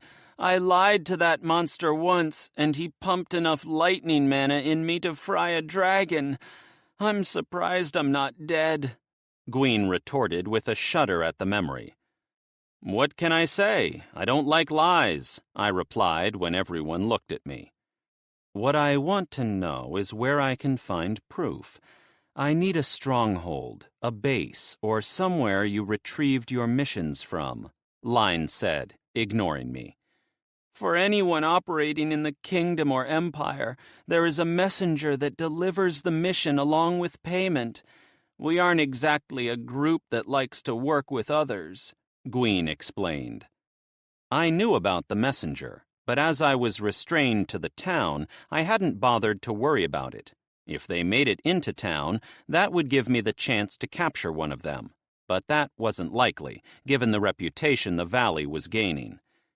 Is there any factor that can be used to identify them? Lines asked. "Of course. They have the holy mana," Gwyn replied with a smirk. Lines started to tap his staff on the ground as he thought. It was probably his tic, much like mine was rubbing my chin or tapping. I personally wanted this to be over, as I had much more important things to be doing. That's when a thought crossed my mind. Why haven't any of the other dungeons been captured like Alara? I asked out loud. When the incident with Alara happened, an organization called the Aethel quickly warned the cores about the danger.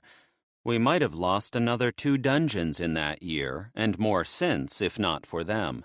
In fact, your dungeon is an abnormality, as the Aethel have always warned us about a new dungeon just before it appeared.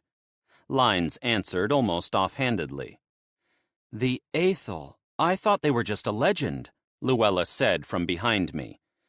Damn busybody, Julie commented from my arm. Sounds like they showed you, I said, looking down at her. "Aethel is a traitor, not an organization," Gwyn volunteered. "My master liked to talk about his old friend and what he would do if he ever found him." So they are a single person? Luella asked. "From what my master told me, that is correct." That is beside the point. I want to capture one of these messengers. Can you make an item that can create the unholy mana? Lines asked to get us back on topic. "Holy! At least it is purer than that bitch Laloon's mana. It never lied to us," Gwyn said crossly. Whatever. I'm not here to get in the middle of some theological war. I just want the person responsible for the Marquis's death. Good luck. Just before I was captured by the monster, the council told us to stay clear of this area. I was actually trying to leave when the damn obelisk blasted me," Gween said with a glare toward me. "Should have run a little faster," I shot back with a shrug. All this information was old news to me, so I wasn't quite paying attention. "Says the person who covers the entire valley and then some," Luella muttered. I shot a grin at her and received a squint in return as she was found out. "Well, this has been most informative. Most of the time, necromancers are unable to speak about their plans and mechanics when they are captured," Lyne said with a clap of his hands. "You're welcome," I said. "Indeed. Sir Regan, would you be able to offer any more assistance?" Lynes asked me with a flat look that still appeared expectant. "Nope," I said without hesitation. "You'll have to figure out the rest on your own. These people have a strong system that has lasted them for several decades, if not longer." I started to explain when I felt an odd sensation. "I'm sorry, I have something I need to check into." With a wave of my hand, I sent Luella, Izal, and Lynes back to the barracks, then turned to Julie. "Play with Gween for a bit, or put her back in her cell. Just don't cause any trouble." "Yes, master," Julie said with a mock salute. I chuckled at it. When she wasn't trying to cling to me, I actually found her funny most times. Gween's eyes went wide, as the two had spent some time together in the past month. While I could have felt pity for her, I didn't have the leisure of pitying the necromancers. They got what they deserved, and then some. "In fact, take them all out in turn and let them have some fresh air," I said with a pat on her head. My avatar was starting to form larger than mortals by a good half-meter, and unless I actively shaped it, I didn't really have much control over it. Julie's grin grew to the point that I was worried that her face was going to split. She bowed deeply, then said, "As you command, master." I went ahead and raised the security in that level a notch so that she didn't accidentally kill any of them. With a burst of mana, my avatar broke apart, and I followed the strange sensation back to its source. It felt like a needle-sized tube was connected to my mana pool and was drawing some back out. Sometimes I forget that I was in a different world, but when I was in the world composed of mana, it was entirely different. The real world was represented there, though the outlines were almost black and white. Yet there were bright surges from the various types of mana. The forests were blazing with a green and white light. The ground was a murky brown color as the terra mana flowed through it, and many more places had strange contrasts of colorlessness that somehow overflowed with color. I reached the source and was surprised that it was in my own dungeon. Anticipation grew as I felt the link grow stronger the closer I came to it. I could have used my dungeon sense to instantly see what the cause was since it was in my dungeon, but something just made me hold off as I manually followed the link. Soon, a group of people appeared in my sight, and I noticed that one was the princess. That, of course, pricked my interest even more. She was trying to heal someone who had obviously been mortally wounded. She used light mana to heal, thus it relied on her knowledge of the body. Light mana, when used in the body, should really be called life mana, but that was a minor issue.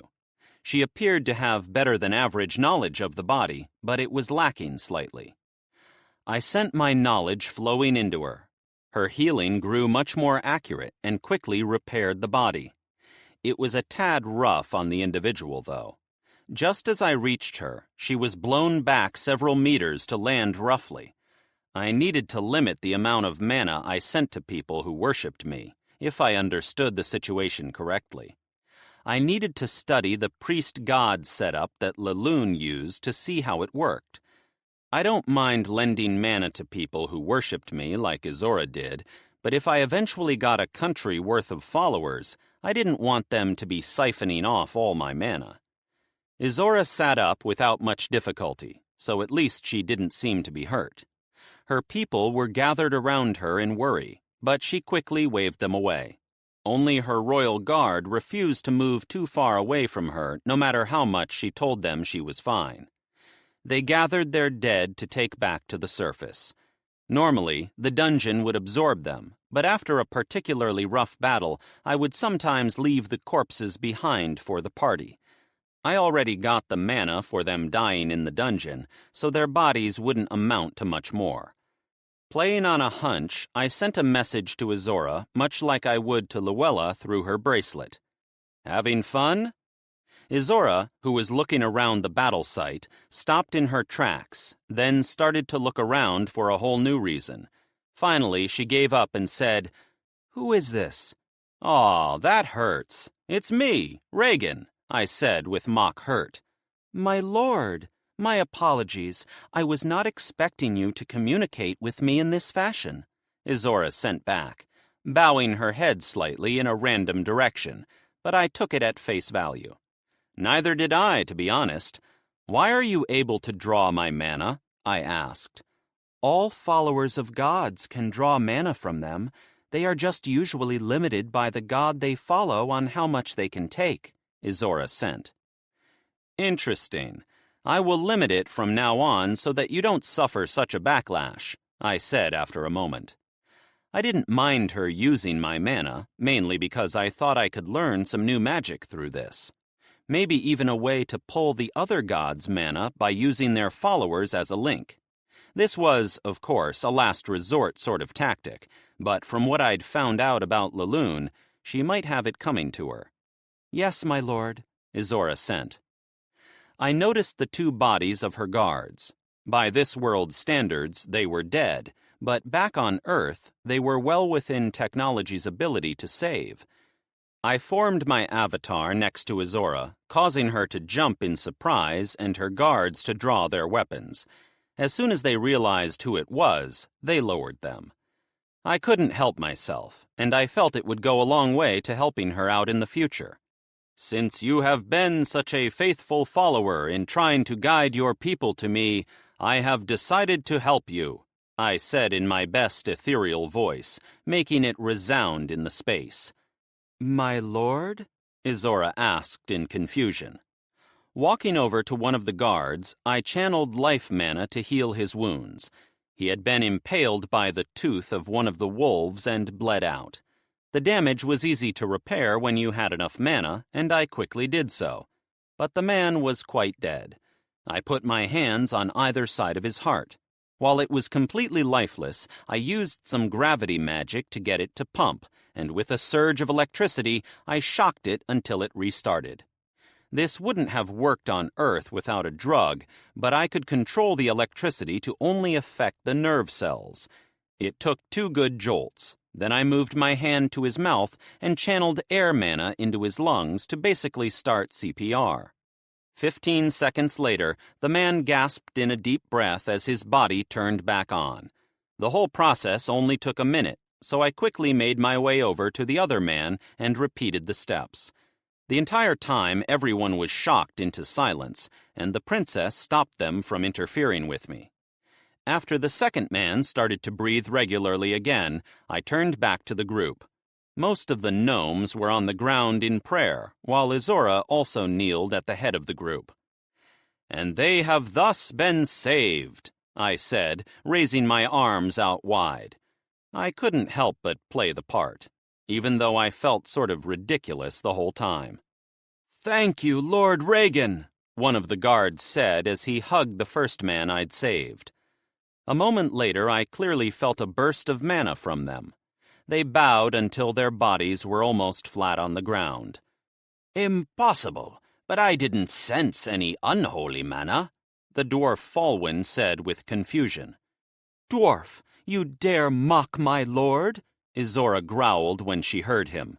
No, I just don't understand," Falwyn said, lifting his hands up as if to yield.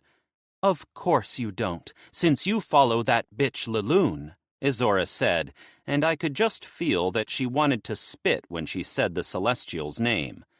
"How dare you? Goddess Laloon is merciful and giving," Falwyn yelled as he dropped his hands and angled his staff at her. "A lying snake, a traitor, and a murderer," Izora shot back without restraint. Chapter 17. Azora. Lord Regan brought my people back to life. This was a miracle if ever I saw one. The priests would never be able to do something like that. Then this stupid dwarf decided to open his big fat mouth and ruin the feeling. "Blasphemy! Laloon is the Holy Mother!" Falwyn shouted. "Mother of lies," I retorted. "I can't let this pass. I'll be reporting all this to the Vicar Council when we leave this place, especially how the gnomes view the goddess," Falwyn said in a huff. "Bring it! We aren't afraid of you!" one of my guards shouted at him. I nodded with his statement. I'd like to see anyone try to mess with my people when they've started gearing for war. Now, I was going to ignore this, but I don't want a crusade to happen just yet. I'm far too busy for that. If you want to insist on this path, Mr. Falwyn, then I'm afraid none of your party will be allowed to leave," Lord Regan said with a large amount of anger.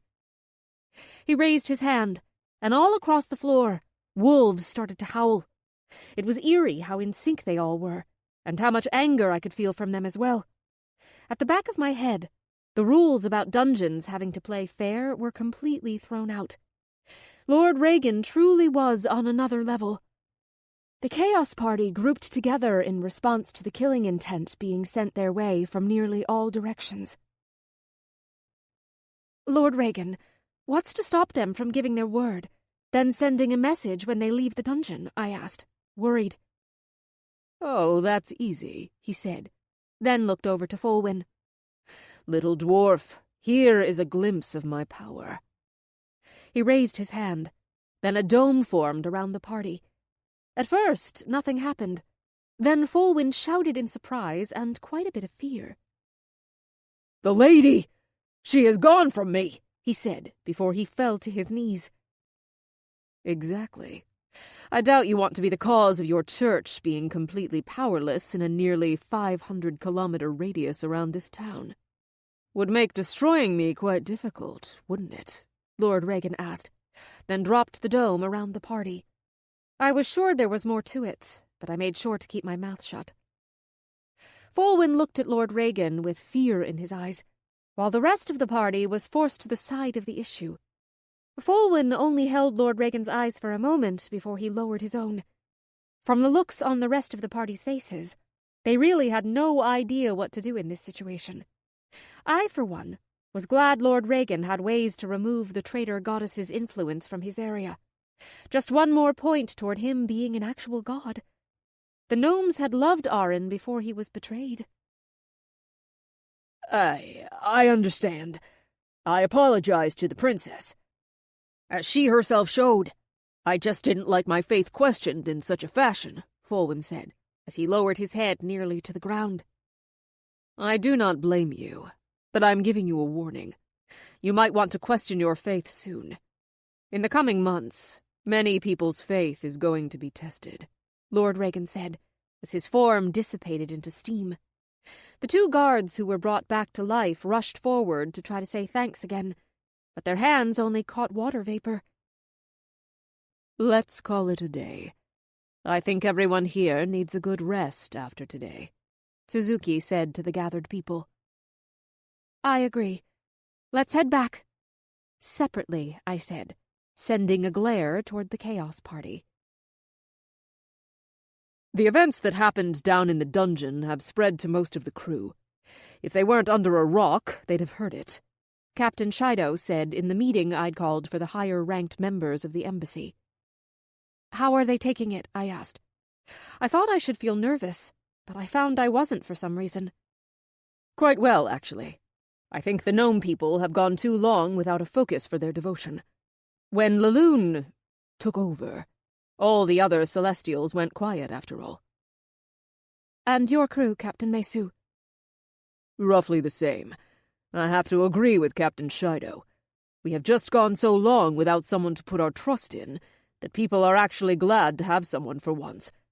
I would argue that we need to move slowly before we start spreading the word of Lord Regan to the continent, if you don't want to cause a crusade from the church. What is the word of Lord Regan? Noted.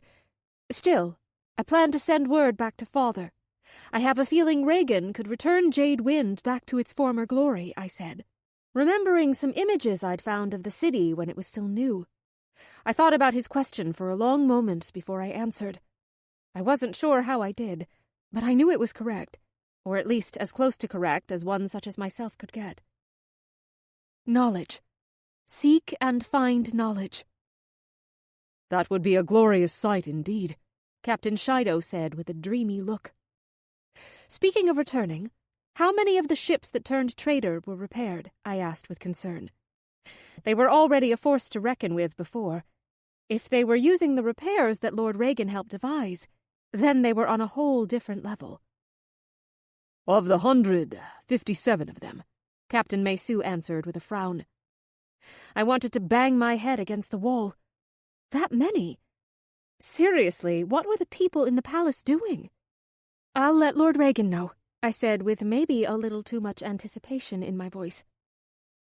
That would be wise. Wouldn't want our lord to think we hid something from him, Suzuki added. We should also inform the king and emperor. They are the ones most likely to suffer if those ships are used correctly. I agree. Send a hawk at once, I said with a nod.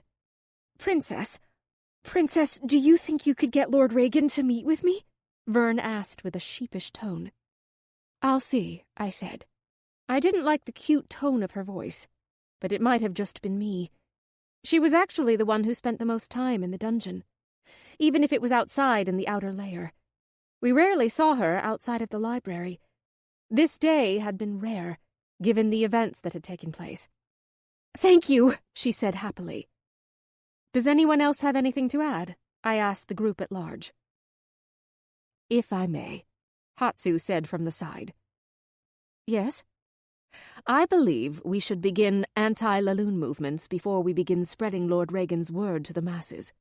Among our own people, we will be fine. But once we begin to spread to the cities and villages, there will be a lot of pushback.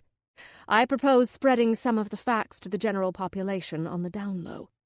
This will not only keep the church busy, but more people might be inclined to listen to us when we begin in force, Hatsu explained. She does have a point. If we do it correctly, then there shouldn't be any traces leading back to us, Captain Mesu said. The biggest issue will be the messenger being careful not to get captured. If he just uses parchment or some form of communication like that, he should be safe for the most part, Captain Shido added. Then let's work toward that. Make sure you have a detailed plan before sending anyone out. With escape plans included, I said. While I didn't mind spreading the information to draw more people for my new lord, this sort of thing was always dangerous for the messengers. Yes, Princess, Captain Shido and Mesu said together. Is that it? I asked again. Princess, I would like to inform you of something as well, a voice said. I looked over to the gnome and saw Umeki. He was a financial advisor my father had sent with Captain Mesu. He wore clothes that would have been fit for royalty, with how much gold thread and adornments were on them. Go ahead, I said. I knew Umeki was good at his job, but given the nature of his profession, I found it hard to trust him. At least the obelisks didn't strike him when he came to town. That would have led to a whole can of worms. The gnomes were quite rich, after all. Yes, my lady. This town is a gold mine. I have never witnessed so much wealth that was so liquid in my years of doing this job. We have already set up a few enchantment shops in the embassy, and there has been such a demand that the crafters will be busy until spring at this rate.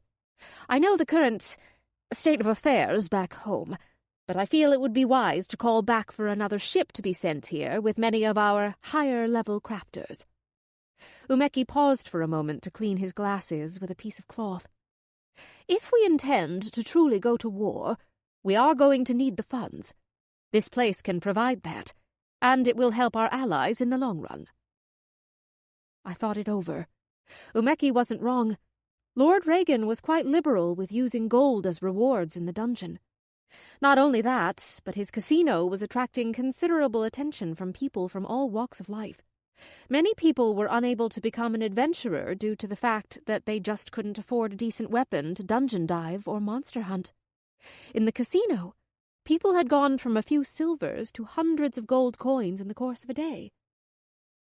"I will raise this with my father," I said eventually. "Thank you, Princess. Also, if you do get approval, please ask for Kumagai to be sent. She is one of the best enchanters we have, and I feel like she could use the kick in the pants this place might give her." The more he talked, the more animated he became. He was waving his arms around, apparently unable to stop himself. I laughed, then said, "Understood." We discussed a few more things, but after that the meeting was basically over. I was ready to dive back into the dungeon, as I wanted to reach the newest boss room. Knowing Lord Regan, I guessed it would be challenging to say the least, but I needed to give my people a few days of rest. At least the guards who were brought back to life appeared to be living it to the fullest. One of them confessed to his romantic interest and got good news. A day passed with nothing in particular happening. A man who claimed to be Luella's father did call on me, but I already knew the full story from Luella. I had him sent away without him ever coming inside the building. I was itching to get back into the dungeon, but I needed to give my people time to rest. I was sitting at my desk with nothing to do, having finished all my paperwork, just responding to messages from various places over the continent that needed the king's or my signature. As I was bored, I took a chance and called out to Lord Regan through our link. I knew it was childish of me, but I wanted to be in his presence. I felt him answer my call, so I wrote a message on my desk in case anyone came in. Then my vision swam as I was moved into a new room. "Little princess," Lord Regan said, as the room solidified around me. It was composed of metal and glass, and looked so sleek and otherworldly that it took a few moments before I managed to tear my eyes away from it all. "Lord Regan," I replied with a curtsy, or at least I tried to, as the room shook from some external force. "Don't mind that.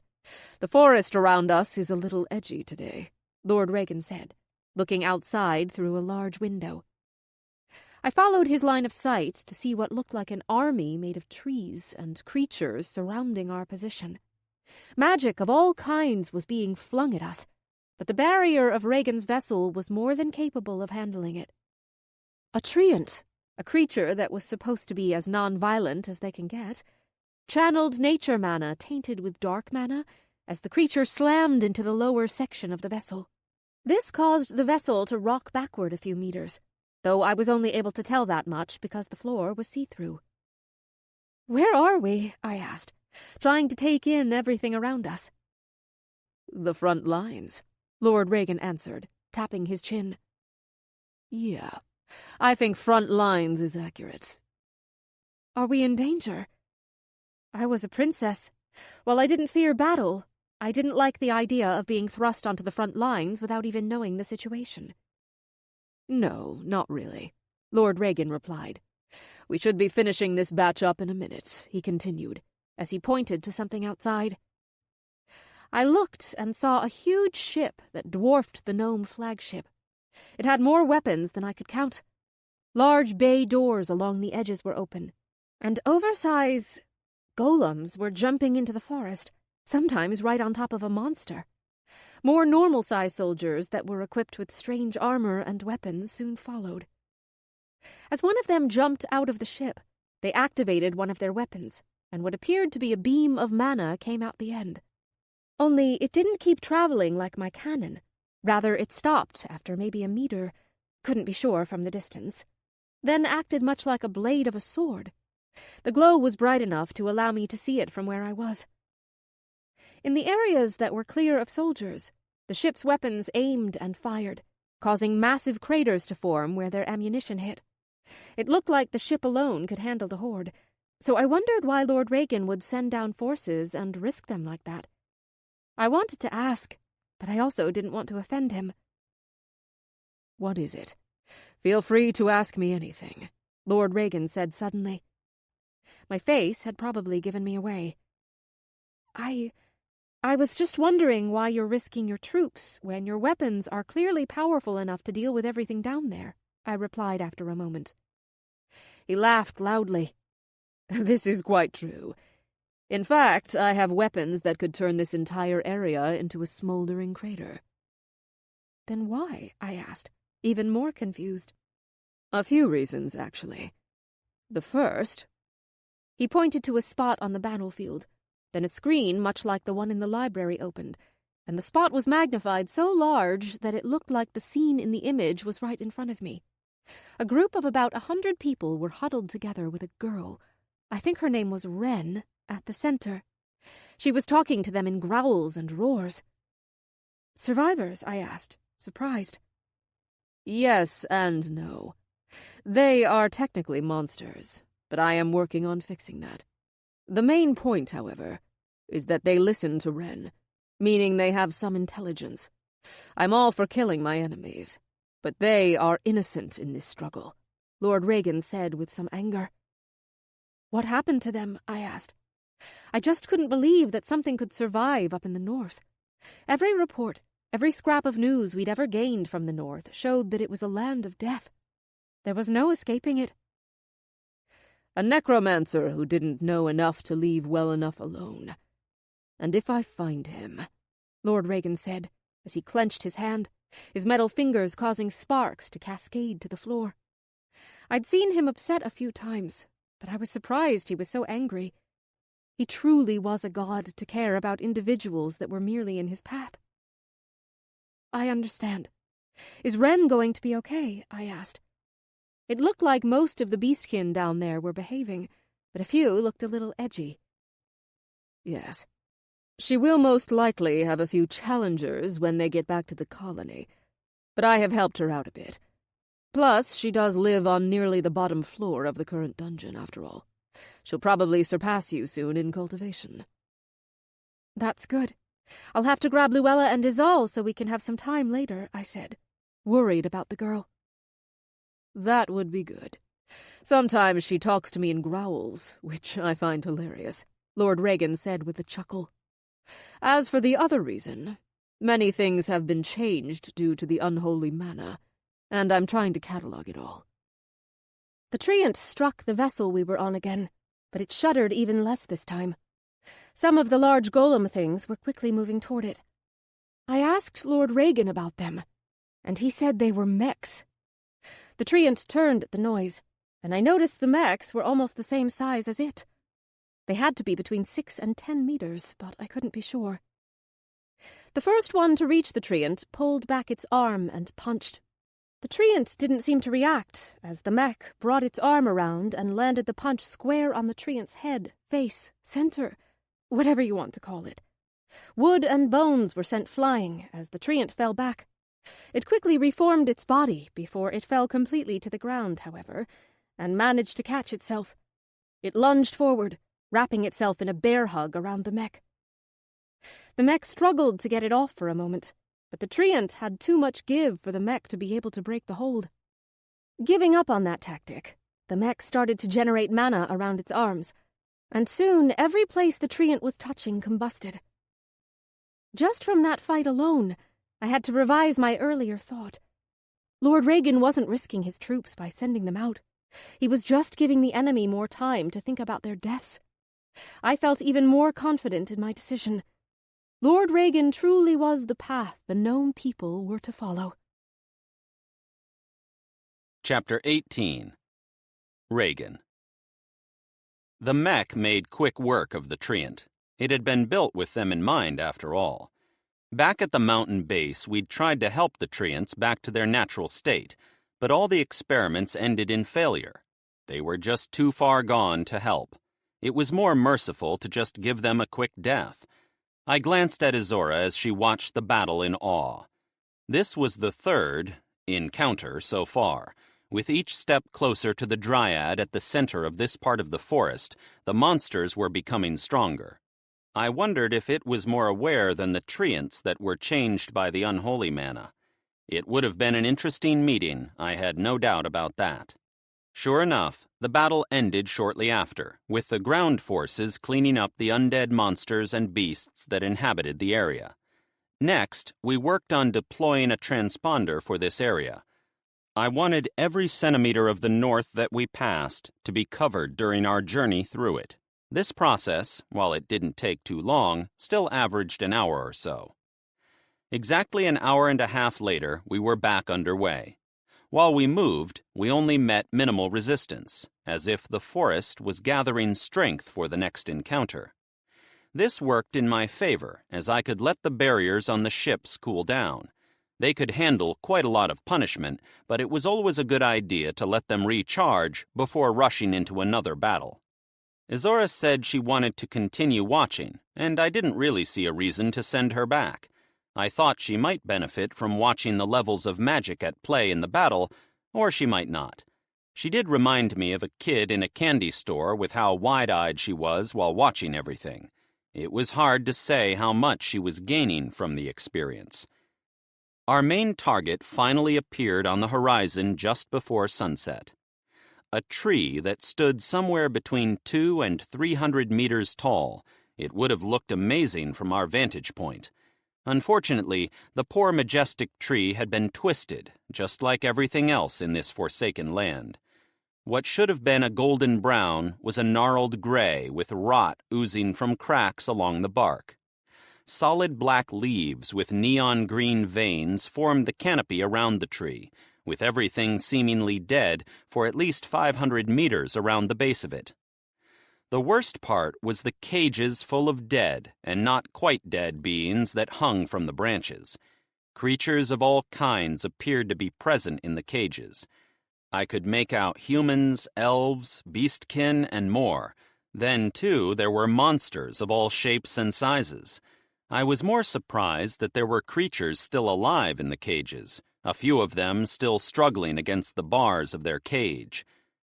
"That's horrible," Izora said with her hand covering her mouth.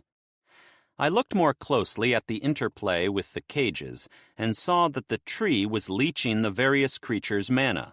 It made me wonder if that was the reason it had grown to such proportions. A green miasma was leaking along the bottom and appeared to have a set boundary, but it could have been an illusion to lure the unaware into a trap, much like a Venus flytrap. As we watched, a treant threw a monster that looked like a mix between a troll and a rhino into the green smog. Vines shot down from the branches, impaling and wrapping around the hapless monster as it struggled. I moved over to a console and made the cameras run a sweep over the cages to see if I could get a count of what was all there. "I would recommend you not looking with your sight," I warned Izora. I knew how curious she could be sometimes. She nodded without saying anything. Most likely she already knew what she would see and decided to spare herself the horror of it. The cameras were pretty good, with a range over 50 kilometers after taking into account the altitude of the airships. It would still be an hour before we reached the tree, mainly due to the aura fighting my own. Up to that point, it had only made itself known and had yet to actively resist me. I was sure that was about to change once it realized we were coming for it, and not just trying to pass through its forest. "I recommend you leave before this gets out of hand," I said to Izora once we were closer to the Dryad's tree. "No, I would like to witness this," Izora said firmly. "Please, Lord Regan." I debated for a moment, then just shrugged. I was confident in my ability to protect one girl from whatever this thing could throw at us. "Very well. Make sure you listen well to my commands if the need should arise," I said finally. "Yes, my lord," Izora said with a grin. I directed her to an empty seat in the command station, then I took a closer look now that we were physically closer to the Dryad. I couldn't find her humanoid form as I'd hoped I would, and I thought we might have to lure her out by damaging the tree. There weren't many nature mages who came to my dungeon, so I wasn't sure what to expect while fighting her. Turning to one of the automata that represented the combat controls, I said, "Fire a round and let's see what happens." "Yes, Creator," he said without hesitation. He quickly tapped several buttons on the console, and one of the turrets on the forward arm swiveled toward the center of the massive tree. With a shudder, a projectile launched, traveling faster than the speed of sound by several times. It reached the tree in a blink of an eye, and to my amazement, the green fog managed to erode the round before it made impact. The outermost layer succeeded in slowing the projectile enough for the process to take place.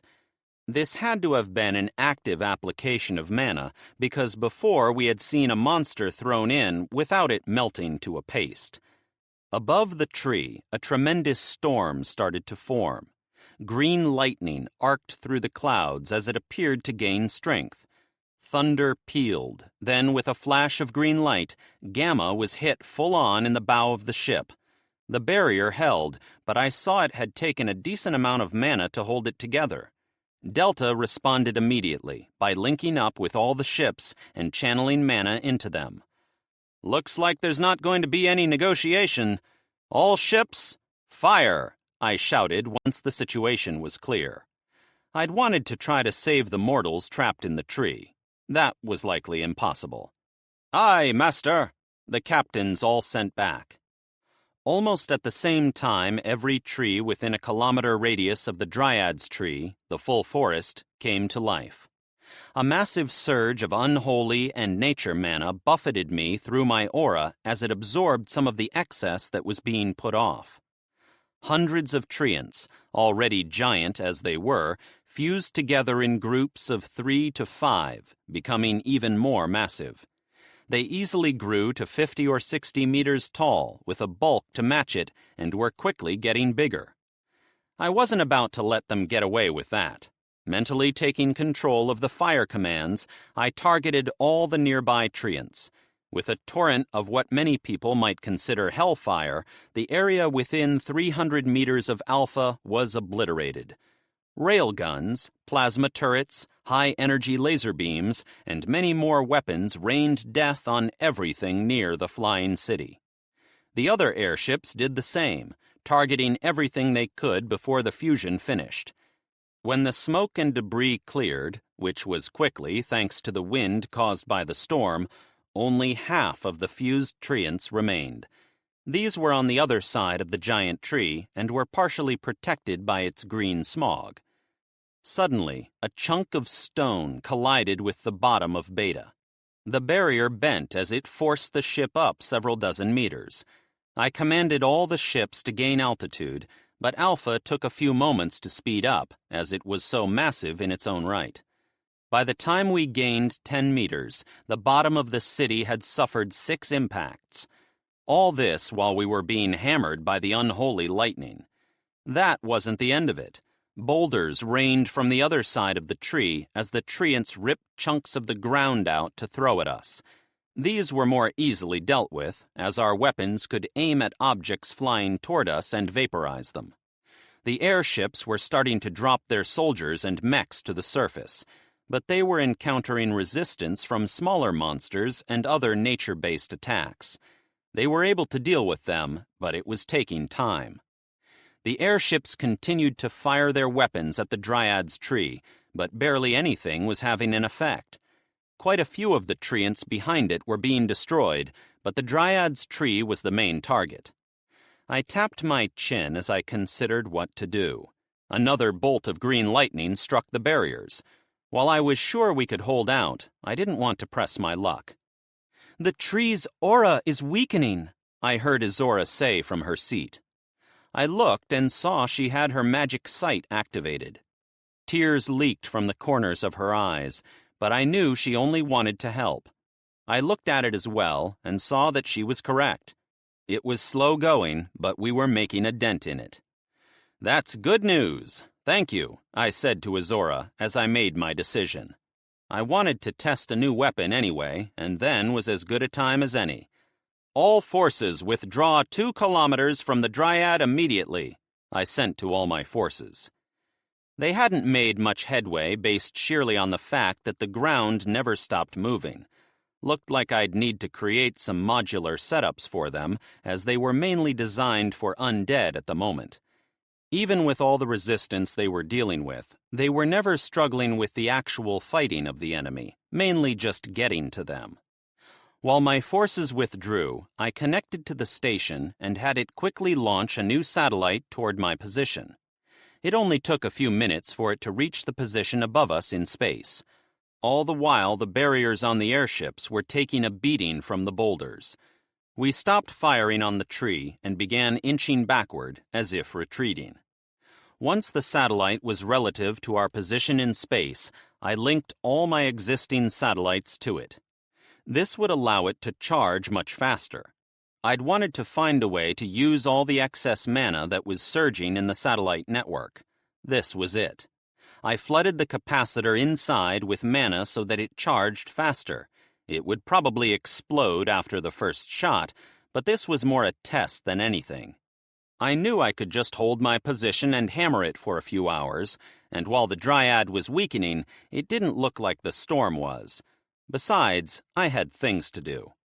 I pointed one of the positioning satellites toward the new one so I could get a look at the beauty. The satellite was an elongated shape with 4 fin-like sections along its hull. They were off the main hull, connected via juts of steel that housed many components. Right now, the tip of each fin was firing a beam of energy into the center of the main column of the satellite as it charged. Once it was fully charged, I allowed the programming to aim at the target I set for it on the ground. The camera on the barrel of the cannon zoomed in on the location, easily making out the giant tree. The beams from the fins changed to guiding trails and angled toward the surface of the planet. They formed a tunnel for the charged particles to follow so the shot didn't dissipate into the atmosphere. With a surge of mana, the cannon fired. The beam cut through the atmosphere, gaining strength from the ambient mana there. I hadn't taken that into account. "All ships full reverse," I shouted. Activating the engines on full, Alpha gained distance as quickly as it could. The beam struck the top of the green fog, which evaporated like it was never there. It encased the Dryad's tree in light, making it nearly impossible to see from the brightness of it. The beam finally struck the ground, and a moment later we felt a shock wave from the force. Debris and even a few treants collided with the barrier. They were just far enough from the beam not to get incinerated, but suffered from the full blast of the shock wave. There was a shriek of pain just before the beam cut off. As everything settled, I was surprised to see that the tree still, somehow, managed to survive. Maybe that was an overstatement. The once giant tree was really nothing more than a stump, with only one section that still possessed a branch. If it had been an earth tree, it would have been hard-pressed to survive long after this event. Everything within a kilometer was now reduced to ash at the bottom of a crater, and everything beyond that was torn apart, leaving what looked like a twisted, barren wasteland. Tendrils of mana arced through the air as if supercharged. I quickly filled the void with my aura by moving Alpha back toward the Dryad. My core sucked the mana up like a sponge to water, almost recouping everything I used while in the undead forest so far. I would have to be careful that this technique wasn't used near another dungeon, or I might cause them to go insane with the massive amount of mana generated. Sitting on the stump was a woman that looked similar to an elf, a dark elf to be exact. A dark elf from Earth. I'd actually not seen any during my time in this world. Her skin was an ebony color, and she had long pointed ears exactly like an elf's. She wore a dress made from black leaves that was reminiscent of a summer dress. Her face possessed an otherworldly beauty that I was amazed hadn't been corrupted like the other beings in the forest so far. Tears streaked down her face as she held a severed limb from one of the branches. When my airship surrounded her stump, she looked right at the city ship and screeched, much like a banshee. Her eyes turned blood red, and jagged fangs replaced her normal teeth. As I looked over the damage from the battle, I wondered if it was possible to save her. The treants we had tried to save possessed no intelligence that we could tell. Maybe she could still be helped. I felt it was worth a try. Chapter 19. Regan. The dryad in front of me continued to hiss and growl directly at me. Somehow, she was accurately aware of where I was, even with several layers of metal, alloy, and glass between us, not to mention various types of mana. It was likely that she possessed eyes similar to Izora and Anna. I noticed Izora was observing the creature with interest from the window. I wonder if it is actually thinking right now, or just acting on instinct, Izora ventured. Hard to say. While we were attacking it, there were clearly indicators that it was reacting and planning ahead of me, I said, thinking of the storm and fusing of the treants. Anubis, go capture her, I said after some thought. He was the best choice because of his absorption of unholy mana. Anubis, who was training in one of the many rooms of the city, looked up at the summons. He grabbed his scythe from where it hung on the wall, replacing the training one he was using. When the training scythe hit the ground, it made a sound that was off compared with its weight. It contained gravity runes for my automata to train using heavier weapons. Yes, Father. Finally a worthy opponent, Anubis said with enthusiasm. Don't kill her. Of course, Father. A dead opponent cannot return stronger for me to challenge again, he said with a grin. I nodded. Good. Anubis moved to one of the short-range teleporters on the city ship and ported over to the stump. When he appeared, the dryad finally stopped hissing in my direction and turned toward him. Anubis twirled his scythe around him as he approached the woman, darkness spreading from him with each step. It made me wonder if I was fighting fire with fire. Woman, I request a battle worthy of my greatness, Anubis said, addressing the dryad. Jayo Kaifu Sarayo, the dryad said angrily. It wasn't often when something spoke that I couldn't understand. For some reason, the words just felt alien, even more so than the song Dwelin had been singing the other day on the station. I quickly created a magic program in the city system that would take the words spoken from her from now on and add it to a translation network. My apologies. I could not understand, Anubis said with a bow of his head. Jayo Kaifu Sarayo, Gui Idio Sarayo, the dryad said, even angrier this time. Suddenly, vines grew from the ground and shot toward Anubis swiftly. He countered with his scythe, reaping the vines as they came close. They would momentarily turn a more natural green before withering away. Anubis was absorbing the unholy mana. Then the source of unholy mana was absorbing the mana from the purified vines. The dryad looked at Anubis as if he were the bane of her existence. Anubis charged the woman before she could attack again, closing the distance in a moment. The dryad formed walls made from bark and bone around her that Anubis tore through like paper. She was quite nimble on her feet for a more caster type of entity. Swayo iu iaio, quos vito kioki viaios, the dryad said, more panicked than angry by then.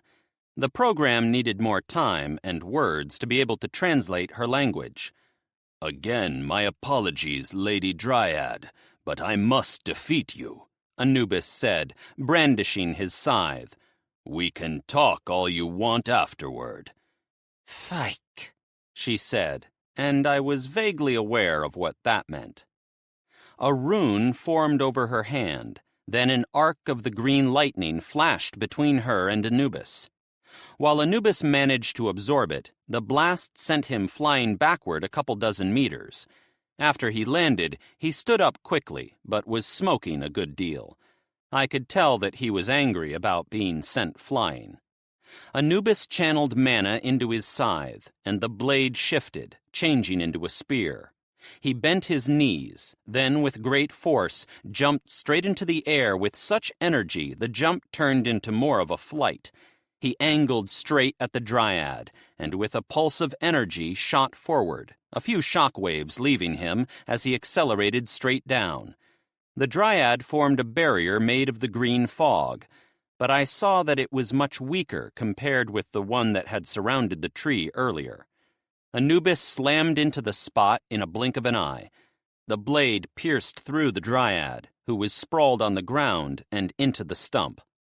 Everything within 200 meters shuddered as a pillar of black energy exited the back of Anubis's spear. I quickly pulled it all into my aura, so some other horror wasn't created from excessive ambient mana. After nearly 2 minutes of this, the stream finally subsided, and Anubis pulled his spear free. A completely different woman lay on the ground. Her skin was no longer black, though she still looked elven. Her dress changed from black leaves to green, with a much fuller look, though still a summer dress. Anubis reached down to help the woman sit up. She looked at Anubis with a happy, yet also sad expression. "Eroi, au," she said weakly. The program then parroted it back. "Thank you." The dryad fell back, all life gone from her body. Anubis set her down carefully. "I shall honor you as you honored me with the glorious battle," he shouted, then raised his scythe into the air. I still wasn't clear of the boundaries of his power in this world. The problem was that thoughts, emotions, and beliefs played a large part when deciding one's abilities and power. There was a surge of darkness, then hundreds of figures started to appear and surround the pair. Izora sucked in a gasp as she watched, so I switched to my mana sense as well. Mana was pulsing like a bonfire from the gathering as it surged to something. "Rebirth, as you have been deemed worthy," Anubis shouted. Then the cascading mana began to ripple as it surged toward the body of the dryad. The body vanished from the massive amount of mana turning it into particles. The figures made of shadows broke into smoke, then flowed into the whirlpool of mana. The stump, which was over 50 meters in diameter and still 30 or 40 meters high, began to crack and condense as it sank. Finally, when the light show was over and the stump seemingly couldn't condense anymore, Anubis tapped the newly formed tree that was barely the size of a sapling with his scythe. I noticed a shard of metal become embedded in the trunk. He stepped back and bowed in front of the tree. Something had told me not to interrupt before, and the same thing told me that this now was the most important part of the process. This time, the whole area within nearly a kilometer trembled. Anubis stepped back several dozen meters without hesitation. A massive hand broke through the ground, and I momentarily worried about what the hell Anubis had summoned this time. Upon closer inspection, I realized the hand was actually composed of bark, a golden bark that appeared to repel unholy mana. The massive treant slowly pulled itself out of the ground, coming to a rest in front of the small sapling. It came to just short of 50 meters tall and seemed to have a presence that made it look twice that size. It looked down on Anubis and gave him as much of a nod as a giant moving tree could give before it sank its roots into the ground a couple dozen meters from the sapling. It closed its eyes and for all intents and purposes looked just like a giant golden-brown tree. The feeling I was having vanished, so I felt it safe to bring Anubis back to the ship. I sensed that his mana reserves were severely depleted, even with him absorbing all the unholy and dark mana from the dryad and the area. "What was that?" I asked, more curious than anything. "She knew what was wrong with her and wanted it to end. Forgive me for failing my mission," Anubis said hurriedly as he kneeled in front of me. "No, I'm not worried about that. I assume it's the same soul?" I asked, glancing back down at the sapling. Soul magic was known to me, though I'd never wanted to play with it. Meeting creation once had been enough. With 2 meetings with him, I really didn't want to play the wrong card. Soul magic sort of rang out like that. Anubis looked relieved and quickly stood up and said, Yes, I controlled her path along death's twisting road to allow her to be reborn instantly from a body created from her own. Will she have her memories? I was sure being in this hell for decades was something anyone would rather forget than remember if given the chance. No, only the same soul. This was her request, to return to the forest so that she might once again return it to nature's grasp. So you were able to understand her? No, only the cries of her soul were heard by me, Anubis answered, shaking his head. I have to say, you continue to surprise me, I said, rubbing my head. I was created in the image you gave me. All my powers come from you, in one form or another. Good to know. And the big guy? I asked, pointing in the direction of the golden treant. All the treants that died here returned when called to help their mother back on the correct path. From them the bravest stepped forward, and from their many dead roots created a new body that could withstand the unholy taint. Magic is as we will, therefore the greatest deeds can be done by those already gone, Anubis explained. That's amazing, Izora exclaimed after hearing the story. Then, with a sheepish look, asked slowly, Can you let me see my mother? Not bring her back, but just let me see her? My apologies, Princess of the Gnomes. I can only commune with those recently passed, or those that have strong attachments to this world at their source of power, Anubis said with the bow of his head. I have a feeling your mother would not be the kind to linger. No, mother wouldn't linger, Izora said with a sad smile. Father, I would ask a favor, Anubis said, kneeling again. What is it? I grabbed his shoulder before he made it all the way to the ground. My children have no need to kneel without cause, I said firmly. Yes, Father, he said and stood up straight. I would like to be responsible for helping the other dryads back to their correct path in nature. This one, he said with a look toward the sapling, begged me to help her sisters, as they are much worse than her and much older. I don't see a choice without using much more destructive weapons than I would like to at the moment, I said, thinking over the battle. I really didn't want to show all my cards to the ones that might be watching. Using the ion cannon was more a test to see how space-launched weapons would react to this type of world and, I guess, a show of force to those that might be watching, not to mention the mana cost from firing the thing. We'll leave the finishing blows to you, I finished, grabbing both his shoulders.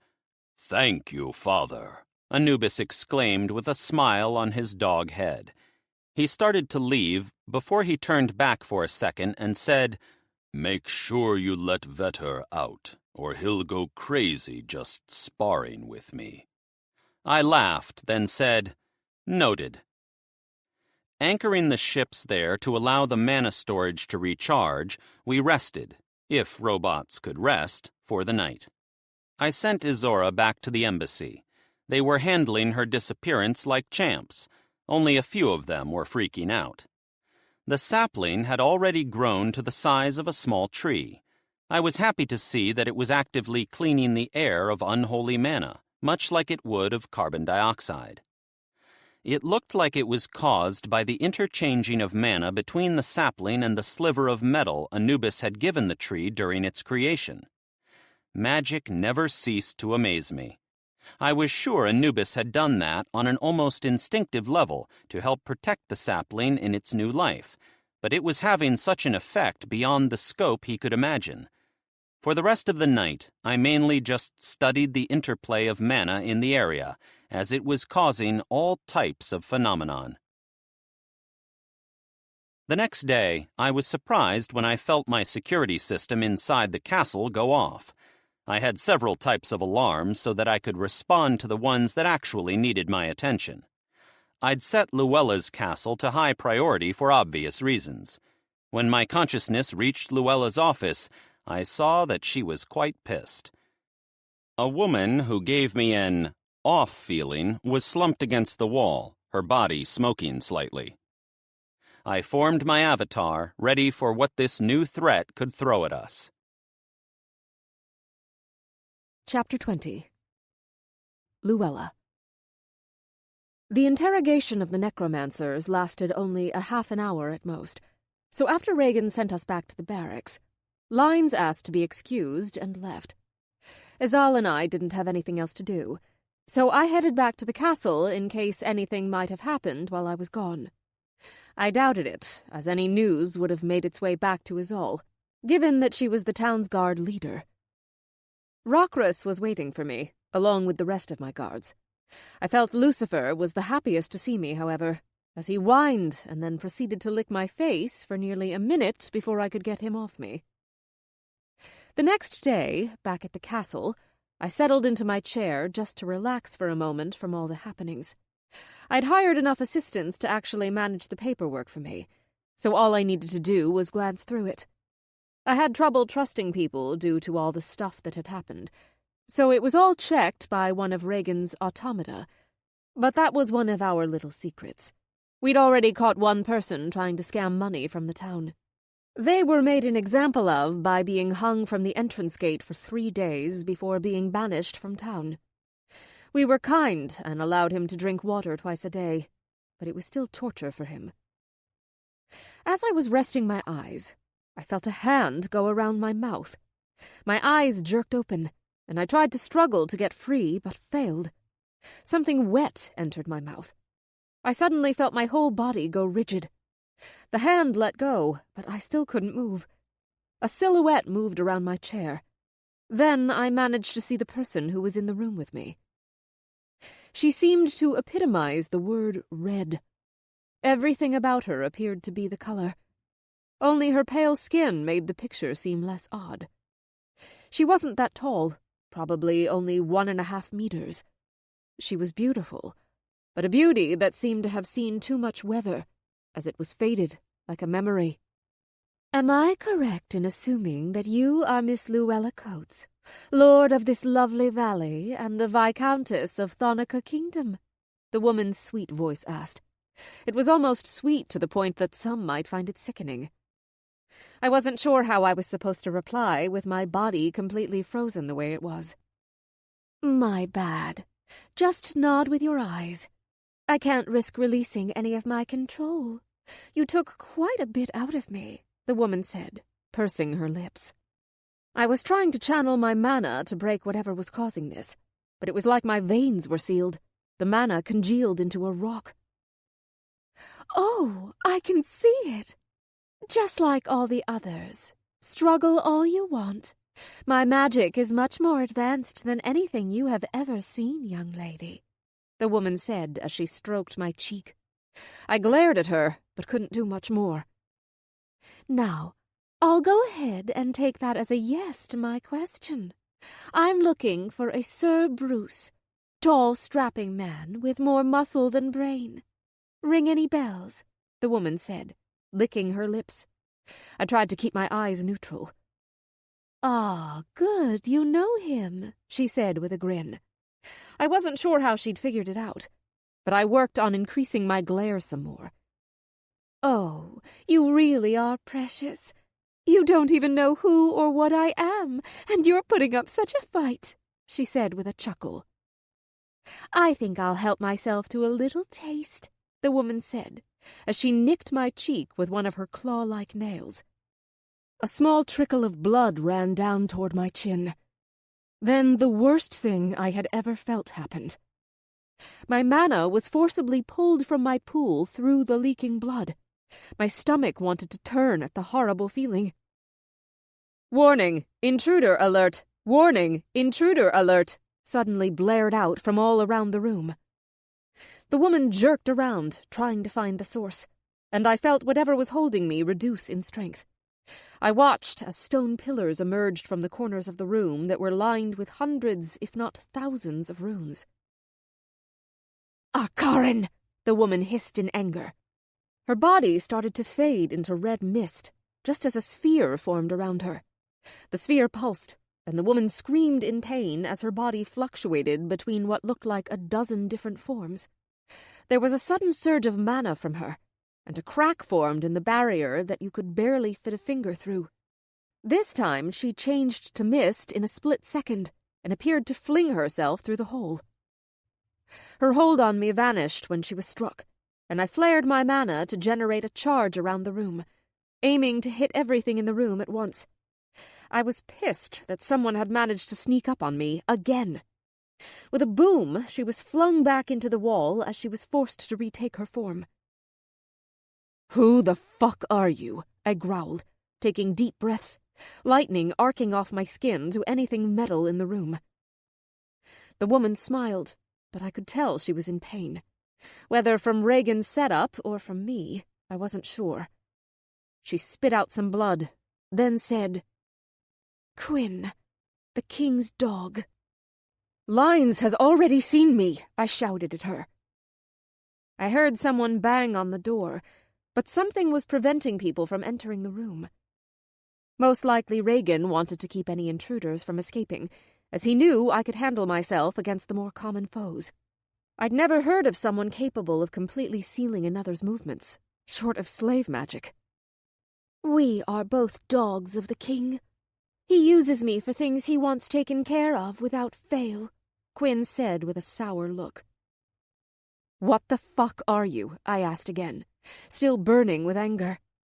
That, young lady, is a secret I'll take to my death, Quinn said with a frown. "We'll see about that," I growled at her.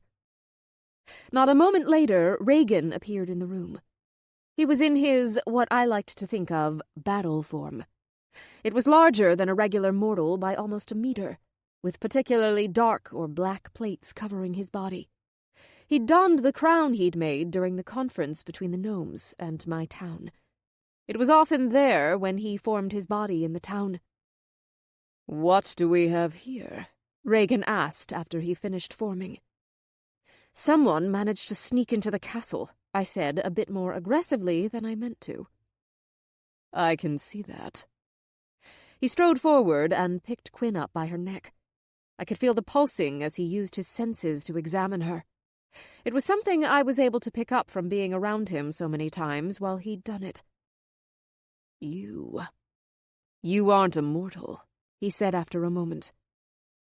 Neither are you. Maybe we're family? Quinn asked sarcastically. "Not one of those," Regan said with a frown. "I would drop the sarcastic tone if I were you." "Yeah, big man. You gonna make me?" Quinn said with a bloody smile that quickly became normal as all the blood was pulled back into her body. "I'd like to see you try." "I see you are fond of using blood. Some type of aqua magic, perhaps," Regan said, then lifted his own clawed hand up to her chest. "My assistants tested this on some undead, and found it worked quite well on causing the body to destroy itself. I wonder how it'd affect a body like yours," he commented curiously. "Undead are child's play for one like me," Quinn said, continuing to smile. "Very well," Regan said, then stabbed his finger into the center of her chest. He released her, and she slumped to the ground. She looked curiously at her chest as the wound healed quickly. I stood from my chair and walked over to Regan. How did she manage to get in here in the first place? I wanted to know how to prevent it in the future. "She may look like a mortal, but is not one. She has a magic I have never imagined possible that allows her to change to a liquid form and move thusly. She made her way into the castle via her mortal form, as many mortals make their way in every day, then snuck off in her mist form," Regan explained, tapping his chin. "I have altered the systems to take such events into account." "That's good. I'm getting really tired of people sneaking up on me, I said with a huff. Yes, I've noticed that a lot of people prefer the sneaking approach, Regan said with a grin. Could you two stop talking as if I'm not here? Quinn asked angrily. Still not feeling anything from your little prick? Give it another 2 or 3 minutes. It's not like you're going anywhere, Regan said offhandedly. While we're waiting for this fluid to take effect, tell me, where did you get those? Quinn asked, pointing to the pillars of stone in each corner of the room. Why? Regan asked. She said Arcarans when she saw them, I said.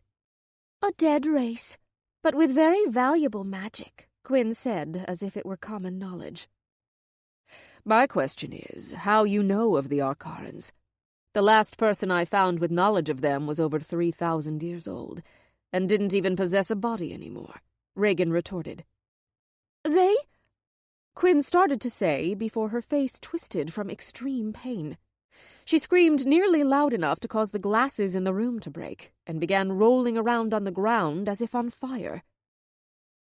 It hurts! Make it stop! Regan reached down and grabbed her by her neck. She instantly stopped screaming, then looked at Regan with an understandable amount of fear. Even I had to admit I was a little taken aback by the amount of pain she was in. Do you want to answer my questions now? Regan asked sinisterly. Yes? What do you want to know? Quinn cried, panicked. Regan, articulating each word, inquired, What are you? A Unea? Quinn answered. That's not one of the races, I stated, then looked at Regan for confirmation. He shook his head in reply. Not on this world, Quinn said. Just before we could ask her more, the door burst open as Rockruss and my guards managed to break whatever material it was made from. Quinn burst into her blood mist and shot through the door before we could react. I charged my mana, but let it dissipate, as I didn't want to hurt anyone else in the hall. Well, that's interesting. She was able to mask her presence in some way, Regan said, amusement in his voice. What are we going to do? There is some mana-sucking monster in my town, I ranted at him. I have her marked now. If she tries to suck anyone's mana, I'll know. Besides, she must be in a hell of a lot of pain right now. How was she able to go to mist form while in that much pain, I asked, my anger fading some. People are capable of incredible things when they are prepared for it. I've heard that childbirth is one of the most painful things a woman can experience. But they still go through with it, Regan said, glancing at me. I wouldn't know, but fair enough, I said with a blush. That aside, I think you should use your abilities to the fullest. You need to maintain a constant charge, so if something like this happens again, the moment you lose control, it will all be blasted out of you and into them. A curtain spell. Tier 3 mages use them, I said, thinking of the spell. And you are? Regan asked. A Tier 3 mage, I said with a blush. That woman will be back. I have no doubt about that. And you need to talk to Lines to find out if what she stated was true, Regan said, as his body started to fade a bit. Yes, Dad, I said sarcastically. Good girl, Regan said, more mana than solid at that point. I laughed at my own stupid joke, then looked at my office. Quinn's thrashing had knocked over many things, and there were splatters of blood on the ground. I looked up to Rockruss, who was still standing there after the other guards went chasing after the blood mist.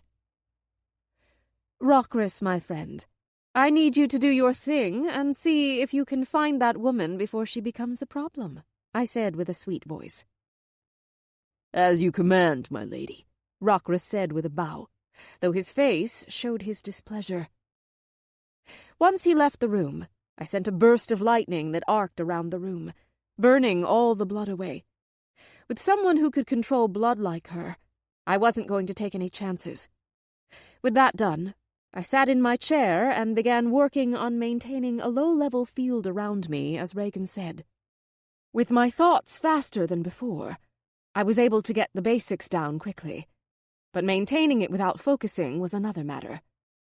It would require some work. In a field on the other side of the valley wall toward the Thanica kingdom, a blood-red mist condensed into human form. The form was thrashing around, obviously in intense pain. The figure reached around with one of her arms and tore out a chunk of flesh from her chest, easily revealing the organs and still-beating heart inside. She did this several more times, creating a large cavity in her chest that would allow one to see clean through.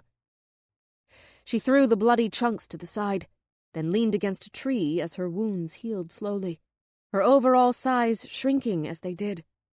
Her face was still a mask of pain, but it wasn't the soul-twisting pain from before.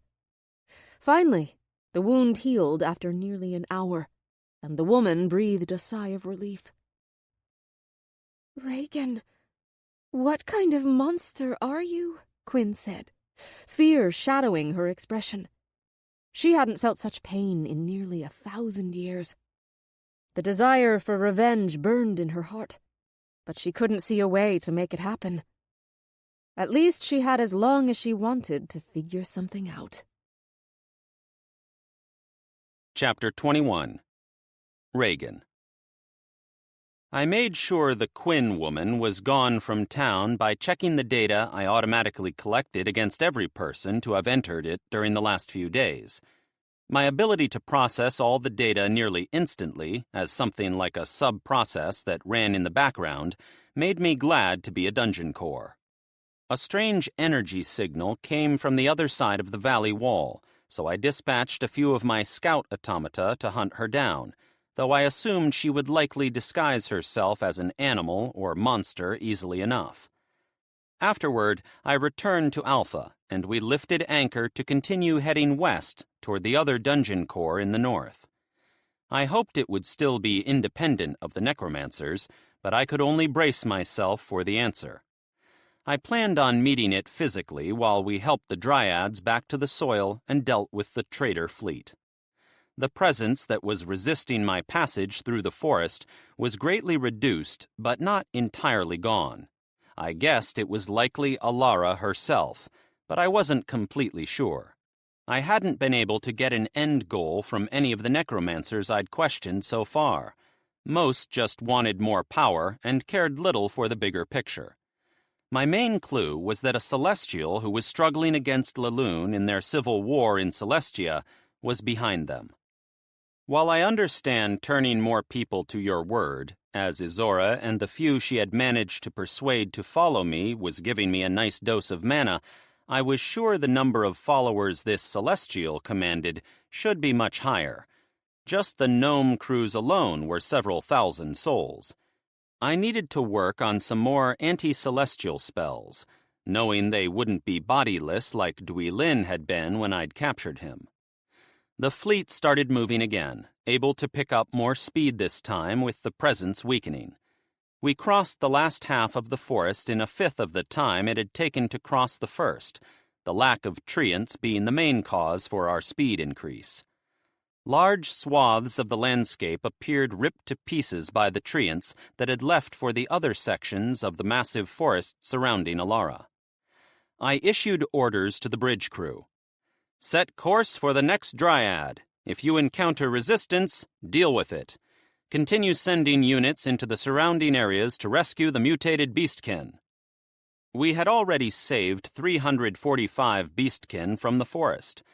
They were able to hold their own surprisingly well when they got into large groups. The biggest factor for their survival was the fact that they were immune to the corpse poison.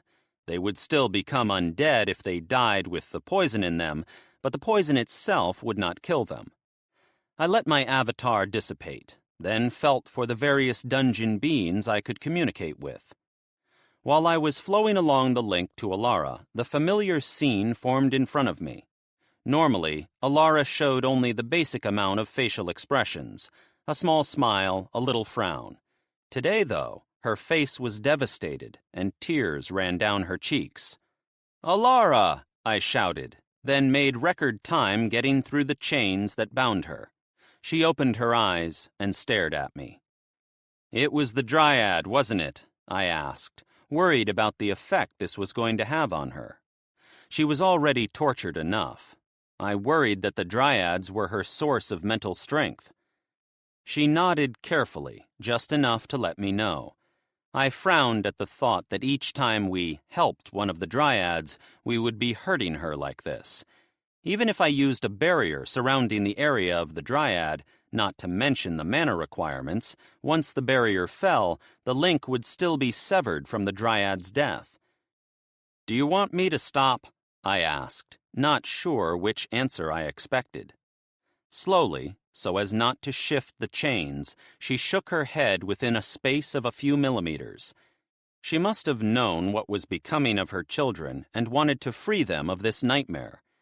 I gave her a knowing smile, as my death was supposed to kill my creations back on Earth, even if it pained me to do so. Alara cried for a long time with me carefully holding her. Eventually, she calmed down, then looked at me expectantly. I answered the unspoken question. "Soon. I am heading toward the other dungeon right now while helping your dryads and a fleet of mortals. I don't want to get struck in the back while I'm next to you." She looked at me with a smile in her eyes as if she understood. I was glad that she wasn't upset. She could get childish, which in hindsight was probably a good thing, considering the conditions she was experiencing. I stroked her hair to help her calm down some more. "I promise to show you the world after I rescue you," I whispered. She nodded with her eyes, then her face crumbled as if she'd heard something unpleasant. Sure enough, the scene around us started to break apart, and soon I was back, mentally, on Alpha. She must have been called on by her masters. I wanted to spit at the thought of someone forcing her to do anything against her will. I checked the position of the fleet and decided to go ahead and contact the other dungeon since my visit with Alara was cut short. I just hoped the individual didn't reject the communication, as they hadn't tried to communicate with me either. I moved my senses through all my territory to make sure everything was all right. I didn't notice anything out of the ordinary, but I made sure my systems were set to handle anything I had encountered so far. It appeared that I had fallen into one of the biggest problems with robotics, in that I had trouble adapting to new things right as they are happening. I sent the desire to communicate to the other dungeon, then waited. It took a while before I got a message back. Maybe the individual was unused to having someone to talk to, given Alara's uncommunicative state. The mindscape formed around me, mine the same with its futuristic designs. The other side's was a jumbled mess, if you were to ask me. It looked like someone had shoved a half-built castle into a swamp. The ground turned to a semi-liquid state, and vines grew over stone walls that would make up the keep in a fort. Groups of fireflies created the light, which gave it a muggy feeling. As I took all this in, I could only hope the individual was able to speak and wasn't still on the base level of the dungeon. A throne made out of moss-covered wood completed the picture. A swirl of green and yellow mana formed over the throne as a figure appeared. It was a goblin. Clothed in only a loincloth, he looked at me as he picked his nose. At least he wasn't covered in warts and boils like the ones I had dispatched so long ago when I'd first created my dungeon. "You serve Dark Ones?" the goblin yelled once his form was complete. "Huh? No," I said, caught off guard. "General Gurza no believe you," the goblin yelled back at me. "Are you Gurza?" I asked. "General Gurza! I kill many necromancers. So many, they leave me alone," Gurza shouted in anger. "I understand, General Gurza," I said, making calming gestures. "My name is Regan. I'm a new dungeon to the south. I'm on my way to confront Alara so that the North can be free again." "Bah! Free again? The North chooses this path themselves," Gurza said with a frown, which didn't do much to help his appearance. "Chooses? How so?" I asked. King of North wants to live forever, I hears. Found a path that requires a lot of death, Gurza explained, standing from his throne to grab a frog. He threw the whole thing straight into his mouth before biting down with a loud crunch.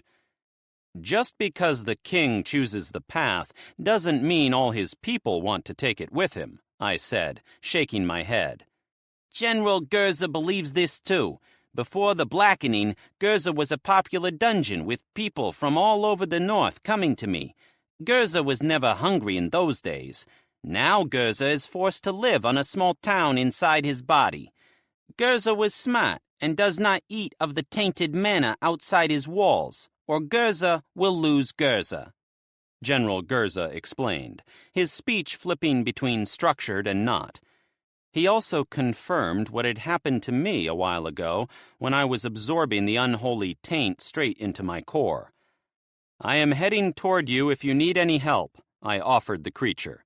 No, General Gurza is fine on his own, the goblin refused, crossing his arms. Gurza paced a few times before turning to me. You says you not an ally of the Dark Ones? No, strictly their enemies, I answered with a smile that may or may not have been soothing with my robotic face. General Gurza would like to warn yous then. If you really's plan to attack Alara, you must defeat her dryads first. The Dark Ones have done terrible magics on them, giving the higher one access to the north. That's why they be so powerful, he explained with a serious face. General Gurza, I appreciate the information you have given me, I said with a small bow, then thought for a moment. I created a hologram of the goblins in my dungeon. You may not want help from me, but how about some help from the goblins living in my dungeon? I asked. I created an image of a few of the goblins. General Gurza looked over the hologram for a long minute before he said, These no goblins, these humans. I assure you they are goblins. They just have no access to the ambient mana. What use be they if they can't use mana? General Gurza said, annoyed. They have other tools and weapons that can be of use. The general threw himself back onto his throne and frowned at me for another minute. He cleared his throat, then spit onto the floor next to him. Very well, I will accept these goblins for now. Very good. Anything you would like to tell a new dungeon? I asked, just to see if the old general might have a tip or two that might be useful. Don't use your avatar near the Dark Ones, General Gurza said, nodding his head sagely. Thank you, I said with a bow. When this is over, let us fight to the death in our avatars to see who the better warrior is, he said with a wicked grin. Indeed, is there no harm with destroying our avatars? It hurts, he grimaced, then with a wave of his hand added, But that it. I nodded in reply. This was good news, for when I encountered Alara, I had a feeling I wasn't going to be able to just take off the collar that bound her. The necromancers were most likely going to do everything in their power to stop me, including turning her on me, just basing that on my own combat strength. I thank you again, General Gurza. We will speak again, hopefully face to face, I said with a grin. General Gurza nodded. Then his mindscape broke apart around him, mine following shortly afterward as I released the connection. Taking in everything around me, I moved to the main dungeon and looked for Tony. I found him in a nice-looking office that reminded me of the classic gangster movies on Earth. He was counting a stack of coins while smoking a cigar. Tony, I said as I formed my avatar in his office. Ah! Oh, boss, it's you, Tony said as he grabbed his chest. Business is booming, I see. To my shame, I really hadn't been paying attention to the Goblin City as much as I should have. As long as it didn't explode, I left them alone for the most part. I would have to make an effort to work on that when my current objective was finished.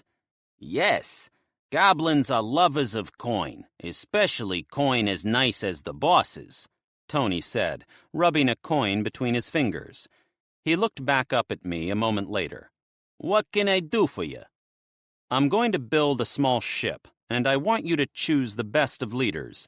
They will be going to a goblin-run dungeon to see if they can provide aid. Interesting. Whichever family I choose will receive the benefits that come with the achievement, Tony muttered. How are the families getting along? I asked, curious. It is a balancing act, Tony said, then pulled the sleeve of his suit back.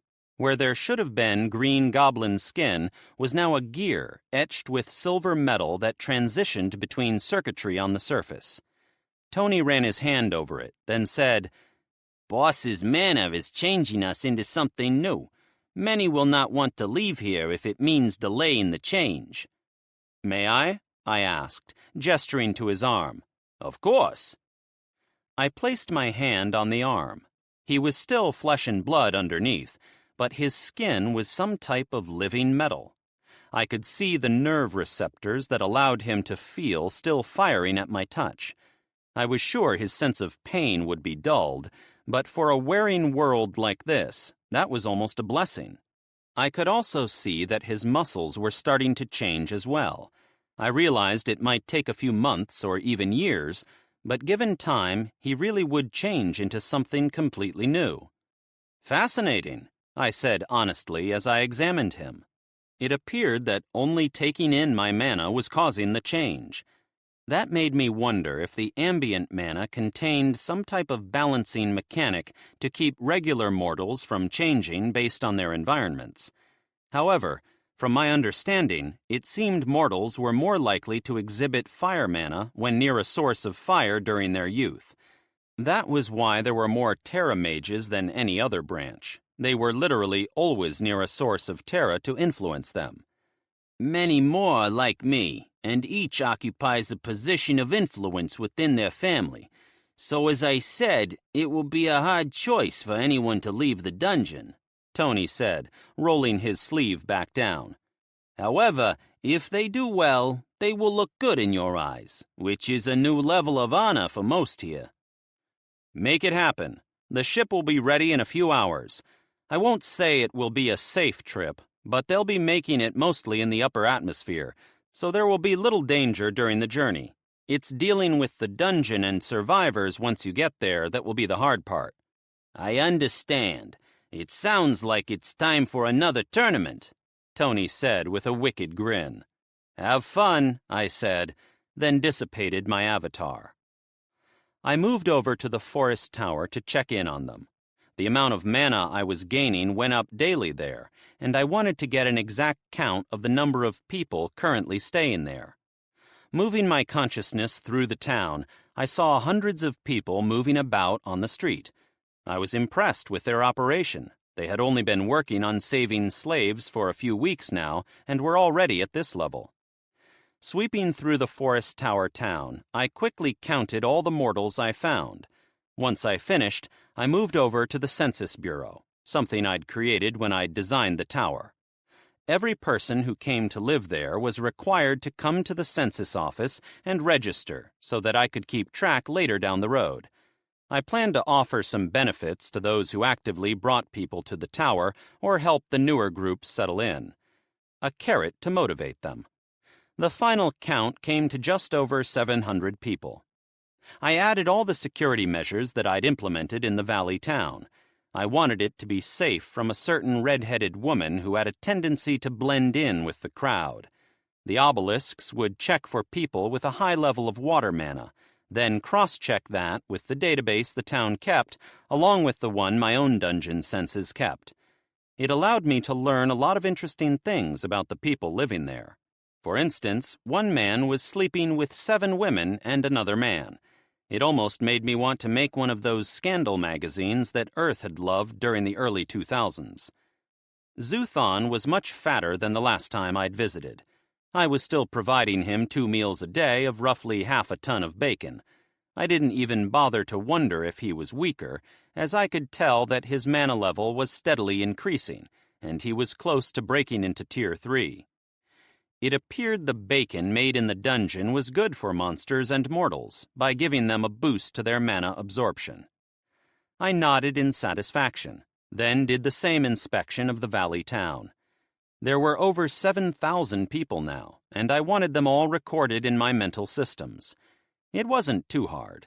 In fact, it seemed to be built into my nature as a dungeon, probably as a method to remember challengers who managed to delve too close to my core. My own personal nature just took it to another level by using it this way. I noticed that the gold situation was getting out of hand.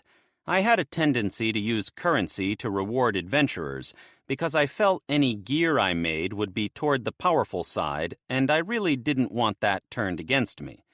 I looked through the market, checking the going rate for things, and saw that the cost of living had gone up some. I thought for a moment, then moved over to the casino to begin my adjustments. First, I changed the rates so that people didn't win as often. When I'd set the casino up, I was pretty liberal on my rates, as I wanted to attract more people to the valley. Nobles, being my target, tended to be guarded by higher-tier people, and I wanted to get those people there. It was planned as a long-term project, but if every farmer who came there made it big, then it defeated the purpose. Going through the dungeon next, I changed what the monsters dropped or what my traps were worth. The greed trap, for one, was changed to less valuable silver coins, but I left the armor and weapons, only tweaking their worth. I left the boss rewards alone, as my bosses were over the top. I could see it in every adventurer's eyes when they saw the bosses for the first time. I couldn't alter the mining floors without destroying the floor. It had something to do with the create mineral spell I'd used from the world. I wasn't too worried about those floors anyway, as I didn't want to stymie anyone from accessing materials to further their craft. Finally, I raised the cost of a few of the services I offered for gold near the dungeon, mainly the restaurant, as I wasn't charging anywhere near the real value of the food served there. By the time I finished going through everything, my fleet had finally reached the next dryad. This time the tree was even bigger, at nearly 250 meters. I was surprised that nothing attempted to slow us down while we traveled to the location, but I figured I would find out when the battle started. Chapter 22.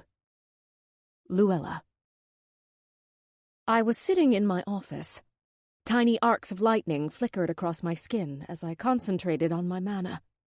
Gulv rested around my neck at the moment, having disappeared for a while, making me worry about him. Now he acted like nothing had happened. I really didn't have control over the little guy. I would have liked it if he'd have stayed near me. I didn't want to have to worry about some adventurer getting any funny ideas. Though I probably didn't have anything to worry about. Gulv was likely a match for most of the adventurers in the town. I shook my head. I needed to be able to protect myself anyway, not rely on help. He appeared to be enjoying the few sparks that hit him every so often. I was trying to get to the level of maintaining it passively, but it was harder than I anticipated. Every time I felt I was close, I found some way to improve the spell. My mind almost coming up with the ideas before I thought them through. It was strange, and made me feel I wasn't fully in control sometimes. At first, I planned to only maintain the current over my skin, but soon found that the clothes Regan had made for me basically negated the effect. From there, I worked to make it more of an aura, but that ended in failure as well. A guard came in to report something, and the metal of his armor caused the lightning to strike him. Thankfully, he was all right. Most of the guards possessed armor made by Regan's dungeon, which contained enchantments to reduce damage. Next, I worked on a more focused spell that would attack obvious enemies. This was almost equally hard, as the spell relied on me to identify the target as an enemy. The problem being, there was still a delay before the spell could do its work. I just wasn't sure how to address this problem. I had even gone to Regan's library to see if there was a book on rune working. Fortunately, there was, and I was glad it existed. Only premium members, or people who had reached the 40th floor in Regan's trials, could access it, but the librarian made an exception for me. I hoped Regan wouldn't be upset. It helped, but it was mostly over my level. I was working my way through it, but it was going to be a while before I mastered it. I moved my hand to pet Gulv. I always found this enthralling because of the energy that would flow back and forth between us. It was a very soothing experience, and quickly becoming one of my top stress relievers. Plus, he had a unique texture, almost like fur. "I bet you could watch my back without any problems," I said, tapping his head. He playfully nibbled my finger in reply. That's when I got an idea. "Gulv, you don't think one of your siblings would mind being part of my spell?" I asked with a smile, not really expecting an answer. Gulv turned his head away from me, then opened his mouth. A small wave-like blast of electricity shot from his mouth, then traveled through the room until it collided with the wall. A few spots of light appeared floating through the room, then flew over to Gulv and circled his head. What looked like a silent conversation took place next. The whole time I had to resist gaping at the occurrence. I'd never witnessed anything like it before, though I had only been at the Mages' Academy for a few weeks before fleeing to Thonica. Finally, Gulv finished his conversation, and one of the lights floated forward past the others. Gulv turned back to me, then used his tail to push the little light forward and nodded at me. "Well, that was interesting, Gulv. Any more tricks I don't know about?" I asked. Gulv yawned, then returned to coiling around my neck. "Fair enough," I said, rubbing his head. I turned to the little mote of light that was still floating in front of me. I figured if Gulv was smart enough to understand me, then this sprite most likely was as well. "I'm going to create a spell that will have several functions. Protect, attack, and move, to name a few, if I can get it to work. I would like you to be the centerpiece of the spell to help control it. If there was a mind behind the spell, then it could potentially grow in the future." The memory of Foya popped into my head. The mote of light just bobbed in the air. I would just have to hope it worked. This was a level of magic I'd never attempted before, but everyone needed to start somewhere. I concentrated on the structure of the spell as the matrix formed in front of me. I formed the runes I understood, and some that had been explained only vaguely. I had a suspicion that Regan had been vague on purpose, and could only hope they worked the way I needed them to. A sphere of magic energy with lightning arcing from it formed in the air in front of me. "All up to you, little guy," I said to the floating mote. It bobbed once, then moved forward into the sphere of energy. The sphere grew as more energy flooded into it from the ambient mana nearby. The sphere reached a massive size of nearly 2 meters in diameter before it stopped growing. A ring of mana formed around the sphere. Then it started to condense. Another ring formed around the sphere that eclipsed the first ring and rotated around the sphere with the other. Finally, the sphere was barely the size of a hand, with the 2 rings of energy pulsing around it. It stopped condensing and floated to a spot over my head. I looked at it curiously and found that it stayed where it hovered. I stepped a few meters to the side, and it followed me. It sank a bit in the air and was only a few centimeters above my head. I concentrated, sending the image of it moving around my body, and it circled as I pictured it. I moved it in front of Gulv, and he hissed silently at it before turning his head away. "Hey, this was your idea," I said with a snicker. The spell construct remained active no matter what I did. But if I wasn't actively controlling it, the Helios, as I decided to call it, would always return to hover above my head. Now I just needed a way to test it. I could head to Regan's dungeon. I believed Azora was diving like crazy at the time. She wholeheartedly believed that Regan was a god, and I was inclined to agree with her at times. I just needed a little more proof. But it wouldn't be the first time a mortal being had become a god. He was just so annoying that I didn't know if I could stand it. I moved over to the side wall where a crystal stood on a desk. It was a message crystal Regan had made for places in the town, its design based on a crystal he'd examined from Azora. It allowed me to connect to another crystal in town and talk to the person on the other side. I drew a rune that was Azora's name on the surface of the crystal, then channeled some mana into the device. A moment later, Azora's face appeared over the crystal. "Luella, good day. What can I do for you today?" she said after the link was stable. "I was wondering how far into the dungeon you are, and if I could tag along if possible."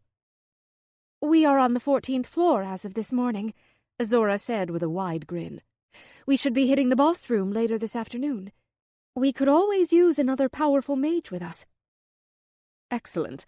I have a new spell I just finished, and I want to test it. Plus, I have to get used to my increased power somehow," I said with a frustrated smile. I still found myself flashing across the room if I wasn't careful. While it might appear to be a benefit, I knew that if I couldn't control my strength, I might be a danger to those around me. "We all have to start somewhere, and what better place than the trials that Lord Regan assembled for us?" Azora asked with a hint of zeal in her voice. "True. When are you heading back in?" I asked quickly. "In an hour. Some of the guards had their weapons broken. That's why we were out right now," Azora said, glancing at something in the background. "All right, I'll be there," I said, and looked at the clock on my wall. This was good. No time like the present to get to work. "All right. I'll wait for you at the entrance then." Azora's image went away as the device on her end was turned off. I was about to head out when I realized I didn't have any weapons to use. When the Horde had attacked, I'd incinerated the guns Regan had made for me when I went full lightning elemental. I could go in with just my magic. I was sure that I could channel more than enough for anything I fought in there, but Regan's bosses weren't something you fought without a weapon.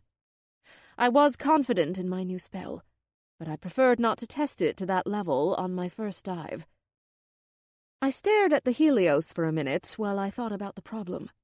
I could ask Regan, but I felt like I should try something on my own before resorting to that. Plus, he appeared busy with his current task. I put my head in my hands as I thought about what to do. All I could do was sigh. Gulv suddenly jumped off my shoulders as he made for the window. I followed him and saw Foya outside the window, floating as if waiting for him. I opened the window for him, and Gulv did a silent chirp before they shot off into the distance. "See you later, I guess," I called after him. I told him he was free to do whatever he wanted. I had no choice but to accept being his rest stop. Closing the window, I prepared to leave my office when I saw a pile of mana stones that some of the adventurers had used to pay their bills. I reached over and picked one up, and was struck with inspiration as I stared at it. I wanted to see if I could do the same thing Regan had done to make Foya. I wasn't worried if it didn't gain sentience, but it would be a good conductor of my mana, being made from mana stones and my own personal mana. I looked at the clock and saw I might be pushing it, but if I explained to Azora why I was late when I arrived, it should be fine. I ran back to my desk and grabbed a sheet of paper and a quill so that I could draw it out. Glancing at Helios above me, I decided to model it around that. I tried to keep it simple, but I still ended up going a little overboard with it. The top had 4 claw-like crescents that Helios would float between. From there, the 4 crescents connected into a circle that angled down into the staff. I had enough mana stones to make the staff quite dense. I imagined lightning designs to mark the surface of the staff. It would match my own markings nicely. Finally, the staff ended in a point that could easily stab through armor or thick hide if it came to close combat. I figured I'd likely have to get it sharpened later, but it would more than work as a staff for the time being. Now came the hard part. I'd only seen Regan do it once, but I felt it was straightforward. I started by channeling my mana into the first stone. It filled up much faster than I anticipated, and the stone started to glow a little too brightly. That was the sign that I should have stopped, because a moment later the stone exploded and vaporized. "Little girl, are you being attacked?" Rocker shouted as he rushed into the room a few moments later. "No," I said, coughing from the smoke. "Just a test that went wrong." "That's good. I don't think Master would be too happy to have to deal with an attack twice in the same week, Rokra said, rubbing the back of his head. He turned and walked back out into the hall. I could go for some food right now. I picked up another mana stone, then began channeling my mana into it. This time I stopped when it was shining brightly. I did this to all the stones I had, because I wasn't sure how much it would take. Even after filling nearly 3 dozen mana stones, I still felt like there was plenty of mana in my pool. The pile of glowing mana stones made the room quite bright. I laid the stones out in the pattern I wanted for the staff, then considered how to go about the next step. Regan had liquefied the stones somehow using his dungeon abilities. I needed to find a way to get around that, preferably without them exploding. I thought about how lightning spells could be several times hotter than some of the most powerful fire spells. I just needed something to use as the anchor for my spell to attract the lightning through the mana stones. I checked the pile of stuff used by townspeople as payment and found several ingots of metal, but nothing ever really struck me as right. I did find an ingot of silver and was about to use that when I found a small sliver of mithril that was barely the size of my thumb. I decided to use that for the tip with the silver around it. Moving to the end of the pattern, I began to channel mana into my spell. Just to be sure, I added magnetics to it to keep all the energy of the mana stones contained. I focused on the mithril, then released my spell. The energy flowed through the mana stones and collided with the mithril and silver. Everything turned a bright blue-white before the light seemed to vanish. It was good I'd added the attraction force, as it allowed the liquefied stones to flow together. Suddenly, I was blasted backward, but Helios saved me by causing my movement to stop. The staff started floating in the air as the floor around it caught fire. The liquefied stones and metal stopped flowing and hardened into the staff. I grimaced, realizing I should have done this outside. Arcs of lightning started flashing between anything metal in the room and me, but it didn't really bother me. "What did you do now?" Rokra shouted as he ran through the door, but he was blasted back out into the hallway by a massive bolt of lightning. "Sorry," I yelled out after him, but I was sure he was all right. I looked back to the staff, then walked over to it and grabbed it. All the arcs of lightning began striking me rapidly. The staff seemed to be resisting me, but I moved Helios into the spot I'd planned for it, and the aura coming from the staff reached another level as the lightning gained strength. "Calm down," I yelled, then formed my mana pool into a whirlpool. I forced all the lightning into the whirlpool. Then almost 5 minutes went by before the lightning calmed down. I wasn't sure if it was running out of mana or just accepting that I was its better, but it finally stopped resisting me. That's better. I waited a moment, but didn't get a reply. Like Azal said, she gets from Foya. I took a moment to admire the new weapon. It had come out like I'd designed, with a blue-white surface. It was a tad bigger than I expected, but that only added to its might. I was just short of 2 meters tall, and the staff was taller than me from where it stood planted on the ground, which put it around 209 or so centimeters. I walked out into the hall and found Rokras embedded in the wall with a few of the other guards standing around him. One was trying to use his spear to pry him out, as he didn't seem to be conscious. His body was smoking from multiple places, but he was still breathing.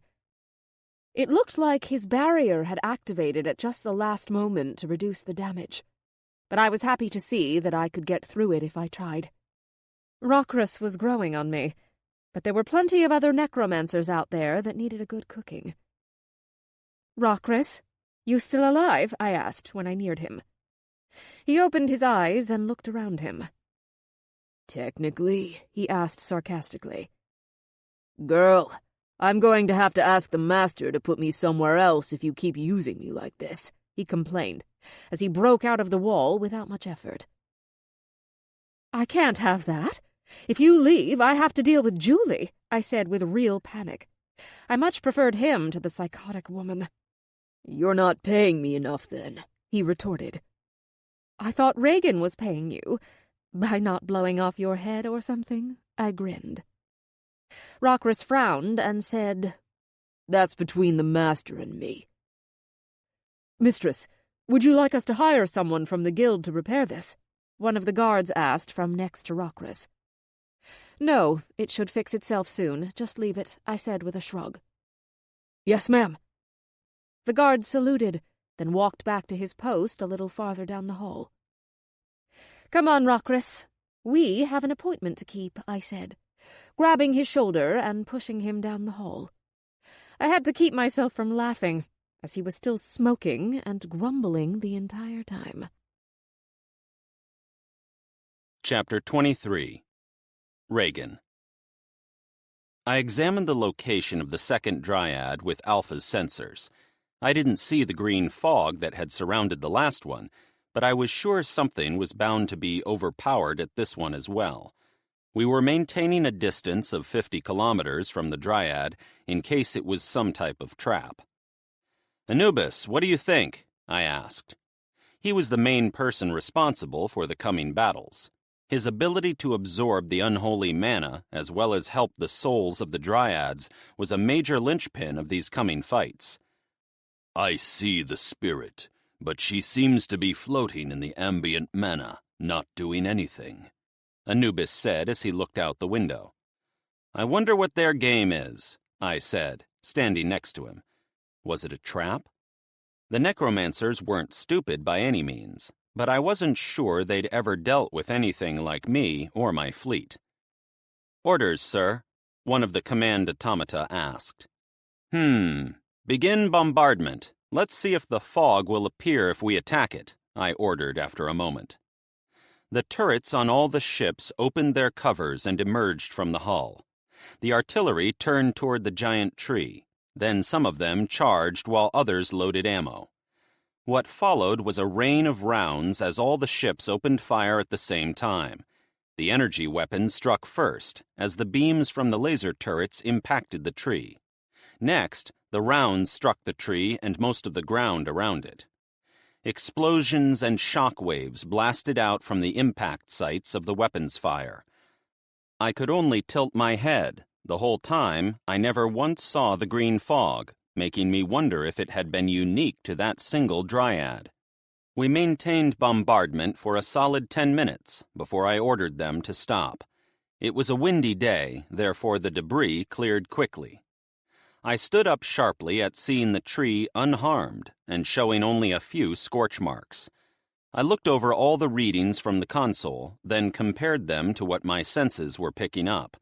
But with my aura not covering the area, the information was limited. The area around the tree was devastated, however, so I knew it was localized at the tree. I really didn't want to waste firing an ion blast at it if it possessed some way to negate the damage it was receiving. Thoughts, anyone? I asked over the comms to the other captains. Sir, allow me to head in closer for a more thorough examination, Wilson suggested. I knew I might not have any other choice. Unless I could figure out the cause, we would be stuck in a stalemate. All right, link with Liz in case something happens so you have the extra energy, I ordered, accepting his proposal. No, it's too dangerous, Wilson, Liz said with a determined look. I'll be fine with you protecting me, Wilson said, cupping her face. I hadn't realized they were on the same ship until that moment. Never underestimate lovers, I guess. Liz kept her sour face but nodded, then teleported back to her ship. I felt the link between the ships a few seconds later. Wilson saluted me, then began accelerating toward the dryad. I expected some kind of resistance, but after a few minutes his airship was only 2 kilometers from the tree and still nothing happened. Suddenly, much like a pane of glass breaking, a dozen airships appeared around the dryad's tree. A few suffered from minor damage, but it looked like their barriers had held up against my barrage. I honestly was impressed they'd been able to take that. Beams of mana arced toward Wilson's airship, buffeting his barrier. If Liz hadn't been feeding him energy, I wasn't sure he would have held up against the barrage. I saw his thrusters flare to life as he started evasive maneuvers, but instead of returning to the fleet, he angled toward the enemy airships. "What is that idiot doing?" I muttered to myself, then in a louder voice ordered, "All ships ahead! Provide cover fire for Wilson!" The enemy airships were quickly marked by the system and the information shared between all the ships. I designated one as the target and let the battleships go to work. Beams of energy arced through the air and slammed into the enemy airship. Its barrier held much longer than I anticipated, but as soon as the physical rounds impacted the barrier, it couldn't hold any longer, and the weapons fire tore the ship apart. I saw a few survivors jump out using something similar to a parachute. I ordered Alpha to a stop, then released my ground forces to round them up. These people should have been more informed than the bloody cell network in the countries to the south. They would have to be in order to plan something like this, and I planned to pull it out of them. Wilson was pulling off some incredible moves to evade the enemy fire. He was doing quite a lot of damage to the enemy as well. The Gnome airship's barriers had been designed with long-range weapons in mind, most likely cannons and magic types of attack. With Wilson up close and personal, he was able to get inside the barrier and hit the airship directly. It helped that the weapons of his airship were meant to do more damage the closer he was to the enemy. Only 5 minutes passed, and 4 of the 12 enemy airships were downed. My forces were already rounding up the survivors of the crashes. Wilson's airship finally took some damage from enemy fire, but it was more a scratch than anything. I would need to add a battering ram to the front of his ship. I felt that would increase his combat effectiveness a great deal with how well he flew the thing. Once the 6th enemy airship was destroyed, the others tried to retreat. They all turned to the north and stoked their engines to full, but I wasn't about to let them get away that easily. I turned one of my ion cannons toward the group of enemy ships.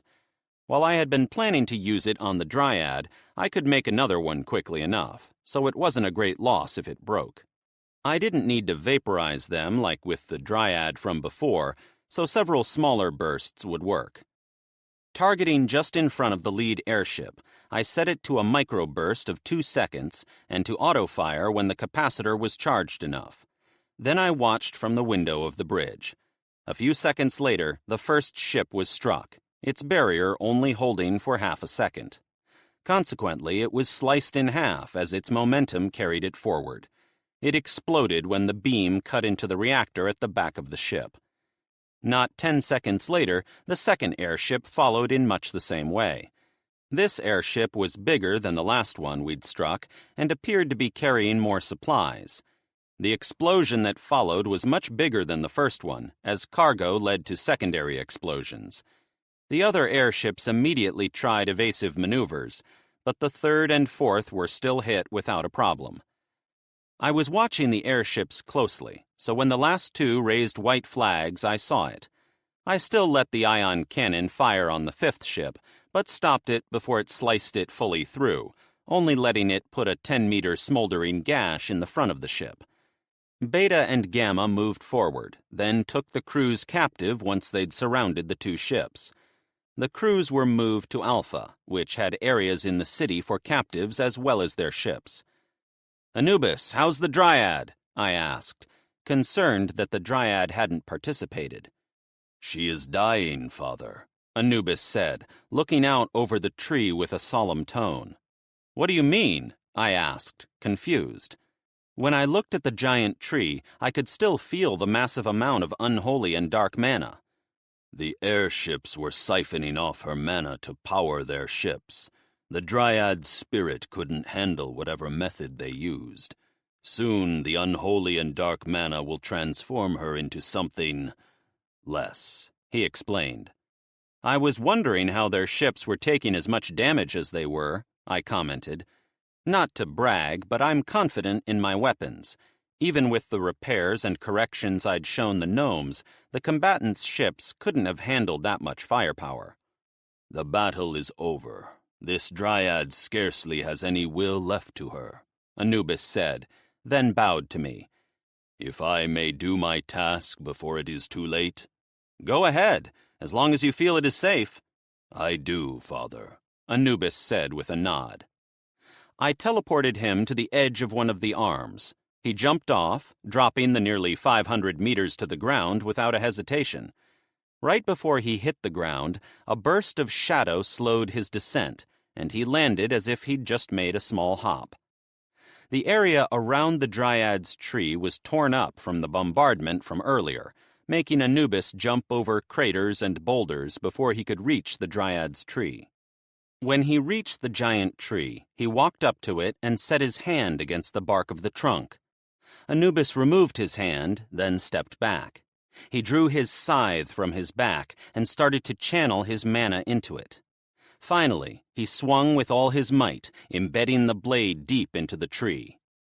Streaks of what looked like black lightning arced from the embedded blade and made their way across the tree. I didn't see any resistance. In fact, I felt like the Dryad might be welcoming it. Unlike the first Dryad, this time the trunk appeared to turn to ash, starting at the canopy. It swirled into a vortex, centered on the embedded blade. The tree was so massive that it took nearly 3 minutes before it was finished. A burst of light flashed, then a mote of light was floating above Anubis. He held his hands out, then guided the light to a section of the ground that was relatively flat. The light sank into the ground, then a sapling burst from the ground. Again, Anubis gave the sapling a piece of himself to protect the tree from the unholy mana in the area. "What do you plan to do for a guardian?" I asked him. Something killed many treants here. There are enough still lingering that want to protect her, Anubis sent back in answer. "That's sad, but good news," I sent back. He performed the second ritual, and another guardian emerged from the ground like with the first Dryad. This one was smaller than the first by a few meters, but still looked capable enough. I checked the area, then moved Alpha 10 kilometers to the north before having the city set up a transponder. While I was trying to remove the threat by its roots, you never knew what the necromancers might try to use against the races next, so better safe than sorry. While the city worked on that, I turned to the new guests in the city brig. The 2 ships plus the survivors added up to 280 people. Most were gnomes, but there were a few of the other races mixed in their ranks. I counted 5 that were generating a good chunk of unholy mana. It was funny, as they were the ones that were doing their best to blend in with the others. I was sure they didn't know this was a floating dungeon and were getting into their new role for when the interrogator arrived. "Time to get some answers," I said and stood up. I was about to move to the cell block when I got an idea. I moved over to the forest tower and found Julie. I could only sigh when I saw her covered in blood. "What did you do?" I asked, more exasperated than worried. "They tried to turn me against you, Master. They needed to be punished," Julie said with a bright smile that was ruined by the blood smear on her cheek. "Why do I have the feeling you gave them false hope?" I said, shaking my head. "Master should know never to take a woman seriously. We're known for changing our minds at the drop of a coin," Julie replied, licking some of the blood that reached her lips. "Are they all put away?" I asked. "And alive?" I added as an afterthought. "Yes, I knew Master would be upset if I killed them," Julie answered with a pout. "Good," I said, then waved my hand, absorbing all the blood as it came off her. "I need you to do something for me." "Anything," Julie said with force. "Excellent. It's about time you went to your Holy Land," I said with an evil grin. "What do you mean?" she asked, confused. "You'll see," I replied vaguely. I grabbed her shoulder and moved us to Alpha's cell block. The prisoners were wandering around their cells with a range of emotions displayed. Some were depressed, while others were obviously scared. The biggest emotion showing, though, was fear. I grabbed Julie by the back of her neck and lifted her up visibly from the ground. The cell door opened as I approached, and because barriers boxed in the area just past the doors, no one attempted to make a run for it. "Try to make some friends," I said, as I tossed her into the sectioned-off area. She landed heavily on her back, which I thought added nicely to the show. "Bastard! You'll pay for this!" Julie shouted as she got off the floor. The cell door closed and the barriers disappeared. All the other prisoners looked at her in fear and pity, mostly like they thought she was one of the few who'd tried to make a run for it. I let my avatar vanish, then moved my mental eye to over Julie's shoulder. "You know what to do," I mentally sent to her. Julie was rather twisted, but she was also quite intelligent when she wanted to be. If I had trusted her more, I might have actually let her run missions for me, but that was basically never going to happen. She nodded, and I released the limiter on her collar so that she could emit some unholy mana more actively. She made her way through the warehouse-sized cell that housed 67 of the prisoners, of which all the necromancers but one were in there. As she wandered around the cell, one of the necromancers followed her with a hawk-like eye. I felt it was time to start the next part of the plan. "Attention all prisoners. I am aware that the necromancers use a curse of silence on their followers. I will be undoing that magic in 10 seconds. It will hurt," I said to the prisoners. Panic started to cloud the faces of everyone present. Rage, however, was the expression the necromancers wore. Exactly 10 seconds later, a surge of mana cascaded through the rooms and enveloped all the prisoners. Screams of pain and anguish rang out from the cells. Many of the prisoners dropped to the floor as the mana burned deep into their mana pool where the curse resided. I wasn't going to have mercy on my enemies unless it served me in some way. Julie joined in since I couldn't isolate her from the blast, though it looked more like she was enjoying it from the bliss on her face. I sighed as I saw her and could only shrug. It would take a few hours for them to recover, but there was little choice in the matter. It would still take this long if I did them individually, so might as well hit them all at once, I decided.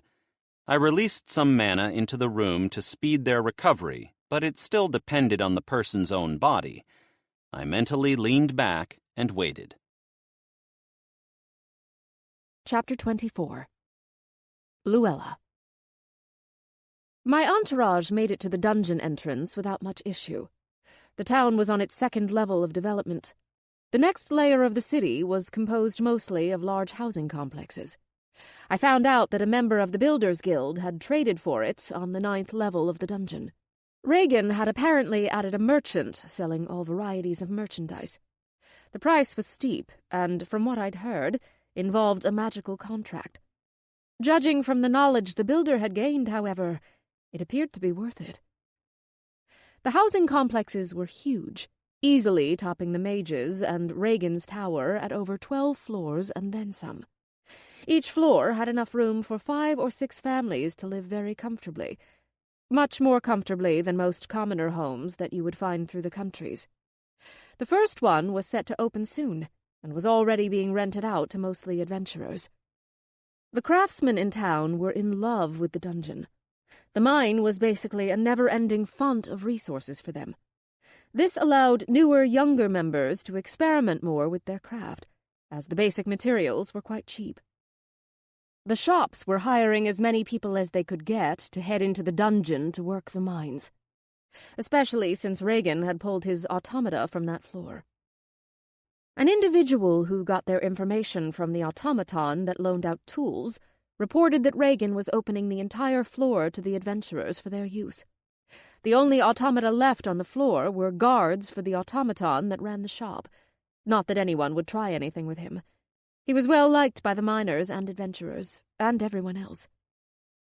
The thing closer to home for me, however, was how the people were treating me.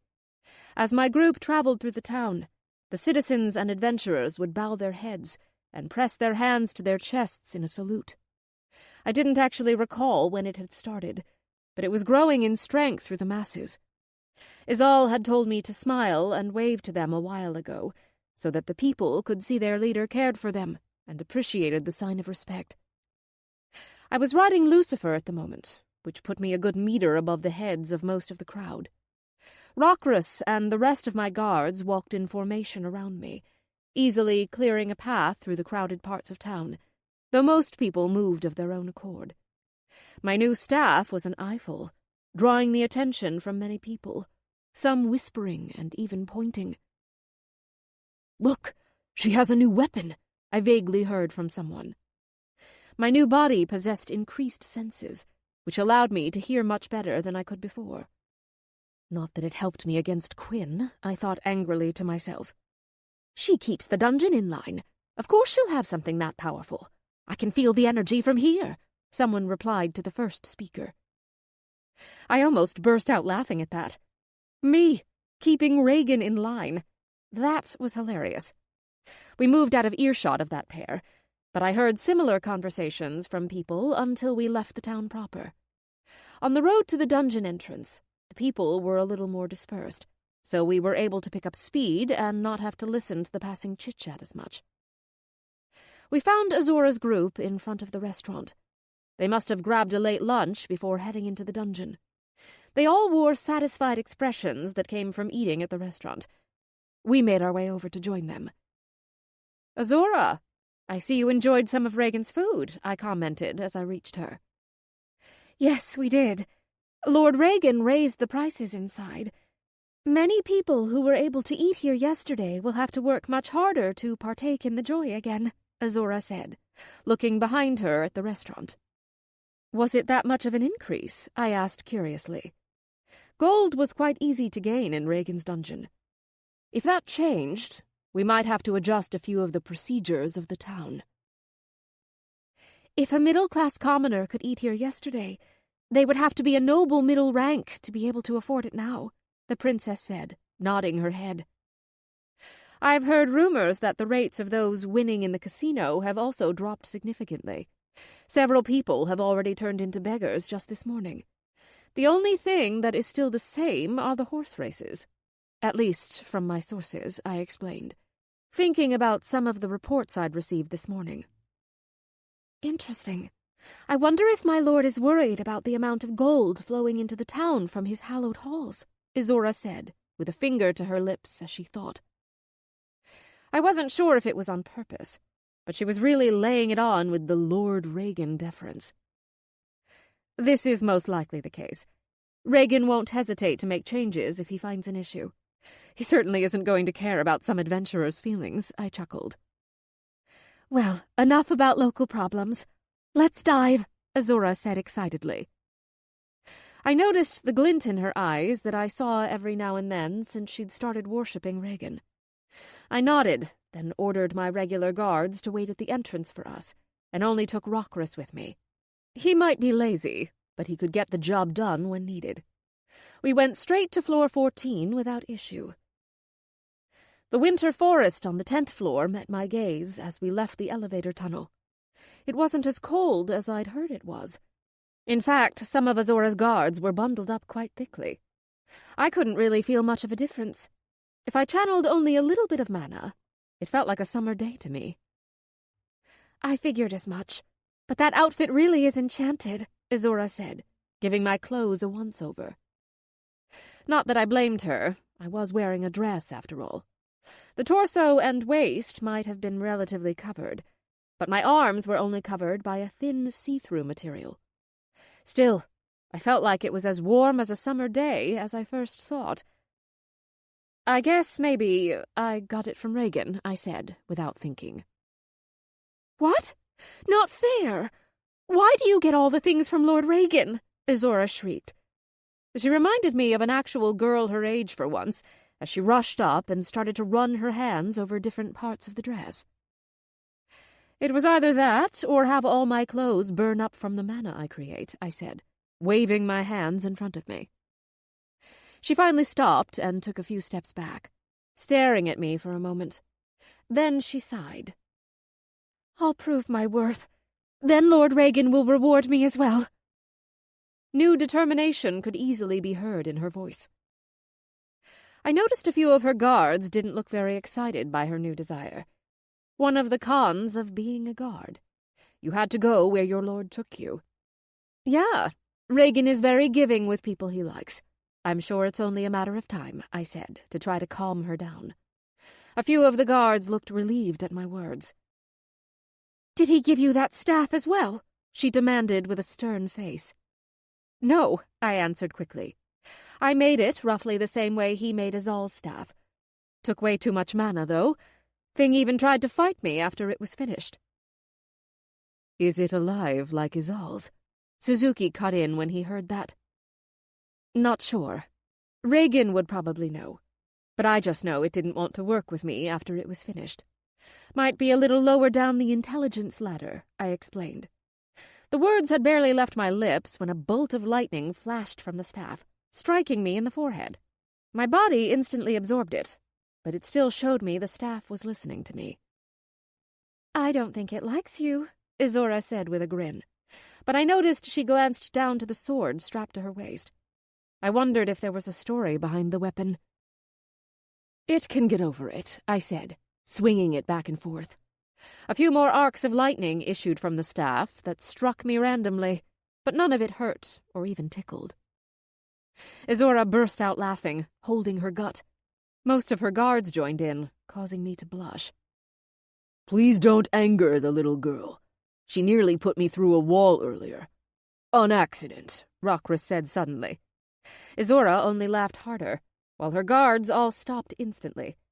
I smiled to Rockris and thanked him for the assist with my eyes. All right, Azora said, taking deep breaths. You most likely know the way these floors work, but just to be sure, I'll explain. The entrance to the boss room is locked via 8 keys. These keys take the shape of swords stabbed into the ground, trees, cliffside, or anything that might be part of the floor. It is all free game. Now, the tricky part. There are thousands of swords all over the floor, each containing a trap, usually more deadly than the last. How did you figure out 8 keys? I asked curiously. The 11th floor took 2 keys, and it added 2 keys each floor. What stops multiple parties from working together to unlock the next floor? This is more interesting. Lord Regan has a way of knowing who is partying together, Azora said, making quotation marks when she said partying. Each time a party finds a key, it disappears, and once a party finds enough for the next floor, a portal opens for only that party. Azora was gushing over her discovery, her face amazed. Fascinating, I replied. It really was an amazing level of magic to plan out something like that. Early on, it might not sound too hard, but when he had 200 or 300 parties on the floor later, I could see it being a headache. How does Master mark the correct swords? Rockris asked, as he observed a nearby sword. It was buried to nearly its hilt in a tree, and possessed an ancient look to it, as if it had sat there for centuries rather than the few months, give or take, since Regan had built this section of the dungeon. Ah, that is the easy or hard part, depending on the person. He placed that mark of the dungeon on part of the sword. If you have good eyesight or can channel mana to your eyes, then it's easier for you to find it. But be careful. Other symbols that are close to the dungeons are present, Azora explained quickly. Interesting. Simple but effective, Rockris said with a nod.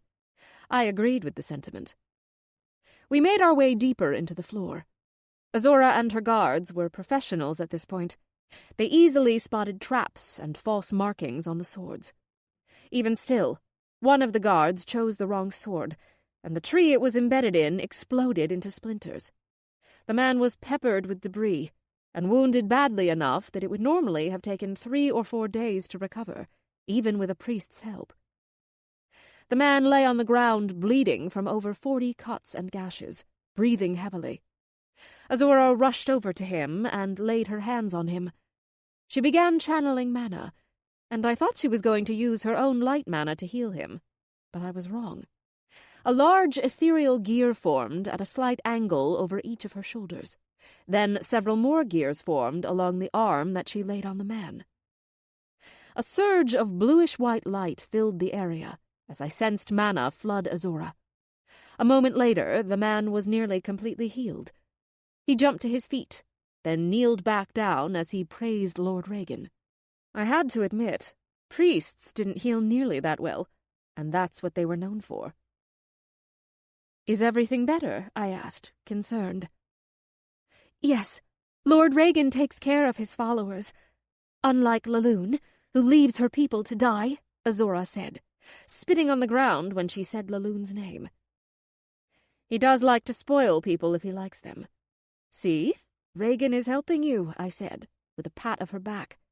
She blushed, but nodded. We were looking for the last key when something odd caught our sight. A long table that could fit hundreds of people sat in the middle of a snowdrift that looked like it was on the verge of becoming a blizzard.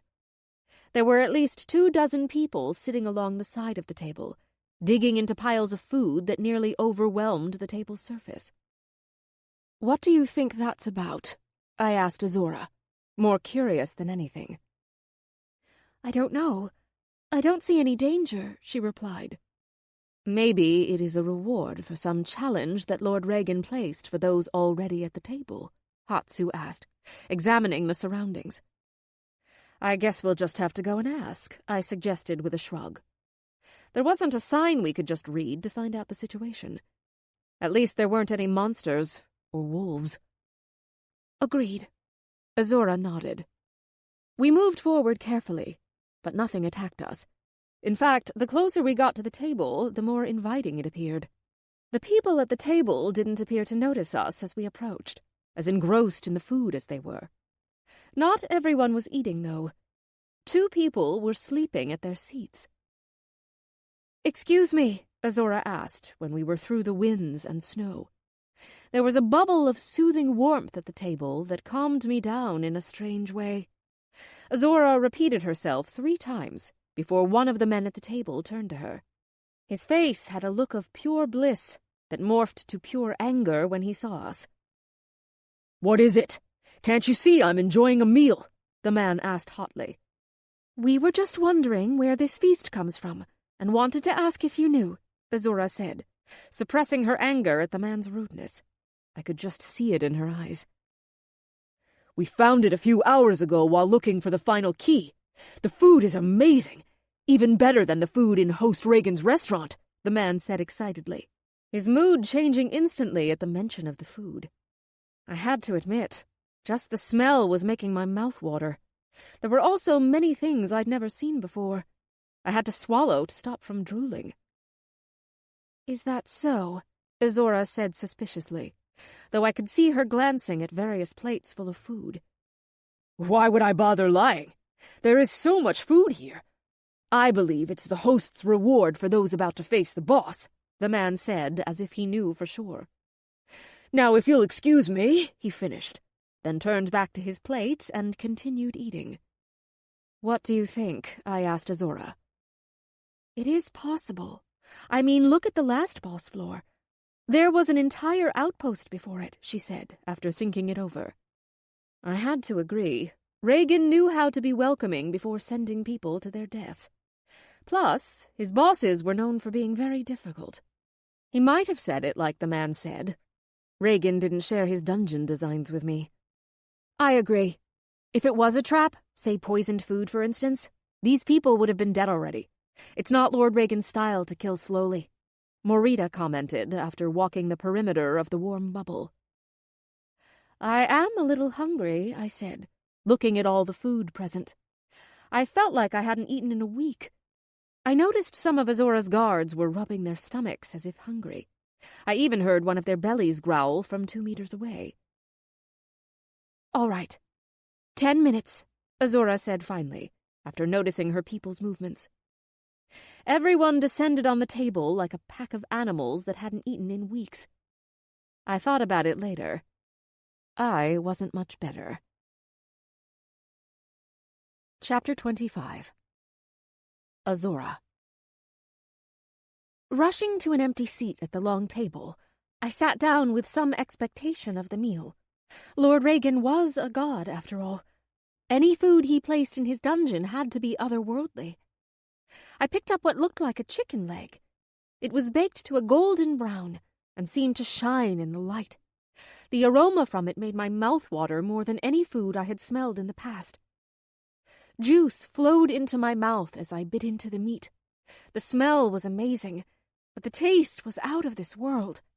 Each bite seemed to make me hungrier and want more. The whole time, I couldn't help but praise Lord Regan for this amazing meat.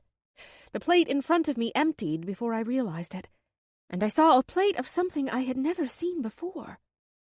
There were 2 slices of bread, with plenty of vegetables and meat packed between them. I reached forward and grabbed one, doing my best to keep the middle inside the bread.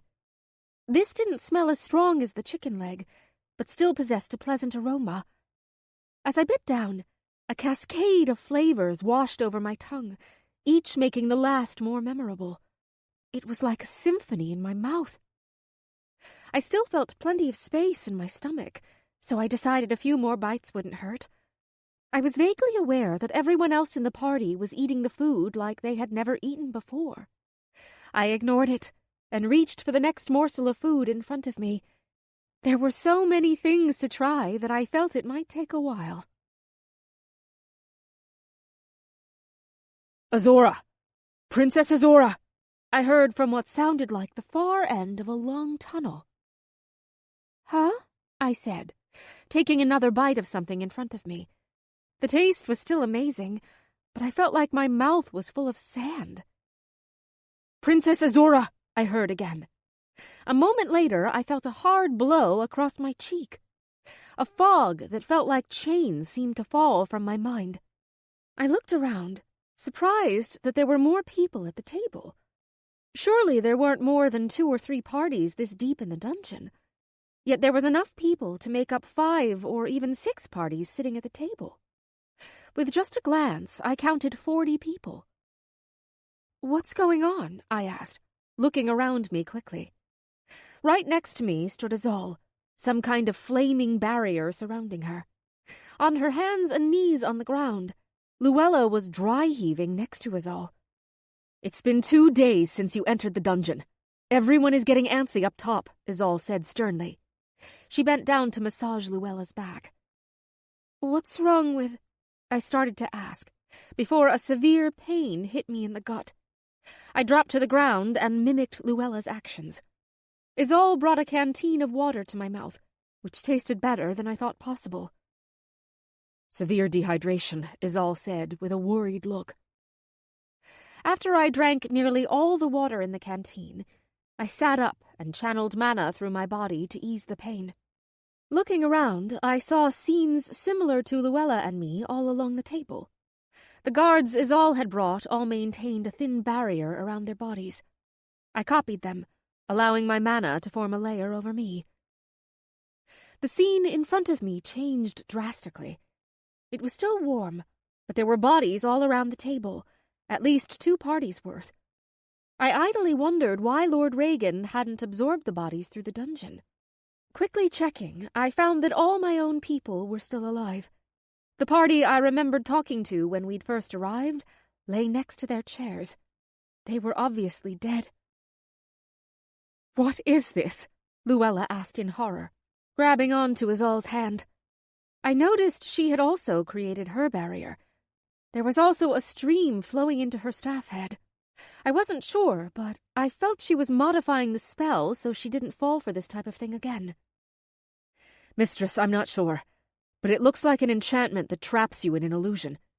Did you not find anything odd as you approached?" Azal asked. I vaguely felt like she was scolding a child with the tone she took. Luella looked down to her feet and shook her head.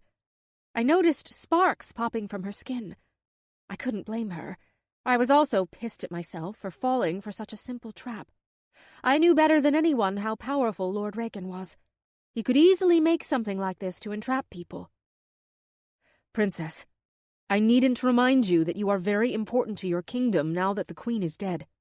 I recommend using more caution when traversing these halls," Azal reprimanded me with a stern look. "Yes, I apologize for the trouble this has caused you, Lady Azal," I said, bowing my head to the ground. She was right. My people followed me. If I led them to their deaths, or my own, what kind of leader did that make me? I would need to do better. "Sorry, Azal," Luella said as well, while demonstrating the Lekazar formal apology form. For a woman, it was similar to a curtsy. None of that. I was just worried about you two. Mistress, you're like a sister to me. And Azora, I see you as a close friend, Izal growled at us. Sorry, Izal, Luella cried again, and rushed over to embrace her in a hug. Damn it! Don't make a pregnant woman work so hard, Izal said, a few tears tracing paths down her cheeks. It took almost an hour before everyone trapped inside the enchantment was freed. Some came out easily, while others took nearly beating to death to get out. The state of malnourishment and dehydration varied, depending on how long someone had been trapped. One mountain of a man, looking very skinny, found his entire team dead when we managed to pull him out. What made it worse was one of them was his father, who'd planned to leave the team to him after this run. We started making our way back out into the forest. After we moved a distance away, all the bodies that we weren't able to carry with us were finally absorbed by the dungeon. We were about 30 meters from the table, just on the border of the warmth, when a pinprick of darkness opened. Only a moment passed as the table and all the wondrous food was dragged into the hole.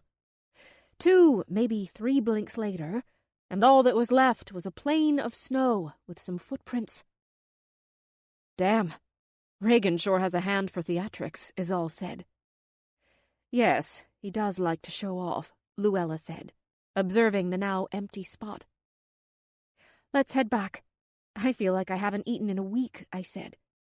I wanted my guards to rest for a while before we attempted this again any time soon. Even I wasn't going to push them that far. We turned around and started heading back to the edge of the floor when a constellation in the sky above us flashed. Objects of all kinds landed in front of various people in the group, including things that would fetch a high price in the market, or that many of us could actually use right away. I reached down and picked up a pair of gloves that landed in front of me. I could tell right away that they increased my mana circulation. "What are these for?" I asked, looking around the group. "I'm not sure. Maybe a reward for getting this far in the dungeon," Luella said, picking up a pair of boots. "Izal, what did you come here for?" I asked, when I saw her standing next to Luella. Huh? I came here to find you two, which I did, Izal said, confusion written on her face. Let's leave the dungeon for now. We can figure out what happened later," I said, as a terrible pain hit my stomach, and more echoing pain rushed throughout the rest of my body. Had we encountered some type of poison trap? "Where's my father?" a large man shouted suddenly from the back. I realized there were almost 50 people with us. "Sir, it's only us here," Izal said to the man in a calming voice. "Don't lie to me. Where's the rest of my party? Who are you? Why did I get something from the dungeon for no reason?" the man demanded, getting angrier by the second. "We were," I started to say, before a splitting pain flashed through my head. I took a deep breath, then continued. "Something has obviously happened.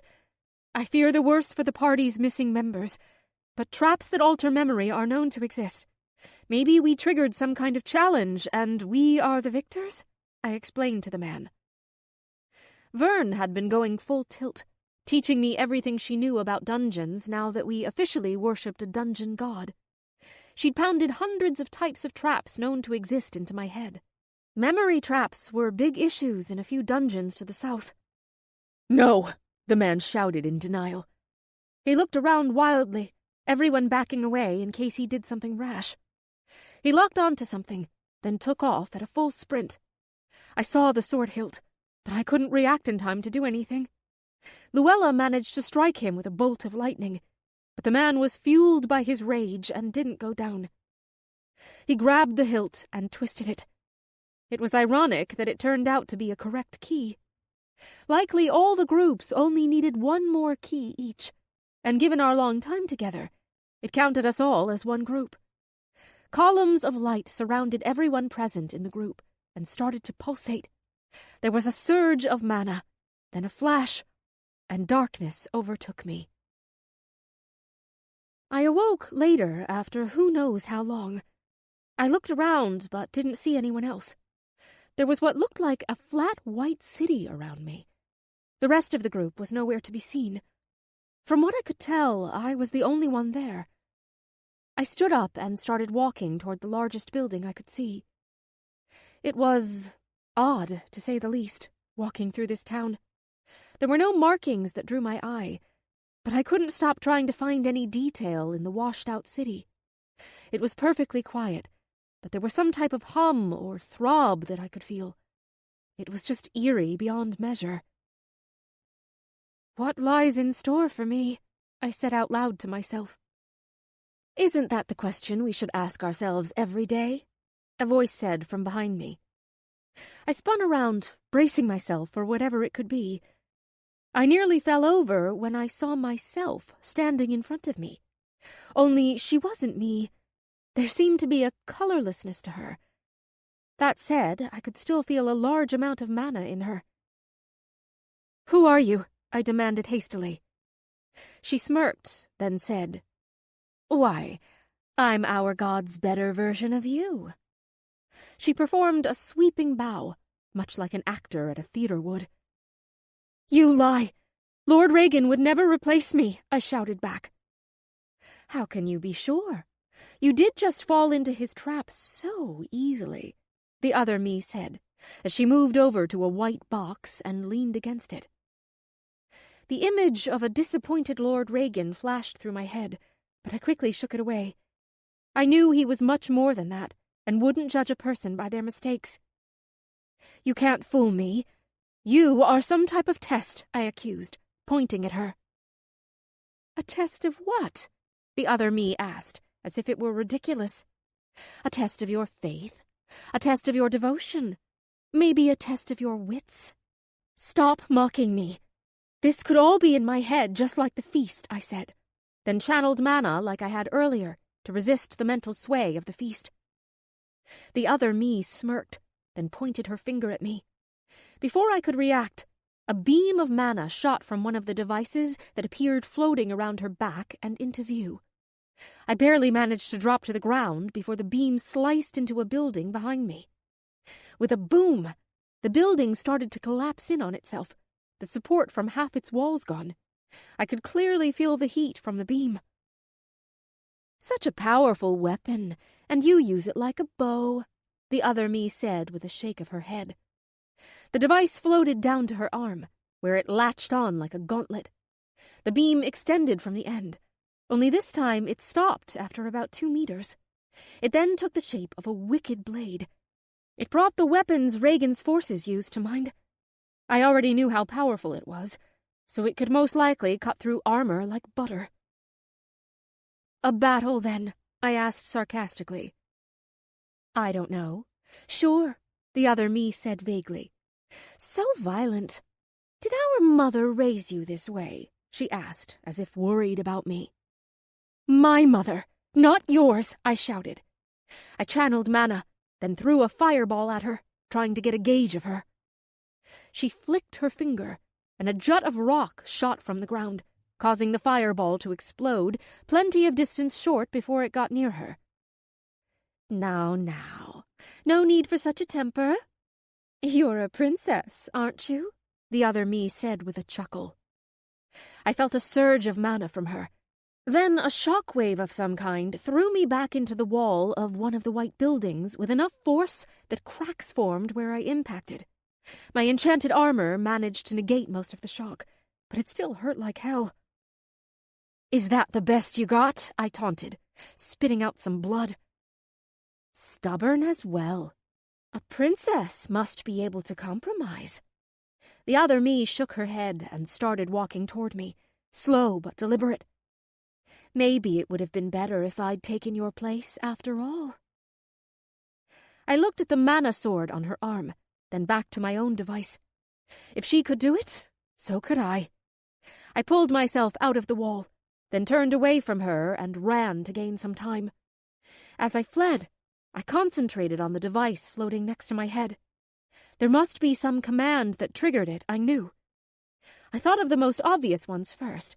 Sword, weapon, attack. But the only one that did anything was attack, which made it start to charge its mana. I was missing something. Next, I tried to send it to my hand. The device moved to float next to it, but that was it. I grabbed it manually, but still nothing happened to change the damn thing. "Come on," the other me called from behind me. "If you take too long, I might get bored." "Go take a nap or something," I shouted back. "No, I was just created. It would be such a waste to sleep," the other me retorted. I clicked my tongue as I tried to get the stupid thing to work. I just didn't understand what I was missing. I had tried hand and weapon, but nothing. As soon as I thought of those together, the device flowed to my hand like the other me's did to her arm. I grinned, feeling accomplished. "Ha! Anything you can do, I can do as well," I said, as I slid to a stop and turned around. "Oh, you managed it. Congratulations," the other me said, clapping her hands condescendingly. "Fuck off," I growled, then charged her. The distance quickly closed between us. When she was right in front of me, I swung the energy blade in a rather inelegant fashion, but aimed for her throat. She met my blade with her own, the energy crackling from the collision. I pulled the blade back and tried again. She met me blow for blow, neither managing to get through the other's defense. While she made it look like she wasn't struggling, I knew otherwise. Mainly because I knew I was struggling to parry all her strikes. She was obviously my copy, so she had the same level of skill as I did. After a solid 2 minutes of exchanging strikes, we jumped back, breathing heavily. It felt like I was looking in a mirror, which only made it even more uncanny. I tried to think of a way to get through the situation, but anything I could do, we'd learned she most likely could do as well.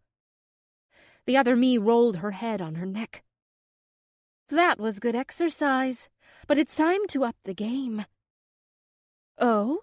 I felt like you were having just as much trouble as I was," I remarked with a smirk. "I have my reasons," she said, shaking her head. Suddenly, the other device that was floating next to her began to change. I braced myself, in case she used 2 sword beams, but I quickly found out that she was doing something different. The device flowed like water toward her back, becoming thin strips. I wondered what the hell she was doing, until 2 wings took shape on her back. A field of mana formed over the wing lattice. She flapped her newly formed wings, then with a gust of wind took to the air. I grimaced and looked around, trying to find cover.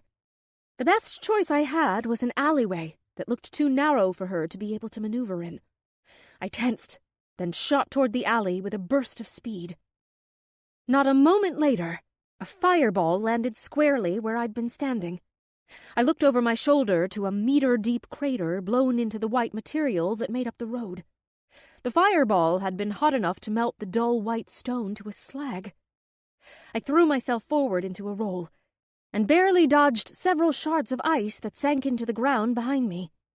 I managed to anticipate the attack, whether through instinct or because I knew she would react at least partially like myself. "Time for some cat and mouse?" the other me called from the air. I wanted to kick her right in the stomach. "Sounds good. You be the mouse, I'll be the cat," I yelled back, leaning against the wall to catch my breath. "Sorry. Survival of the fittest, my copy," she replied with a snicker. I felt some droplets of water on my face before a deluge of water rushed from the roofs of the buildings around me. I slammed my fist on the wall behind me to create a hole, then reformed it once I was through. I needed to even the battlefield. That meant getting into the air as well. I concentrated on the second device to try to work through it again. The building started to shake as the other me began to use Terra magic to try to collapse it. I quickly split my focus to reinforce the building while working on the device. Chapter 26. Luella. I felt like shit as I looked around the white city I'd found myself in. The dull, faded color made me feel as if I were in a dream. Helios was floating around me, but I hadn't seen any of the others. This could be a trap, I thought, and I wanted to be as protected as possible. Though taking into account what had happened, my guess was it was most likely the boss room. I considered calling Regan on my bracelet, but felt that would have been a coward's move. The others weren't able to leave without completing the challenge, so I needed to tough it out with them. Besides, if Regan had designed this boss to be completed alone, then I should be able to do it. This place was eerily quiet, though I could vaguely hear rumbling way in the distance. It could be the boss or the others. The only way to find out was to investigate. It was coming from all around me, so I just picked a direction. "Not going to call for help," I heard from behind me. I spun around, lightning arcing from my staff as I angled Helios toward the source. "Who's there?" I yelled when I didn't see anyone. "Up here, sweetie," the voice said. I looked up and saw me floating in the air. I blinked to make sure it wasn't an illusion, but it really was me. "What the?" I muttered, unsure of what to feel. "All that power and still walking like a monkey," the other me snickered. "I enjoy walking," I retorted while I looked her over. With my increased senses, I could see she was using some sort of field generated from spinning a disc-like construct under her feet. I was thankful to Regan for adding books to the library that dealt with the state of matter. It looked like she was freezing the air to stand on. I'd studied mainly electricity when designing Helios, but the states of matter were shown to me quite often as well. I channeled mana into Helios and quickly rose into the sky. I noticed there were droplet-sized icicles floating in the air around her. Where my outfit was blue, hers was orange, and her skin was black with orange hexagrams instead of white lightning tattoos. Other than the color difference, she appeared to be a copy of me. "Aren't you going to answer my question?" she asked. "I would like to stop relying on Regan for everything," I replied seriously. It seemed like I was always relying on him to solve my problems. I know that some things are just better left to others when the situation suits them better. However, that didn't mean I couldn't improve myself. Let's see how far I can get on my own with this challenge, I decided. "Then why haven't you killed that deadbeat of a man you call father?" the other me asked. She started pacing in the air. The spot her foot landed on froze instantly. It wasn't like regular ice, however, because it didn't fall. After less than a second, it vanished. "You being some kind of illusion, you wouldn't know. But I am extremely busy and don't have time to cause international issues," I retorted, turning my nose up to her. I would admit that I wanted to get rid of my father, but not kill him. He'd only caused me problems the last year of my life. Before that, I could remember him actually being loving. Whether it was so he could marry me off without issue, well, I wasn't sure I wanted to know. International issues? Sure, that's another thing. Why are you still maintaining this facade of a lord when you are allied to two of the strongest forces on the continent? The other me tilted her head and placed her finger on her chin. "You would have me start a war with the whole continent?" I asked, surprised. "Just because you are allied with powerful people doesn't mean they'll fight your war for you." What was this other me wanting to do? War. The Creator could probably roll over them without an issue by himself. "Don't you want to be on the side of the victors?" the other me asked. I had considered the idea before, if I was being honest with myself. Regan was powerful. So powerful, in fact, that I feared him sometimes. The only thing that reassured me was the amount of help he had given me over the months. Azora worshipped him as a god, and while she was younger than me, she was trained to be a queen and knew more about those types of topics. I felt I could trust her judgment. "You're a demon, trying to lure me into ruin," I accused. That had to be the challenge, to deal with your inner demons. I wouldn't deny I'd had thoughts similar to these. It just rubbed me the wrong way to hear them voiced aloud. "Ruin? How so?" the other me asked, confused. You want me to use Regan's power for my own gain. He would abandon me in a heartbeat if I tried to do such a thing. I enlightened her. Fair enough. Where does that leave us? She asked, but it seemed directed more to herself than to me. May I go look for my friends if you're busy? I mumbled. You have to get past me, the other me said with a shrug. All right then, I said. I pointed Helios at her and released an arc of lightning. It flashed across the distance in a blink, but met some type of barrier a few meters in front of her. The bolt froze in midair, then appeared to struggle against something as it inched forward. I could feel my mana being drained from the increase in trying to push through the barrier. I discontinued the spell and let it fade. Well, this could be hard, I said, considering the problem. My turn, the other asked. Before I could say anything, I felt the energy in the area drop or slow down. I wasn't quite sure which it was, but it suddenly felt like I was moving through water.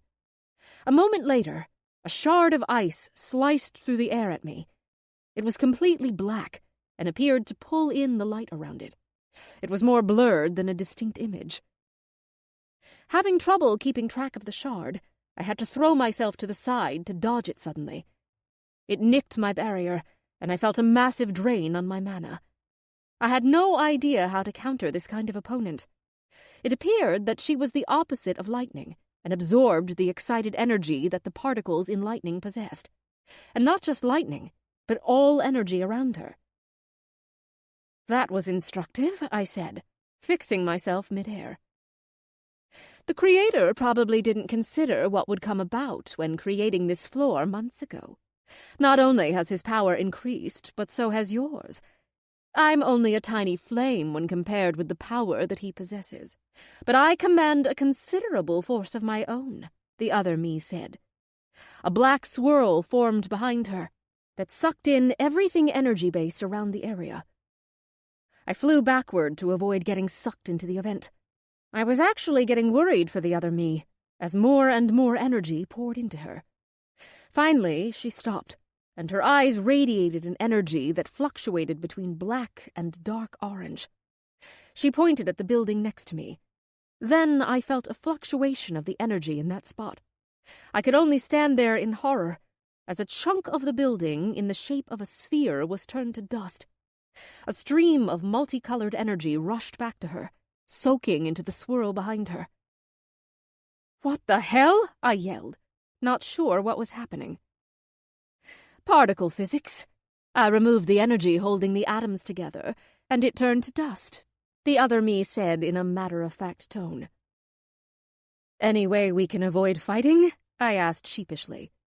This was the worst kind of opponent for me to fight, along with the fact that I didn't have an inkling of an idea on how to fight something like this. "That's not up to me," the other me answered cryptically. Wait, I said, waving my hands in front of me. The other me looked at me curiously. I dropped to the ground, then started pacing back and forth. This just didn't make sense. Why would Regan create something that could so easily get out of control? I mean, if others' copies were even half as powerful as mine was in their opposition, then I didn't think anyone could get past this floor. I considered for a moment whether that was what he intended, but I threw that thought out. Regan was quite upfront with his idea of fairness when it came to his main dungeon. I believed it might not even be intentional, more a subconscious thing from being a dungeon core. I looked up to the other me. "Hey, come down here. I want to talk," I shouted up to her. "Oh, what about, I wonder?" She smiled and walked down the air as if walking on a staircase. "There's no way Regan could create something like you for every person who reached this floor. Even as a dungeon core, the mana requirements would be out of this world, especially if someone like me entered. I don't want to even imagine what that cost," I said, rubbing my forehead. "So, how are you going to prove it?" the other me asked, tilting her head. I started. How was I going to prove it? It's not like she would just let me walk out of here. She had already stopped me from doing so. No, I felt like I was missing something simple. I tried to think about the conversations I'd had with Azora over the last few months. Vern was a dungeon enthusiast and knew a lot about them. She'd drilled me on some of the basics of dungeons that were accepted. Thinking over the information about boss rooms, I remembered Vern had said that it was usually a stronger version of the previous floors, or a similar version of the upcoming floors. I knew for a fact that the next floor was a forest made from lightning trees. The Temple of Zeus was in there as well, so that meant it was similar to the previous floor. "Well?" the other me asked, tapping her foot with her Helios staff. "Shh, I'm still thinking," I said impatiently. She gave me a sour look, but just shrugged. She continued to tap her staff, then began to hum a song from my childhood. It was quite distracting, because it brought memories of my mother to mind. Mother had been a strong woman, and in my memories she'd always helped people. The image of Azal helping me from something that Regan had made on the previous floor flashed to mind. "I guess that's game and match," the other me said, shaking her head. "It was nice while it lasted." "Wait, I haven't done anything yet," I said, confused. The other me tapped her temple. "I'm in here, remember?" She smiled and moved toward me, but I didn't feel threatened. She reached her hand out to me. "Is that it?" I asked, surprised it was so simple. "This time, I suggest you help your friend. She is having some trouble," the other me said, taking my hand. The world around me flashed, and I found myself in a room much like the city I was just in, only on a smaller scale. Looking around, I saw everyone from the party standing in a circle around a large rune that was engraved into the ground. Everyone was putting off various amounts of mana, as I assumed they were battling their alter egos in their mindscapes. The expressions of everyone varied as well. Some of the guards actually had happy expressions. They were probably talking it through with their other half. I moved over to Azora and was about to reach out to grab her shoulder when a barrier sprang into existence around her. I looked down and saw it had come from a groove in the ground and extended to the ceiling. I tapped it with Helios, but could tell that I wouldn't be getting through it easily. As I watched, blood started to flow from Azora's nose. I was worried if she continued much longer, she might die. I was about to start channeling mana when I heard Azal call from the other side of the large circle. "Mistress, you're all right." She sounded relieved. "Azal, glad to see you managed to figure it out," I called back to her, likewise relieved. "Yes, my alter ego was quite enlightening about a few things," she said, getting a dark look for a moment. But it quickly passed. I tilted my head, wondering what that was about. I'd have to ask her later if we managed to get free. "We'll discuss it later. For now, we need to help Azora and a few of the others. I fear they might be dying," I said, wondering again what could have caused her to have such a look. "Yes, I encountered myself, only with extreme ice mana. I can only imagine what a multi-aspect like her would encounter," Izal said. "I'm more worried about the mental facet. Mine was very to the point," I said, remembering what the other me said about killing my father. "I know," Izal said, looking over the barrier holding her. "I hate to say it, mistress, but I think you should call Regan." I nodded. That was likely the best path, given how many lives were in danger. Yeah, I was thinking the same thing. I grimaced. I just hoped he wasn't too busy with something. I reached down to grab the bracelet. It had been close to 3 days since I'd talked to him last. There was no way to know if he would be able to help soon. "Regan, we need your help," I sent, then waited. It took nearly 10 minutes before I got a reply. "Busy. Deal with it on your own. If you can't, wait 5 hours," Regan sent back. "Shit," I growled. "I'm assuming he can't help at this moment," Izal commented when she heard me. I nodded, then turned to the barrier. It was just Regan, I thought with a grimace. I would show him I didn't need his help for everything. I moved Helios next to the barrier, then started channeling my mana. Arcs of lightning formed between the barrier and Helios, but I wasn't even sure I felt it weaken. "This is going to take a while," I murmured angrily. Chapter 27. Regan. The prisoners woke up roughly as they came out of the shock caused by my blast. Some regained consciousness quickly, while others suffered from various forms of nausea and other ailments. Julie woke up among the first group and was heading toward the other necromancers in the cell. "Wake up! The Master will be displeased if he sees us right now," Julie said harshly. She proceeded to kick each of them in the stomach. They were all gnomes except one who was a human female. They were all barely into Tier 2 from the amount of mana they were giving me. "Bitch, who the hell are you?" one of the men growled. He immediately turned green and went to empty his stomach next to the wall. "A messenger," Julie said calmly. I had to give her credit for coming up with that on the fly. I had only just questioned her about the position a few weeks ago when I'd learned about the information from the other necromancers. "Prove it," a woman demanded. Julie held her hand out, then channeled some of her mana. A skull, made of unholy mana, formed over her hand, and the others looked at her less critically. Before the others could react, Julie reached forward and grabbed the man who'd spoken against her by the throat. The unholy mana ripped through his body as his life force was pulled into Julie. She dropped his lifeless corpse to the ground after a few moments. "What is the word from the council?" the first man asked, sounding desperate to divert her rage. "I come from the lower lands, but I was caught up in this mess," Julie said, glaring around her. "What is going on?" The other necromancers glanced at each other before the first man stepped forward. He took a deep breath, then said, "Madam Messenger, my name is Owen. We were assigned to bring the gnome forces back to the Citadel, but an unknown force attacked the Keepers. We were sent to repel the force. As you can see, we failed, quite miserably at that." Owen finished with a sigh. "Why did you not gather intelligence on the force and try to infiltrate it, as is our way?" Julie demanded in an impressive, pissed-off tone. "Our apologies, Madam Messenger. Recent events are forcing us to react with more speed than in the past," Owen said, kneeling. "What was the last message from the council?"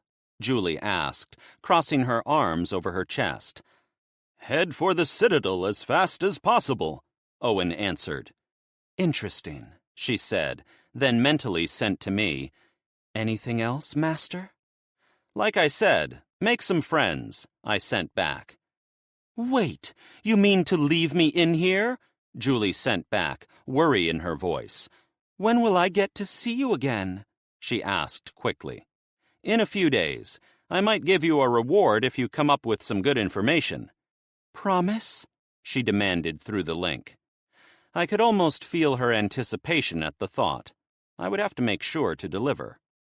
"Messenger?" Owen asked. "I'm trying to think of a way to get us out of here," Julie growled at him. "Yes, madam," Owen said. I felt he was rather new and too lacking in confidence to be a necromancer. The ones I had encountered so far tended toward the overconfident side, to the point they became twisted like Julie and Rockruss. I left Julie to her own devices, though I kept a bit more of my awareness on her in case the necromancers said anything important. I felt like I was fighting an octopus, only one head and several arms. Each time I cut one off, more took its place. I hadn't even fought any of the leaders yet. When I arrived back on the bridge, I found that the transponder was set, and we were readying to head out. The next dryad was only 200 kilometers from here. We would reach it by the end of the day. Before we left, I went over the dock section of Alpha. On one of the arms, large bays let airships dock with ease. Although my other airships were too big to fit in them, I could work on smaller and other types of airships, as well as allow foreign airships to land in the future. In one of the bays, a small airship, by my standards, was anchored and receiving its crew. It came in at only 100 meters long, being meant for speed with a sleek exterior. It was armed with a few autocannons and a single large plasma cannon on the center. Its reactor guaranteed that the goblins would have enough mana for their barriers while on the journey, as long as they didn't stray too far from the ship unprotected. A contingent of 40 goblins were moving cargo onto the airship with ease using exosuits and mechs. The biggest strategic component was that the suits and mechs were equipped with mana batteries that were strong enough to last them several hours outside the ship. If they failed to return to the airship, or couldn't find a mana supply for the barrier, they would convert back to their primal state, as I like to call it. "Tony, who did you choose to lead this expedition?" I asked, when I saw the mob boss leaning against a rail as he watched the proceedings. "Ah, boss, glad you could witness the departure. I chose Dar of the Kell family. They are reliable and get the job done," Tony answered, pointing at a female goblin that was working on a mech. A cord attached to a harness led back into the mech, and the harness emitted a paper-thin barrier to protect her from the ambient mana. Her mech was on another level compared with the ones they'd used a while ago. I mostly left the goblins alone when it came to their mechs, as I wanted to see the natural progression they would take. Dar had somehow gotten a hold of mithril and used it for parts of her mech. I also noticed several weapons that looked like they should belong on one of my airships rather than a humanoid mech. The whole thing must have been 8 or 9 meters tall. "Where did she get those?" I asked out loud, though more to myself. "She was working in the labs here in the city, boss. On her downtime, she would go study the turrets and weapons that boss created for Alpha. Not sure about the mithril, though," Tony explained. "Let's go ask then," I grinned. Creating a platform of solid energy under us, I levitated Tony and me down to the dock level. Dar was so enthralled in her work that she failed to notice us as we stood there. Tony was about to say something, but I felt that Dar took after my own heart and held my hand up to tell him to wait for her to finish. I remembered that I always hated getting interrupted when working on a project. Finally, after maybe another 5 minutes, Dar reached a stopping point. She moved the wrench to her harness where it snapped on with a clang. She wiped the sweat from her brow and looked up. Dread crossed her face when she saw us standing there. "Godfather, boss, my deepest apologies," she screeched as she tried to move down from her mech. The cord caught on something, causing her to slip and then dangle from the side of her mech like a puppet. Her green cheeks were blazing red from the embarrassment. "Calm down," I chuckled, and used some mana to lift her back on top of her mech. She took the proper path down the side of the mech this time, quickly reaching the ground, then rushed in front of us, most likely afraid to upset either of us. What can I do for you?" she asked, rubbing her hands together. Dar was cute for a goblin. My goblins all possessed smooth skin, much like a human's or elf's, but hers was particularly well cared for. She had a determined but innocent face that people would associate with youth. Her purple and blue hair was cut short, stopping just above her ears, which were long, also much like an elf's would be. "I just wanted to meet the leader of the expedition," I said finally. Oh, Dar of the Kell family, boss," Dar said, looking a bit relieved. "And to ask where you got the mithril from," Tony added with a more serious expression. Dar shrank back a bit before looking back to her mech. Her eyes filled with a love one might have for a trusted friend that you knew you could rely on no matter the situation. She turned back to us with a sigh. I borrowed it, Godfather," she answered, bowing her head. "Borrowed it? From where?" Tony asked, anger leaking into his voice. Dar said, wringing her hands even more nervously. "Girl!" Tony shouted. Dar crouched, covering her head in her hands. From the labs, she cried, terror in her voice. That's not possible, I said matter-of-factly. Explain. Tears were leaking down her cheeks by this point, but I couldn't let something like this go without knowing the full story. If my creations had found a way to get around my control, even the goblins have a level of it embedded in their subconsciousness, then I would have to revise how I did things in some places of the dungeon. You said we could use the materials provided to experiment. Dar squeaked out the best she could. I used it to experiment on my mech, she finished, then threw herself to the ground. You think that excuses you from this heresy? Tony shouted angrily. To steal from the boss, the dishonor it will bring your family. Please, spare my family, Dar begged, crawling forward to grab Tony's leg. Please. Quiet, I ordered. Dar continued to whimper but stopped begging. Tony also didn't say anything, though he did push Dar from himself. I considered the situation. She hadn't technically broken any rules. She'd used the mithril to experiment on her mech, which was still beneficial to the dungeon forces. It also showed she had the awareness to look at her situation and find a solution, though this time it had ended poorly. Going into a foreign dungeon, such smarts would be needed in the event the unknown happened. Dar, I will forgive this transgression, only this once. In return, if you should fail your mission, know that your entire family will be cast into ruin and suffer feralization, then cast into the wilds to die, I said, energy leaking off my voice.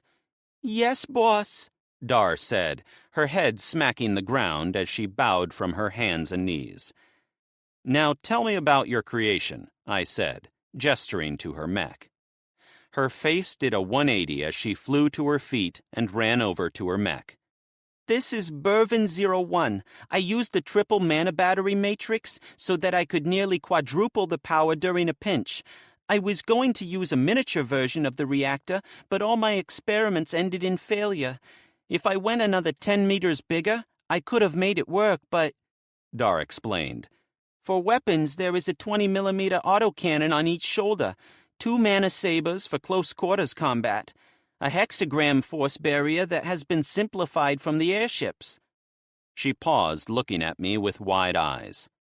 Dar explained everything like a child showing off their favorite toy. I decided to oblige her. Go on. She smiled happily. The armor is composed of unrallium alloy developed in the labs. It requires orichalcum to be fused with undead flesh, like a sort of living metal that takes mana in and uses it to heal itself. Its defense is top-notch, equal almost to untreated mithril. Dar finished, beaming at me. Impressive. I'm glad you found a use for the unrallium. All right. Your friend here is a sufficient enough asset to forgive your transgression, I said, patting her on the head. Thank you, boss, she said, casting her eyes to the floor. I also see something else, I said, glancing over to Tony. He only coughed and looked away. Of course, he would assign a mission like this to her.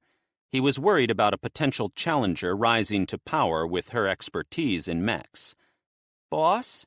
Dar asked, confusion written in her eyes. Don't worry about it. Continue, I said. I use the mithril for the control matrix in the brain. When I enter the cockpit, it creates a link with me and uses much of my unused mental capacity to operate the rest of the body. I used my own blood when creating the brain matrix so that there is no rejection when linking with it, she explained, looking at the head of the mech.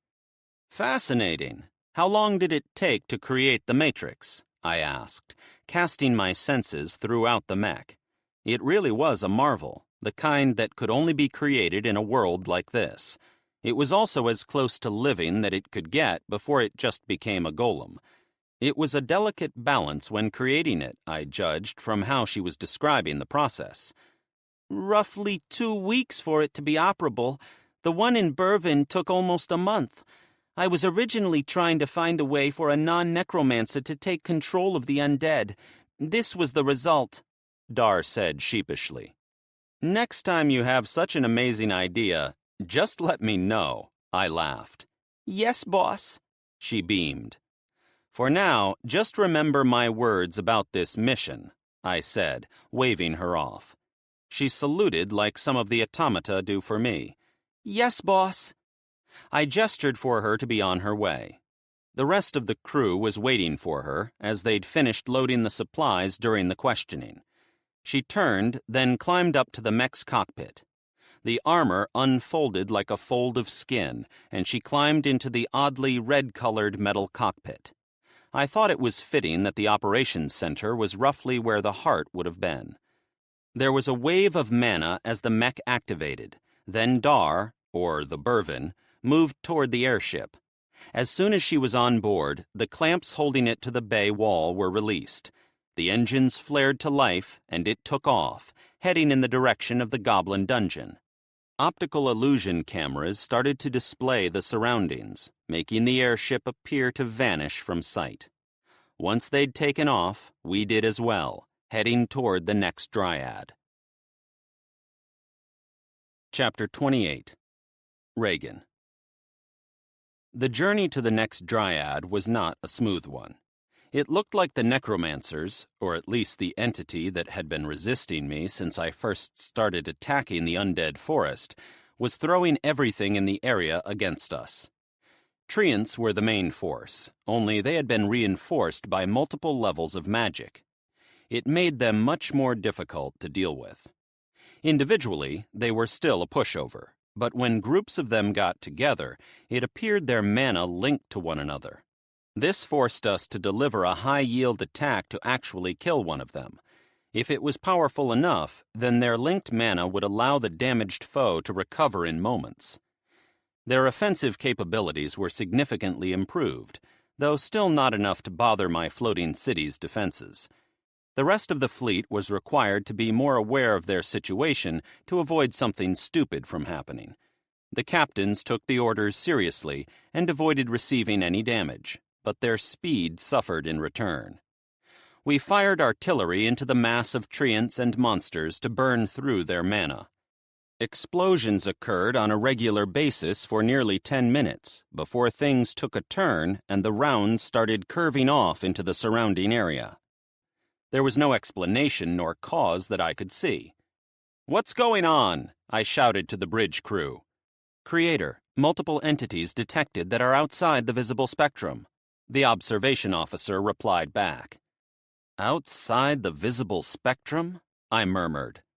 A moment later, an ear-splitting screech rose from the center of the enemy forces.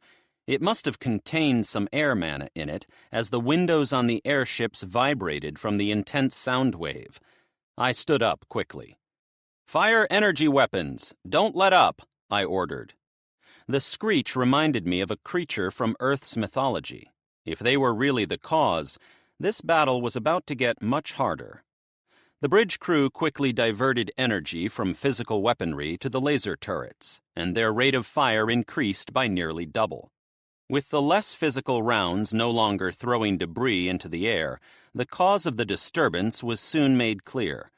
While it was true that they were outside the visible spectrum, it only lasted until a beam of charged mana hit or grazed them.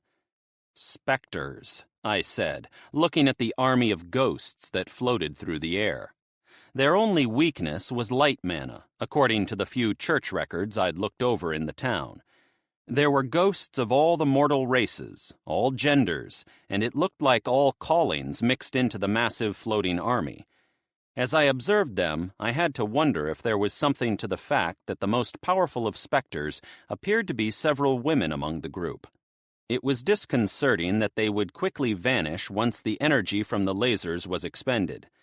3 women who dwarfed the other specters rose above the rest of the group. With my mana sense, I could tell the entire army was also linked together, sharing and pulling mana from other sources. That would make this much more difficult. One of those that I guessed was a lead specter gestured toward us. Then, much like a swarm of locusts, the army of ghosts started to charge us in midair. It was almost fascinating to watch them move as if they were running on the ground. The moment passed in less than a second, and I gestured toward the charging army. "Fire the positron cannons. Don't allow them to assault the airships," I ordered quickly. Several turrets around the airships opened, their barrels extended toward the enemy forces. Only a moment later, 24 beams shot across the distance.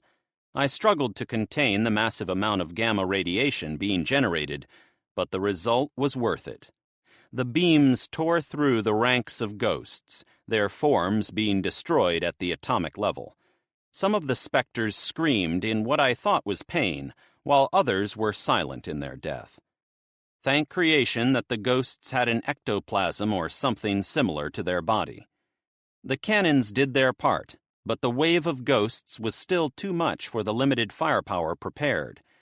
I had anticipated non-physical entities being part of the enemy forces, but when I'd failed to see any during my scouting scans, I'd unintentionally written them off. This was a mistake, one that I hoped we made it through. It took only a moment before the ghost army was upon the forward airship. The barrier spell went into overdrive as it repelled the ghosts. At least they were able to stop the ghosts from attacking. I tried to think of a way through this without my forces taking excessive damage. "Switch to rapid fire. Don't worry about going to full charge. That should buy us some time," I ordered.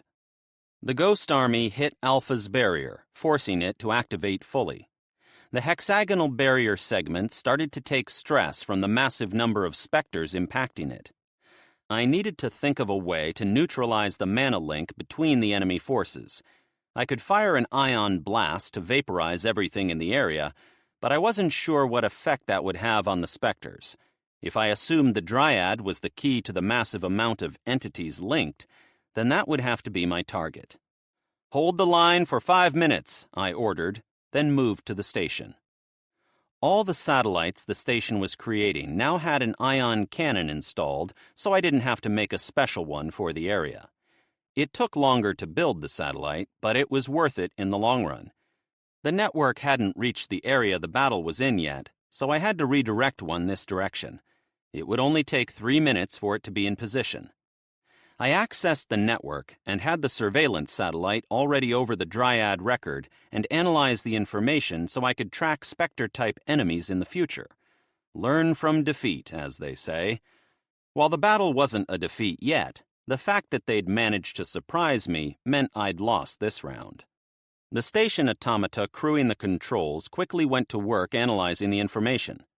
The Spectres gave off a unique magnetic signature that we could track. From space, we'd only be able to track it when large enough numbers were gathered together that it appeared the local area was being affected. The magnetic signature didn't reach the level of affecting gravity, but it could cause metal rounds to go off course. Not to mention that they were non-physical, so the rounds would just go through them had they not been protecting the Dryad. Ion cannon in position and ready. "Fire after a 10 count, I ordered, then moved back to the bridge of Alpha.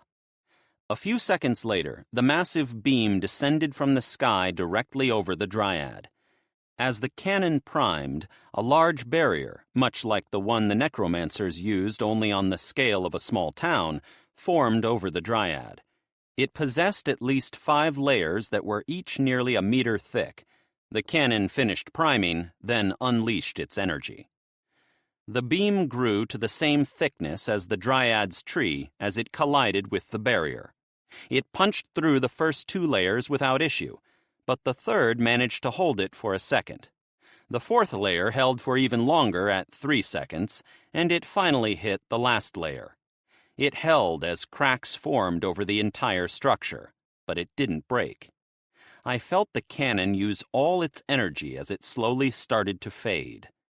Observing the battlefield, I had figured they would work out a solution to the weapon, but I didn't anticipate that it would happen this quickly. At least the amount of mana in the area was dramatically decreased. The positron turrets were having a much greater effect, completely disintegrating the Spectres when they were hit. With the Spectres taking losses, we would have been able to finish them off before we ran out of energy. Are all the dryads going to be different? I heard from behind me. I looked to see Anubis and Vetter standing at the entrance to the bridge. Vetter was observing the battle with great interest. I wish they'd just give up, but we're probably the first real competition they've ever had. I have to commend them for coming up with ways to repel me so quickly, I said as I laughed. Father, is it time for me to act yet? Anubis asked. I shook my head. Not yet. We are still dealing with the ghost army. Perhaps we should use them, Anubis asked. I really wanted to wait until we were farther into the Deadlands. They've already found a counter for everything I've thrown at them so far. I'm worried that they might find a counter to yours as well. At the moment, at most, they know I have one soldier with perfect resistance to unholy mana. They might grow a bit more desperate if they see a whole force of them, I said, considering the situation. When I'd been doing my upgrades for the North, I'd used some of Anubis's materials to make a force of automata similar to him. They were quite powerful, and I wanted to wait in using them. I thought it through before I decided with a nod. I'd rather have him head out than risk losing any of the ships. Beta and Gamma were close to reaching critical with their shields. All right, take 10 of them with you and counterattack. I'm sure you'll be immune to anything the Spectres do to you. Hell, you might be able to kill them just with a touch, but I'd rather be on guard, I said. I was confident the force could handle the ghosts, and it would look like the special soldiers were limited to the enemy. Yes, Anubis saluted, then left the bridge. I pulled a sword created of a green-tinged black metal out of subspace. Just being out in the air, its hunger for the unholy mana in the distance was palpable. It wasn't alive, but it definitely wanted to kill undead and unholy. I tossed the sword to Vetter. Go help Anubis. I know you wanted to see some battle yourself, I said with a chuckle. He'd been biting at the bit to see some action, especially since I'd pulled him from the main dungeon. Many thanks, Creator. Vetter bowed, then left as well. I felt a new surge of unholy mana from the direction of the Dryad. They really were like mini dungeon cores, with their deep wells of mana to draw from. The Spectres attacking the airships renewed their efforts to break through the barriers. An explosion suddenly went off left of Gamma. Our barrier is reaching max load. It can't hold much more, I heard from the comms. Fall back, I ordered. Gamma started to pull away from the front as small explosions occurred along the side of the airship. The ghosts were able to manifest their claws to affect the physical realm. The crew of the ship used smaller positron weapons to deal with the few that managed to make it through the shields, but the ghost army was massive. Pieces of the hull started to fall along the path it was taking. I was worried I was about to have to teleport the crew off the ship when a few figures emerged from Alpha. They were using the same tech as Benjamin's crew to fly. As they cut across the sky toward Gamma, bursts of unholy mana exploded around them. All the ghosts in the area immediately started to target them. Anubis and his soldiers tore through the ghost army like paper. Supporting fire! Don't let them overwhelm Gamma, I ordered the fleet. Gamma finally got relief from the attacks as all the airships directed their attacks to the ghost army around them. It relieved the stress the barriers were experiencing enough to allow them to recharge a bit. Anubis was absorbing so much unholy mana that great wings made from green shadows formed on his back that allowed him to fly even faster. The ghost army finally started to fall back when the giant specter in the back screamed. I also felt the unholy mana in the area drop considerably. The treants were still surrounding the Dryad, though, so I figured they must be pulling out their forces that could actually flee in time. I wasn't taking any chances and ordered everyone to stay on guard. I got a message from Luella that she needed my help. I sensed her in my main dungeon and decided that she wasn't in immediate danger. I told her to wait a few hours. If she died, then that was her limit. The 15th floor was a test, after all. The fleet moved forward, maintaining artillery fire. Anubis's company was still pursuing the ghost army, but I quickly ordered them to return. They pulled to a stop, each with black and green wings like Anubis. Studying them, I found they were doing it to stop from being contaminated by the unholy manna. "Anubis, are you able to move in, or do I need to reduce them to ash?" I sent to Anubis. "We'll move in closer, and I'll let you know, Father," Anubis sent back. They twisted around, then shot toward the Dryad.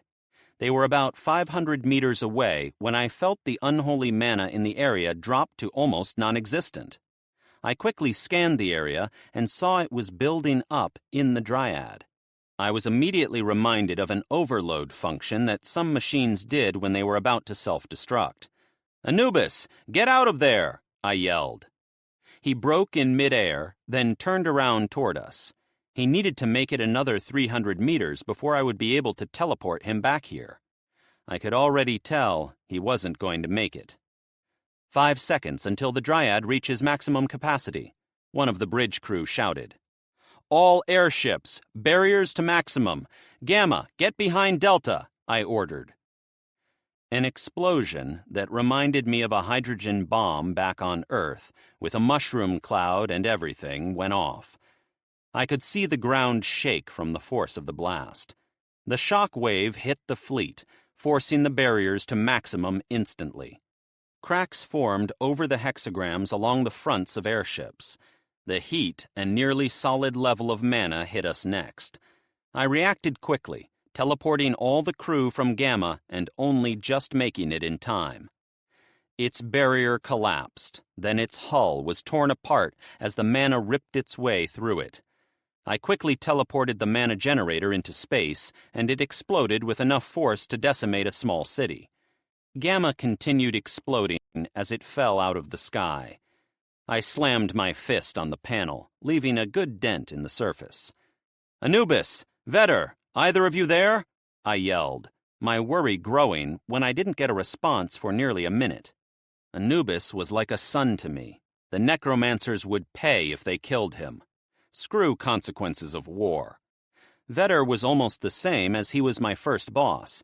He'd technically died twice already, but I was worried he wouldn't be able to survive something like this. "Master, I have Anubis, but the rest of his company were destroyed in the blast," Vetter said over the comms. "Condition?" I asked, relieved they were alive. "Anubis absorbed too much unholy manna at once. It is taking his body time to process," Vetter messaged. "All right, head back to the ship. We aren't going anywhere for the moment," I sent. Chapter 29. Azora. I slammed into the wall of the alley as I ran. The mana device was refusing to do what I wanted it to. While I admit it threw me off at first, I'd had years to mess with the thing, and I hated the fact that this copy was able to do things that I didn't even think possible. I tried to remember everything that was recorded in the Grand Library back on Jade Wind, but nothing came to mind that would help me. Vern's lessons kept popping into my head, but my copy wasn't giving me time to process them. As I ran through the whited-out city, I concentrated on forming the same lattice, but nothing happened. At this point, I thought it would have been easier to just fly using air mana. Of course, I'm so stupid. "You slowed down," the other me called, as a human-sized boulder cratered the building next to me. I gulped and pushed off the wall to keep running. I really hated how stubborn I could be at this moment. I was sure I had hurt myself more by falling than by actually getting hit by the other me's spells. "I was worried that you would lose me," I shouted back. A spear made of flames blasted through the wall next to me and continued on its path for several buildings before it exploded. I threw myself forward into a roll to avoid the backwash of heat and debris. I used Terra Mana to cushion the fall by turning the ground soft. I finished the roll on my feet and ran around the corner. I pictured a bubble of air mana around me that would allow me to control my body's movement in midair. I certainly felt my body get lighter as I ran, and my strides soon became much longer. I landed feet first on the building's wall at the end of the alley, then bent my legs and catapulted myself into the air. "Oh, she did it! The original achieved flight," the other me said in an irritating tone. I floated a few dozen meters in the air away from her. I could feel the force of the planet trying to pull me back down, but was able to expend my mana to resist. This was not a long-term solution, but it would work for now. Flexing my hand that wielded the mana blade, I braced myself and took the stance for sword combat that had been beat into me when I was still in training back at home. "Let's try this again." I glared at the other me. She smiled, then took the same stance with her sword arm pulled up close to her head and her free hand at the ready. The stance allowed an individual to respond with the sword and use magic with the offhand. I poured a burst of mana behind me to shoot forward, while creating a wall of terra mana in my offhand. I yelled as I charged the other me full force. Going for a stab to her chest, I lunged with my mana blade. She responded by creating a wind shield that pushed the blade off course. I aimed to slam the stone shield I'd created into her side. What followed next was an exchange of sword blows that I was honestly proud of myself for answering in turn. Sparks made of mana filled the air as the mana blades collided. One particularly heavy hit forced me back a few meters, and I went with it as I breathed heavily. If the mana blade could be damaged, I figured it would have several dozen nicks and cracks in it by then. "This is tedious. You know deep down that you can't defeat me." The other me sighed. "I refuse to give up. I won't be replaced," I retorted angrily. I started forming as many different spells as I could at once to try to overwhelm her. She matched me with what looked like ease, only further infuriating me. I was the original, so why couldn't I best her? "You only worship the Creator because you are desperate not to turn to necromancy, even with it being the thing that killed your mother," the other me shouted. "No, you're wrong." I shook my head fervently. "Don't deny it. Deny me." She tapped her head. "I'm inside here, remember?" "No!" I screamed, then unleashed all my mana, completely draining my pool. I vaguely felt warm liquid on my face, but ignored it. "I need more mana," I thought angrily. I felt a link that seemed tethered to my mana pool, and in my anger followed it. As I came into Lord Regan's mindscape, my anger vanished, but it was already too late. His mana flooded back along the link into my pool. I screamed in pain as the mana flowed into me. I had no idea where to push it after my pool filled nearly instantly, so I sent it to the mana device, hoping that it could handle the load. In overwhelming pain, I had no idea what I was doing, but I forced my body to bear it. I was vaguely aware of the device changing behind me, but was in no state to pay attention to it. I felt the two devices slam roughly into my back, making it feel like my spine was breaking. I only screamed louder from the pain, but I hadn't really stopped to begin with. I thought it couldn't get worse, but I was sorely wrong. What felt like molten metal seemed to enter my veins, causing me to start thrashing. I tried to use my nails to dig under my skin, but couldn't even make a scratch for some reason. The one time I managed to open my eyes, I saw that the world around me seemed to be crumbling. I wondered if I had caused some type of explosion and was caught in the blast. In my pain-filled haze, I did wonder if it was possible. The other me managed to do some amazing things, and there could still be more hidden. Suddenly, the pain in my chest managed to reach an even higher peak. I curled into a ball, feeling like my chest was about to explode. I really thought I was about to die from the massive agony, when, like that, it was gone as if it had never been there. I remained in a tight ball for a few more seconds to be sure the pain had passed. Confused, I opened my eyes to see a completely different room from earlier. The dull white world was gone, and had been replaced by a circular room with several columns of light. I moved my hand to my face to wipe away the wetness I felt, and was completely taken aback by what I saw. A gauntlet made of grey metal clad my entire arm. Azora, damn, girl. It was still too much for you, Lord Regan said, his face right next to mine. That's when I noticed that he was holding me in his arms. I blushed, embarrassed to be held while in this state. I was about to try to get out, but instantly felt that my body was different. Lord Regan, what's wrong with me? I asked urgently. That depends on your definition of wrong. He chuckled. He formed a mirror in front of us, then gently set me down. I tried to ignore that I was disappointed when he did so. I looked into the mirror, and it honestly took me a second to realize it was me. The only thing unchanged was my general figure. My skin was a pure white, while my eyes had changed to a glowing yellow color. A suit of what appeared to be armor that reminded me of Lord Regan covered most of my body. The strangest thing was that the armor felt like it was part of me. I turned my head to the side to get a better look, and saw something else that shocked me. I had wings.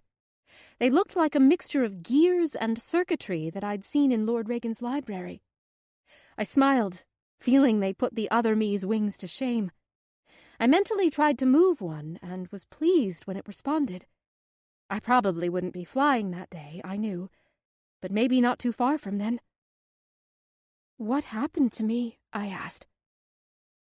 First, I would like to apologize, Lord Regan said, then looked to the side where the others stood. To you guys as well. This floor was designed to make a copy of you for everyone to fight as a team. What I didn't anticipate was the way the spell that read your essence would react to my increase in power. I will be revising the floor soon, but I will allow this group to pass, Lord Regan said, then bowed. So that wasn't intentional? Luella asked. No. It was only supposed to capture your fighting style and your weakness.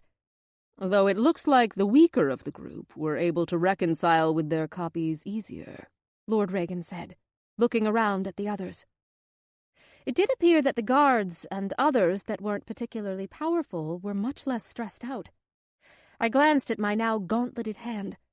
I could feel the massive amount of power flowing through me.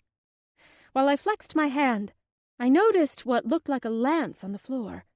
It was double-sided, with a handle of about 1/2 meter. The blades looked wicked, with black blade and red edges. I bent to pick it up, as I felt like it called out to me. As soon as I placed my hand on it, I felt complete, like it belonged with me always. Mana rippled through my new body and the lance as if they were talking to each other, merging. I closed my eyes in ecstasy with the power flowing through me. Why did something that happened in the illusion affect me for real then? I asked, confused. It really happened. Not sure if it is said here, but mind over matter. You really emptied your mana pool. Nearly took out the barrier doing so. Then you really pulled my mana into yourself. At this point, it would be a disservice not to call you the head priestess of Regan. Lord Regan chuckled. I am not worthy, I said, remembering what the other me said. Worried about what Nega Azora said to you? Lord Regan asked. He snapped his fingers, and the room vanished from around us. We appeared on his floating city. There was a decimated wasteland of a crater that must have been 6 or 7 kilometers in diameter. Bordering it was a black and twisted forest that seemed to have living shadows. Yes, Lord Regan, I denied her with all my will, but she was created from me. So deep inside me there must be an inkling of truth to her words, I admitted. It scared me that I would even consider going to the ones that had caused my mother's death just to bring her back. Maybe Lord Regan could help me see a light in the darkness. That is true, Lord Regan said, as if to dash my hopes. But, he smirked, there is always a but. You are mortal.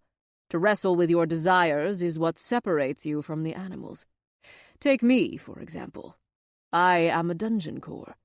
Deep down, so far down I really don't pay attention to it, is a small voice telling me to kill everything inside my dungeon to purify their mana completely. He raised his arms, and a giant black gear formed behind him, with blood-red runes on its surface. It would be so easy. I could literally do what the necromancers have been trying to do for decades in a matter of weeks.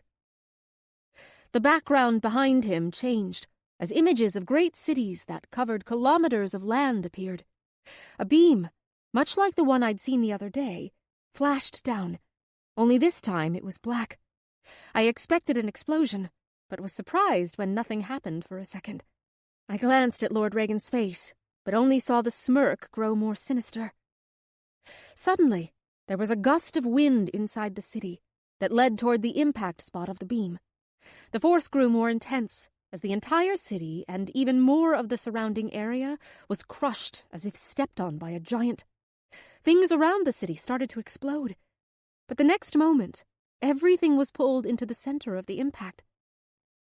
When everything was over, all that remained was a black ball the size of my head. It was perfectly smooth, without any imperfection to be seen. I thought that was the end of it, but as I watched, the ground at the bottom of the crater cracked as the ball sank into it. Finally, a slit formed on the ball. Then it exploded, but on a scale I had never thought possible. The image moved out into the heavens, where a hole formed in what Vern said was the atmosphere. That would kill the planet, I gasped in horror. One of the many weapons that I could use. As I don't need to breathe and could easily create a place where people I choose could live in amazing comfort, it would mean little to me, Lord Regan said, waving his hand through the illusion. Now tell me, does the little voice in your head hold such sway over you? I shook my head vigorously. I would never give in after seeing something like that. Exactly.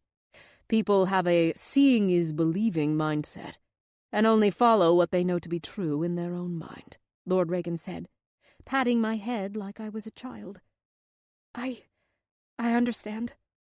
I just miss my mother, I said, bowing my head. As a child should when their parent passes. But to remember them is one way to keep them alive.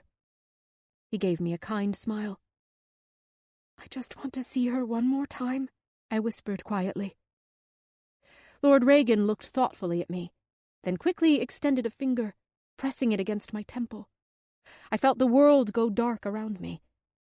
When I reopened my eyes, I was in the drawing room that was just off my mother's quarters back in Jade Wind. It was a pleasant fall afternoon, the mainland visible on such a cloudless day if one looked hard enough. I heard humming coming from behind me and spun around. I gaped when I saw my mother making a pot of tea. She always did like to make her own tea. I took a step forward, unable to stop myself. "Mother," I whispered. My dear poor child, always causing trouble for others. Remember the time you climbed to the top of the tower and your father nearly broke his back trying to get you down? She shook her head. You laughing the entire time, thinking it was some game. "Mother!" I cried as I shot forward and hugged her. There, she said, petting my hair. "I finally found a lead on curing you. Why did fate take you from me?" I cried into her shoulder. The fates are as cruel as they are kind. Have you not been blessed more than others? My mother asked, placing her hand on my cheek. "I don't deny that, but, I said weakly. "Then shape up. I'll always be right here," she said, pointing at my heart. "I know this is most likely, but are you an illusion?" I asked with a small smile. Dear child, what is reality if not what we perceive? My mother grinned before she pushed me backward. It suddenly felt like the world dropped from under my feet, and I was falling through a black pit. "Mother!" I yelled. I didn't want to leave her so soon. It had barely been a few minutes. Surely a few more wouldn't have mattered. You have friends waiting for you, I heard Mother say as she waved. The next moment, it felt like I slammed back into my body. I vaguely noticed that I was clinging to Lord Regan's chest. I would normally be embarrassed that he'd seen me cry, almost more than if my own father did. But I didn't care at the moment. "Thank you," I whispered into Lord Regan's chest. "That's the best I can do for you. If what I saw of your mother holds true, then she is most likely well on her way through the wheel of reincarnation," he consoled me. "Now, I'm sure the others are waiting for you. Let's head back." He chuckled. Chapter 30. Regan. After Anubis and Vetter returned to Alpha, I worked on cleansing the area before some type of abomination spawned. It would only take me a few hours, but I was again delayed. I went to check on Anubis to make sure he was all right. As Vetter had said, he was overloaded with unholy mana. The metal that made up his body was just barely able to contain it, but any more and he would likely go up like the Dryad. "It was a good thing I had this," Vetter said, swinging the sword I'd given him. "It was able to absorb just enough of the unholy mana to save Anubis." "Good job. This has turned into a mess," I said, shaking my head. "If the battlefield was settled so easily, then there would be no reason to take up the sword," Vetter said. "True. My opponent is very powerful, as well as quite intelligent. It might be time to go to Phase 2, I murmured. Vetter nodded. "Indeed, that will make it hard for the person against you to focus." I walked over to Anubis and created a large chunk made out of his own metal. I placed it on his chest to allow it to pull the mana from his body. I would actively pull it from there so I didn't accidentally tear it out of him. There was so much that if I tried to do it, it might kill him. His mana concentration slowly returned to normal. "Keep an eye on him to make sure everything is all right," I ordered Vetter. The process would take several hours to safely pull the mana from him. I would rather be safe than risk losing Anubis. I watched the process for a few minutes to make sure everything was working right. Izora suddenly accessed the mana allocated to her, every drop of it. I remembered that Luella had contacted me about something while I'd been busy. I quickly found them and was surprised they were only at the entrance to the 15th floor boss. There wasn't even anything for them to fight in there, only the receiving end of the transport spell that I used to copy them into the automata. I quickly moved to the location and was slammed into with nearly 30 different visions. Each consisted of a person fighting their copy. I was confused as hell about what was going on, as the spell I had made way back when designing the floor was only supposed to scan their memory links. Basically, a glorified MRI. I brought up the magic script quickly to see what was going on. A bug, I thought with a laugh. This was what happened when you used things without a proper test subject. I mean, without proper testing. Basically, I accidentally set it to loop the memories into the automata through a link with the individual. I could see this part worked, because the automata in the next room had been created and were ready for combat. But what I hadn't factored in was the link causing feedback with the individual using their own memories to create an illusion world. I shook my head and created my avatar next to Izora. She was in serious pain from my mana flooding into her and her ancient mana device. Her body was burning with a fever, so I picked her up and channeled some cooling air around her. After scanning her, I found her nervous system being replaced by a mithril version. I debated whether to stop it, but it had already hit her heart, and to do so would likely have killed her. The transformation finally stopped, and she opened her eyes. "Izora! Damn, girl, it was still too much for you," I said. I hadn't thought she would try to pull all the mana I'd allocated her in one go like that. I was going to have to add a factor in later that took into account a person's mental state when they requested mana from me. From there, the girl had a partial breakdown. I knew her mother's death weighed heavily on her. They had apparently been close, but she was breaking down from it. I used a more sophisticated version of the memory scan to give her a few minutes with her mother, using all the memories Azora had of her to create her likeness. I could only allow a few minutes because she could get sucked into the illusion and refuse to return. I really didn't want her to lose her mind and become a vegetable. "Let's head back," I said finally. I canceled the spell on those that were still making their way through their own mental mindscape, and was surprised when one man didn't return. A large man, who was no longer breathing, had tears streaming down his face. He had crumbled on the floor as if trying to escape the harshness of the world. I was wondering what to do about Azora's new appearance. While she wasn't completely different, it was obvious that she was changed. I mean, the wings gave it away. I was just about to suggest using an illusion when the wings folded against her back. The metal forming the armor along her upper body appeared to turn to liquid, then flowed toward her back. Finally, a black cape that possessed a mystical feel molded itself to her shoulders.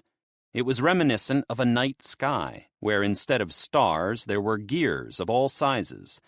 I could sense the tremendous mana that flowed through it. This cape would be able to protect her from magic that could level towns. I shook my head, amazed at the way mortals always surprised me, even though I was a human before and knew exactly how resourceful people could be. I teleported the group to the surface. The city was in, well, chaos, if at least controlled chaos. A large assembly of people stood around the entrance of the dungeon. They appeared to be debating whether to charge in or not. "It's all right, we're back," Azal shouted once she saw the situation. A visible wave of relief washed through the gathering. "Luella, I apologize for my rudeness earlier," I said, after pulling her to the side. "I understand that you are taking care of the North. I keep telling myself not to rely on you, but every time I seem to mention it, something happens that I need your help with," Luella said with a heavy expression. "At least the attitude is there," I chuckled. "I like the staff. Quite powerful." I could feel the power literally radiating off the thing. "Thank you. I copied you," Luella said with a smirk. "You should keep doing so. I am a pretty good example to follow," I shot back. "If I did even half the things that you do daily, I would have been dead 4 or 5 times over," she said, smacking my arm. A small wave of force echoed from the impact, as she didn't control her strength. She looked at me, her face turning crimson. She'd even managed to force my feet into the ground a bit. "Ouch," I said flatly, then laughed. "Sorry," Luella said, rubbing her hand. "Take care of Azora. She is not in as good a place as she makes everyone believe," I said, glancing at the princess. She was surrounded by a few dozen of her people, who looked relieved out of their minds that she was finally back. I guess it would have been hard for people to accept their princess being devoured by the being she was trying to persuade them to worship. "I understand," Luella nodded seriously.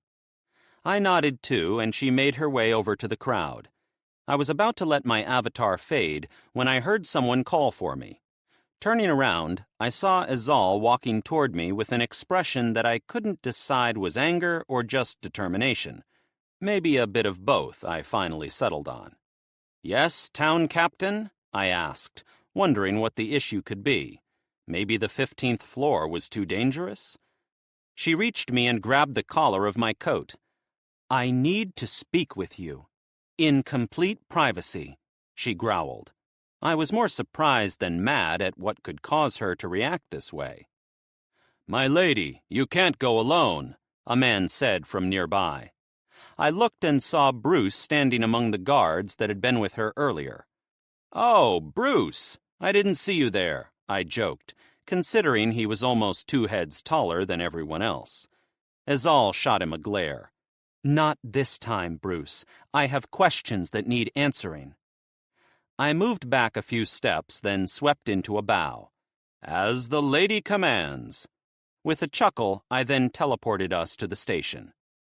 We stood at the top of an observation tower that was at the center of the station. Automata moved around like ants as they worked around the station. The station created the satellites manually, at least without magic, so the parts had to be manufactured, then sent to the central assembly line. This saved me untold amounts of mana, with the biggest drain being the teleport matrix from the asteroid mining floor. I activated a magic script that would completely lock out outside observers. Something told me it would be a good idea if no prying eyes saw or ears heard what was about to be said.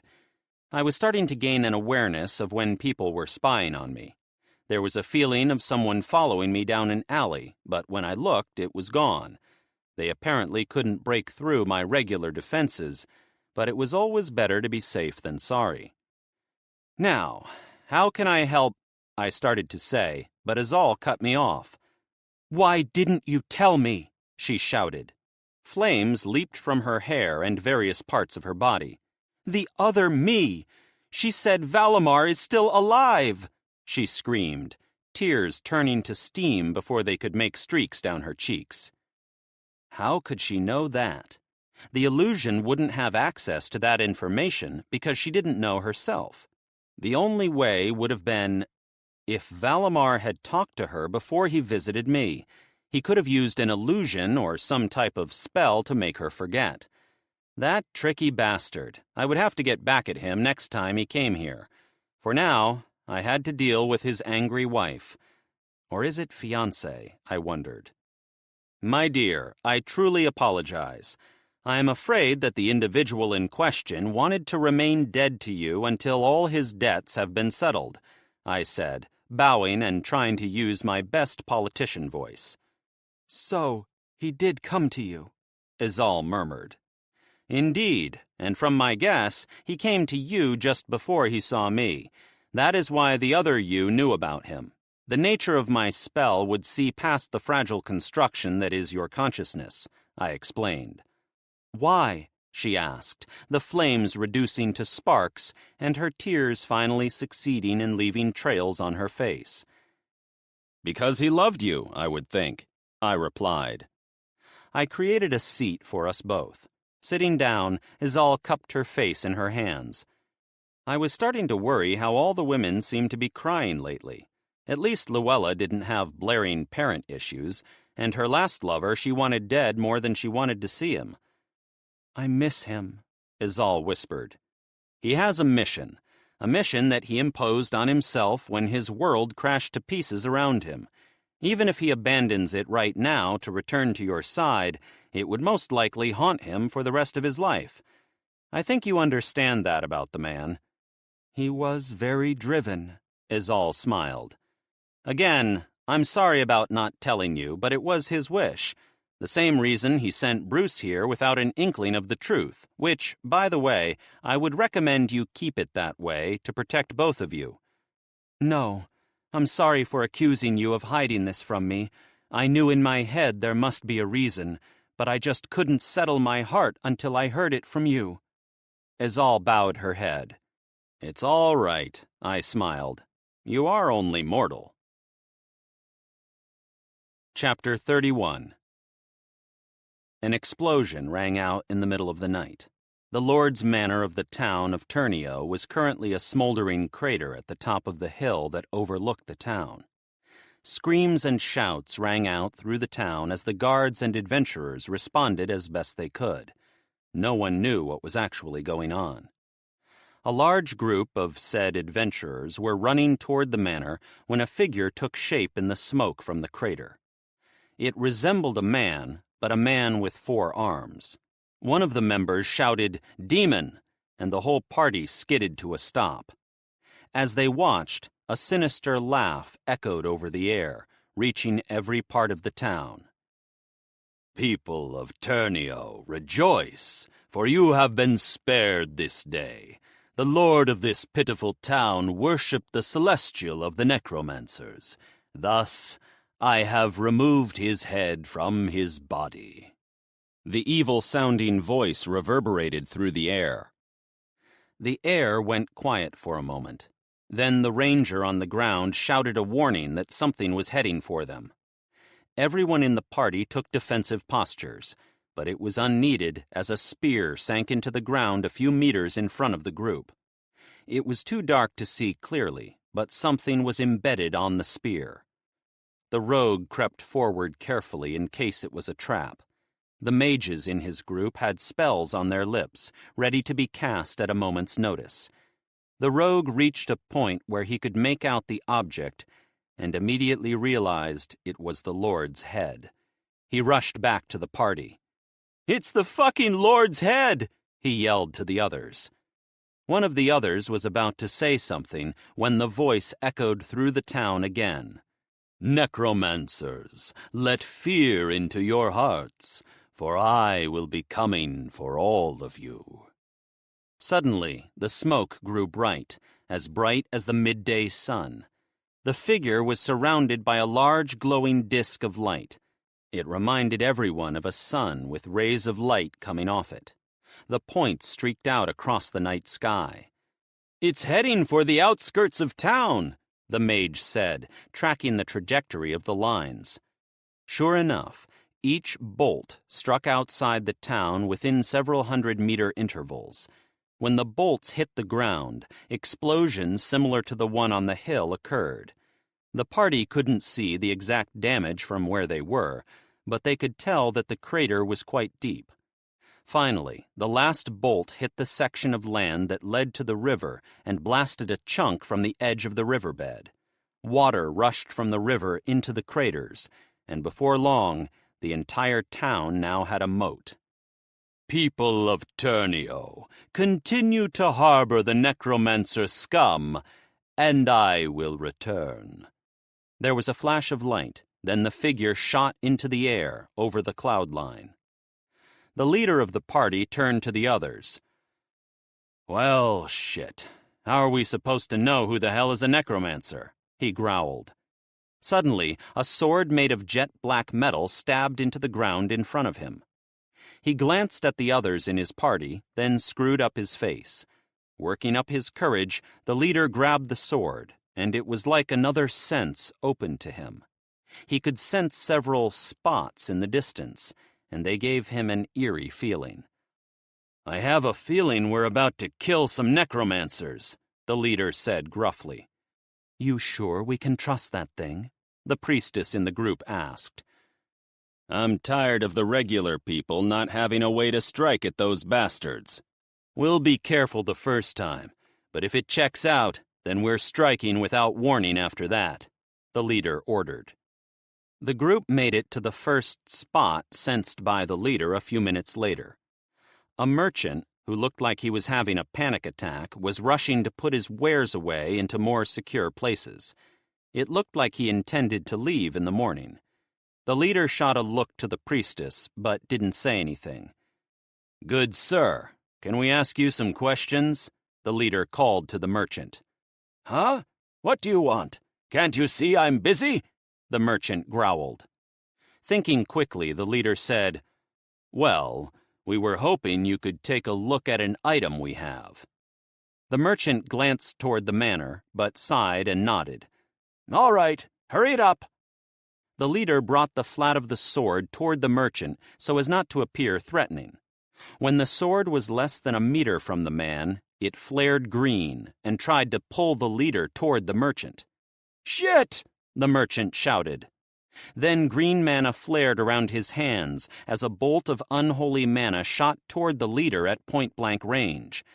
The bolt traveled less than half the distance before it was pulled into the sword by some force. "Necromancer!" the leader shouted, and the rest of the party prepared for battle. "Not possible!" the merchant shouted, the panic back in full force. The battle couldn't even be called that.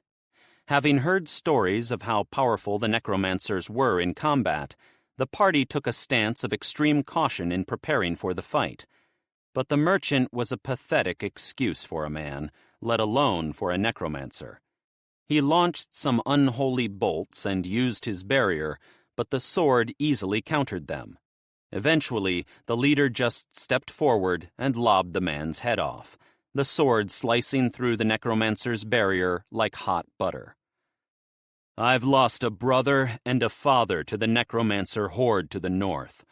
I think it's time they felt some pain of their own." The leader frowned, his grip on the sword tightening.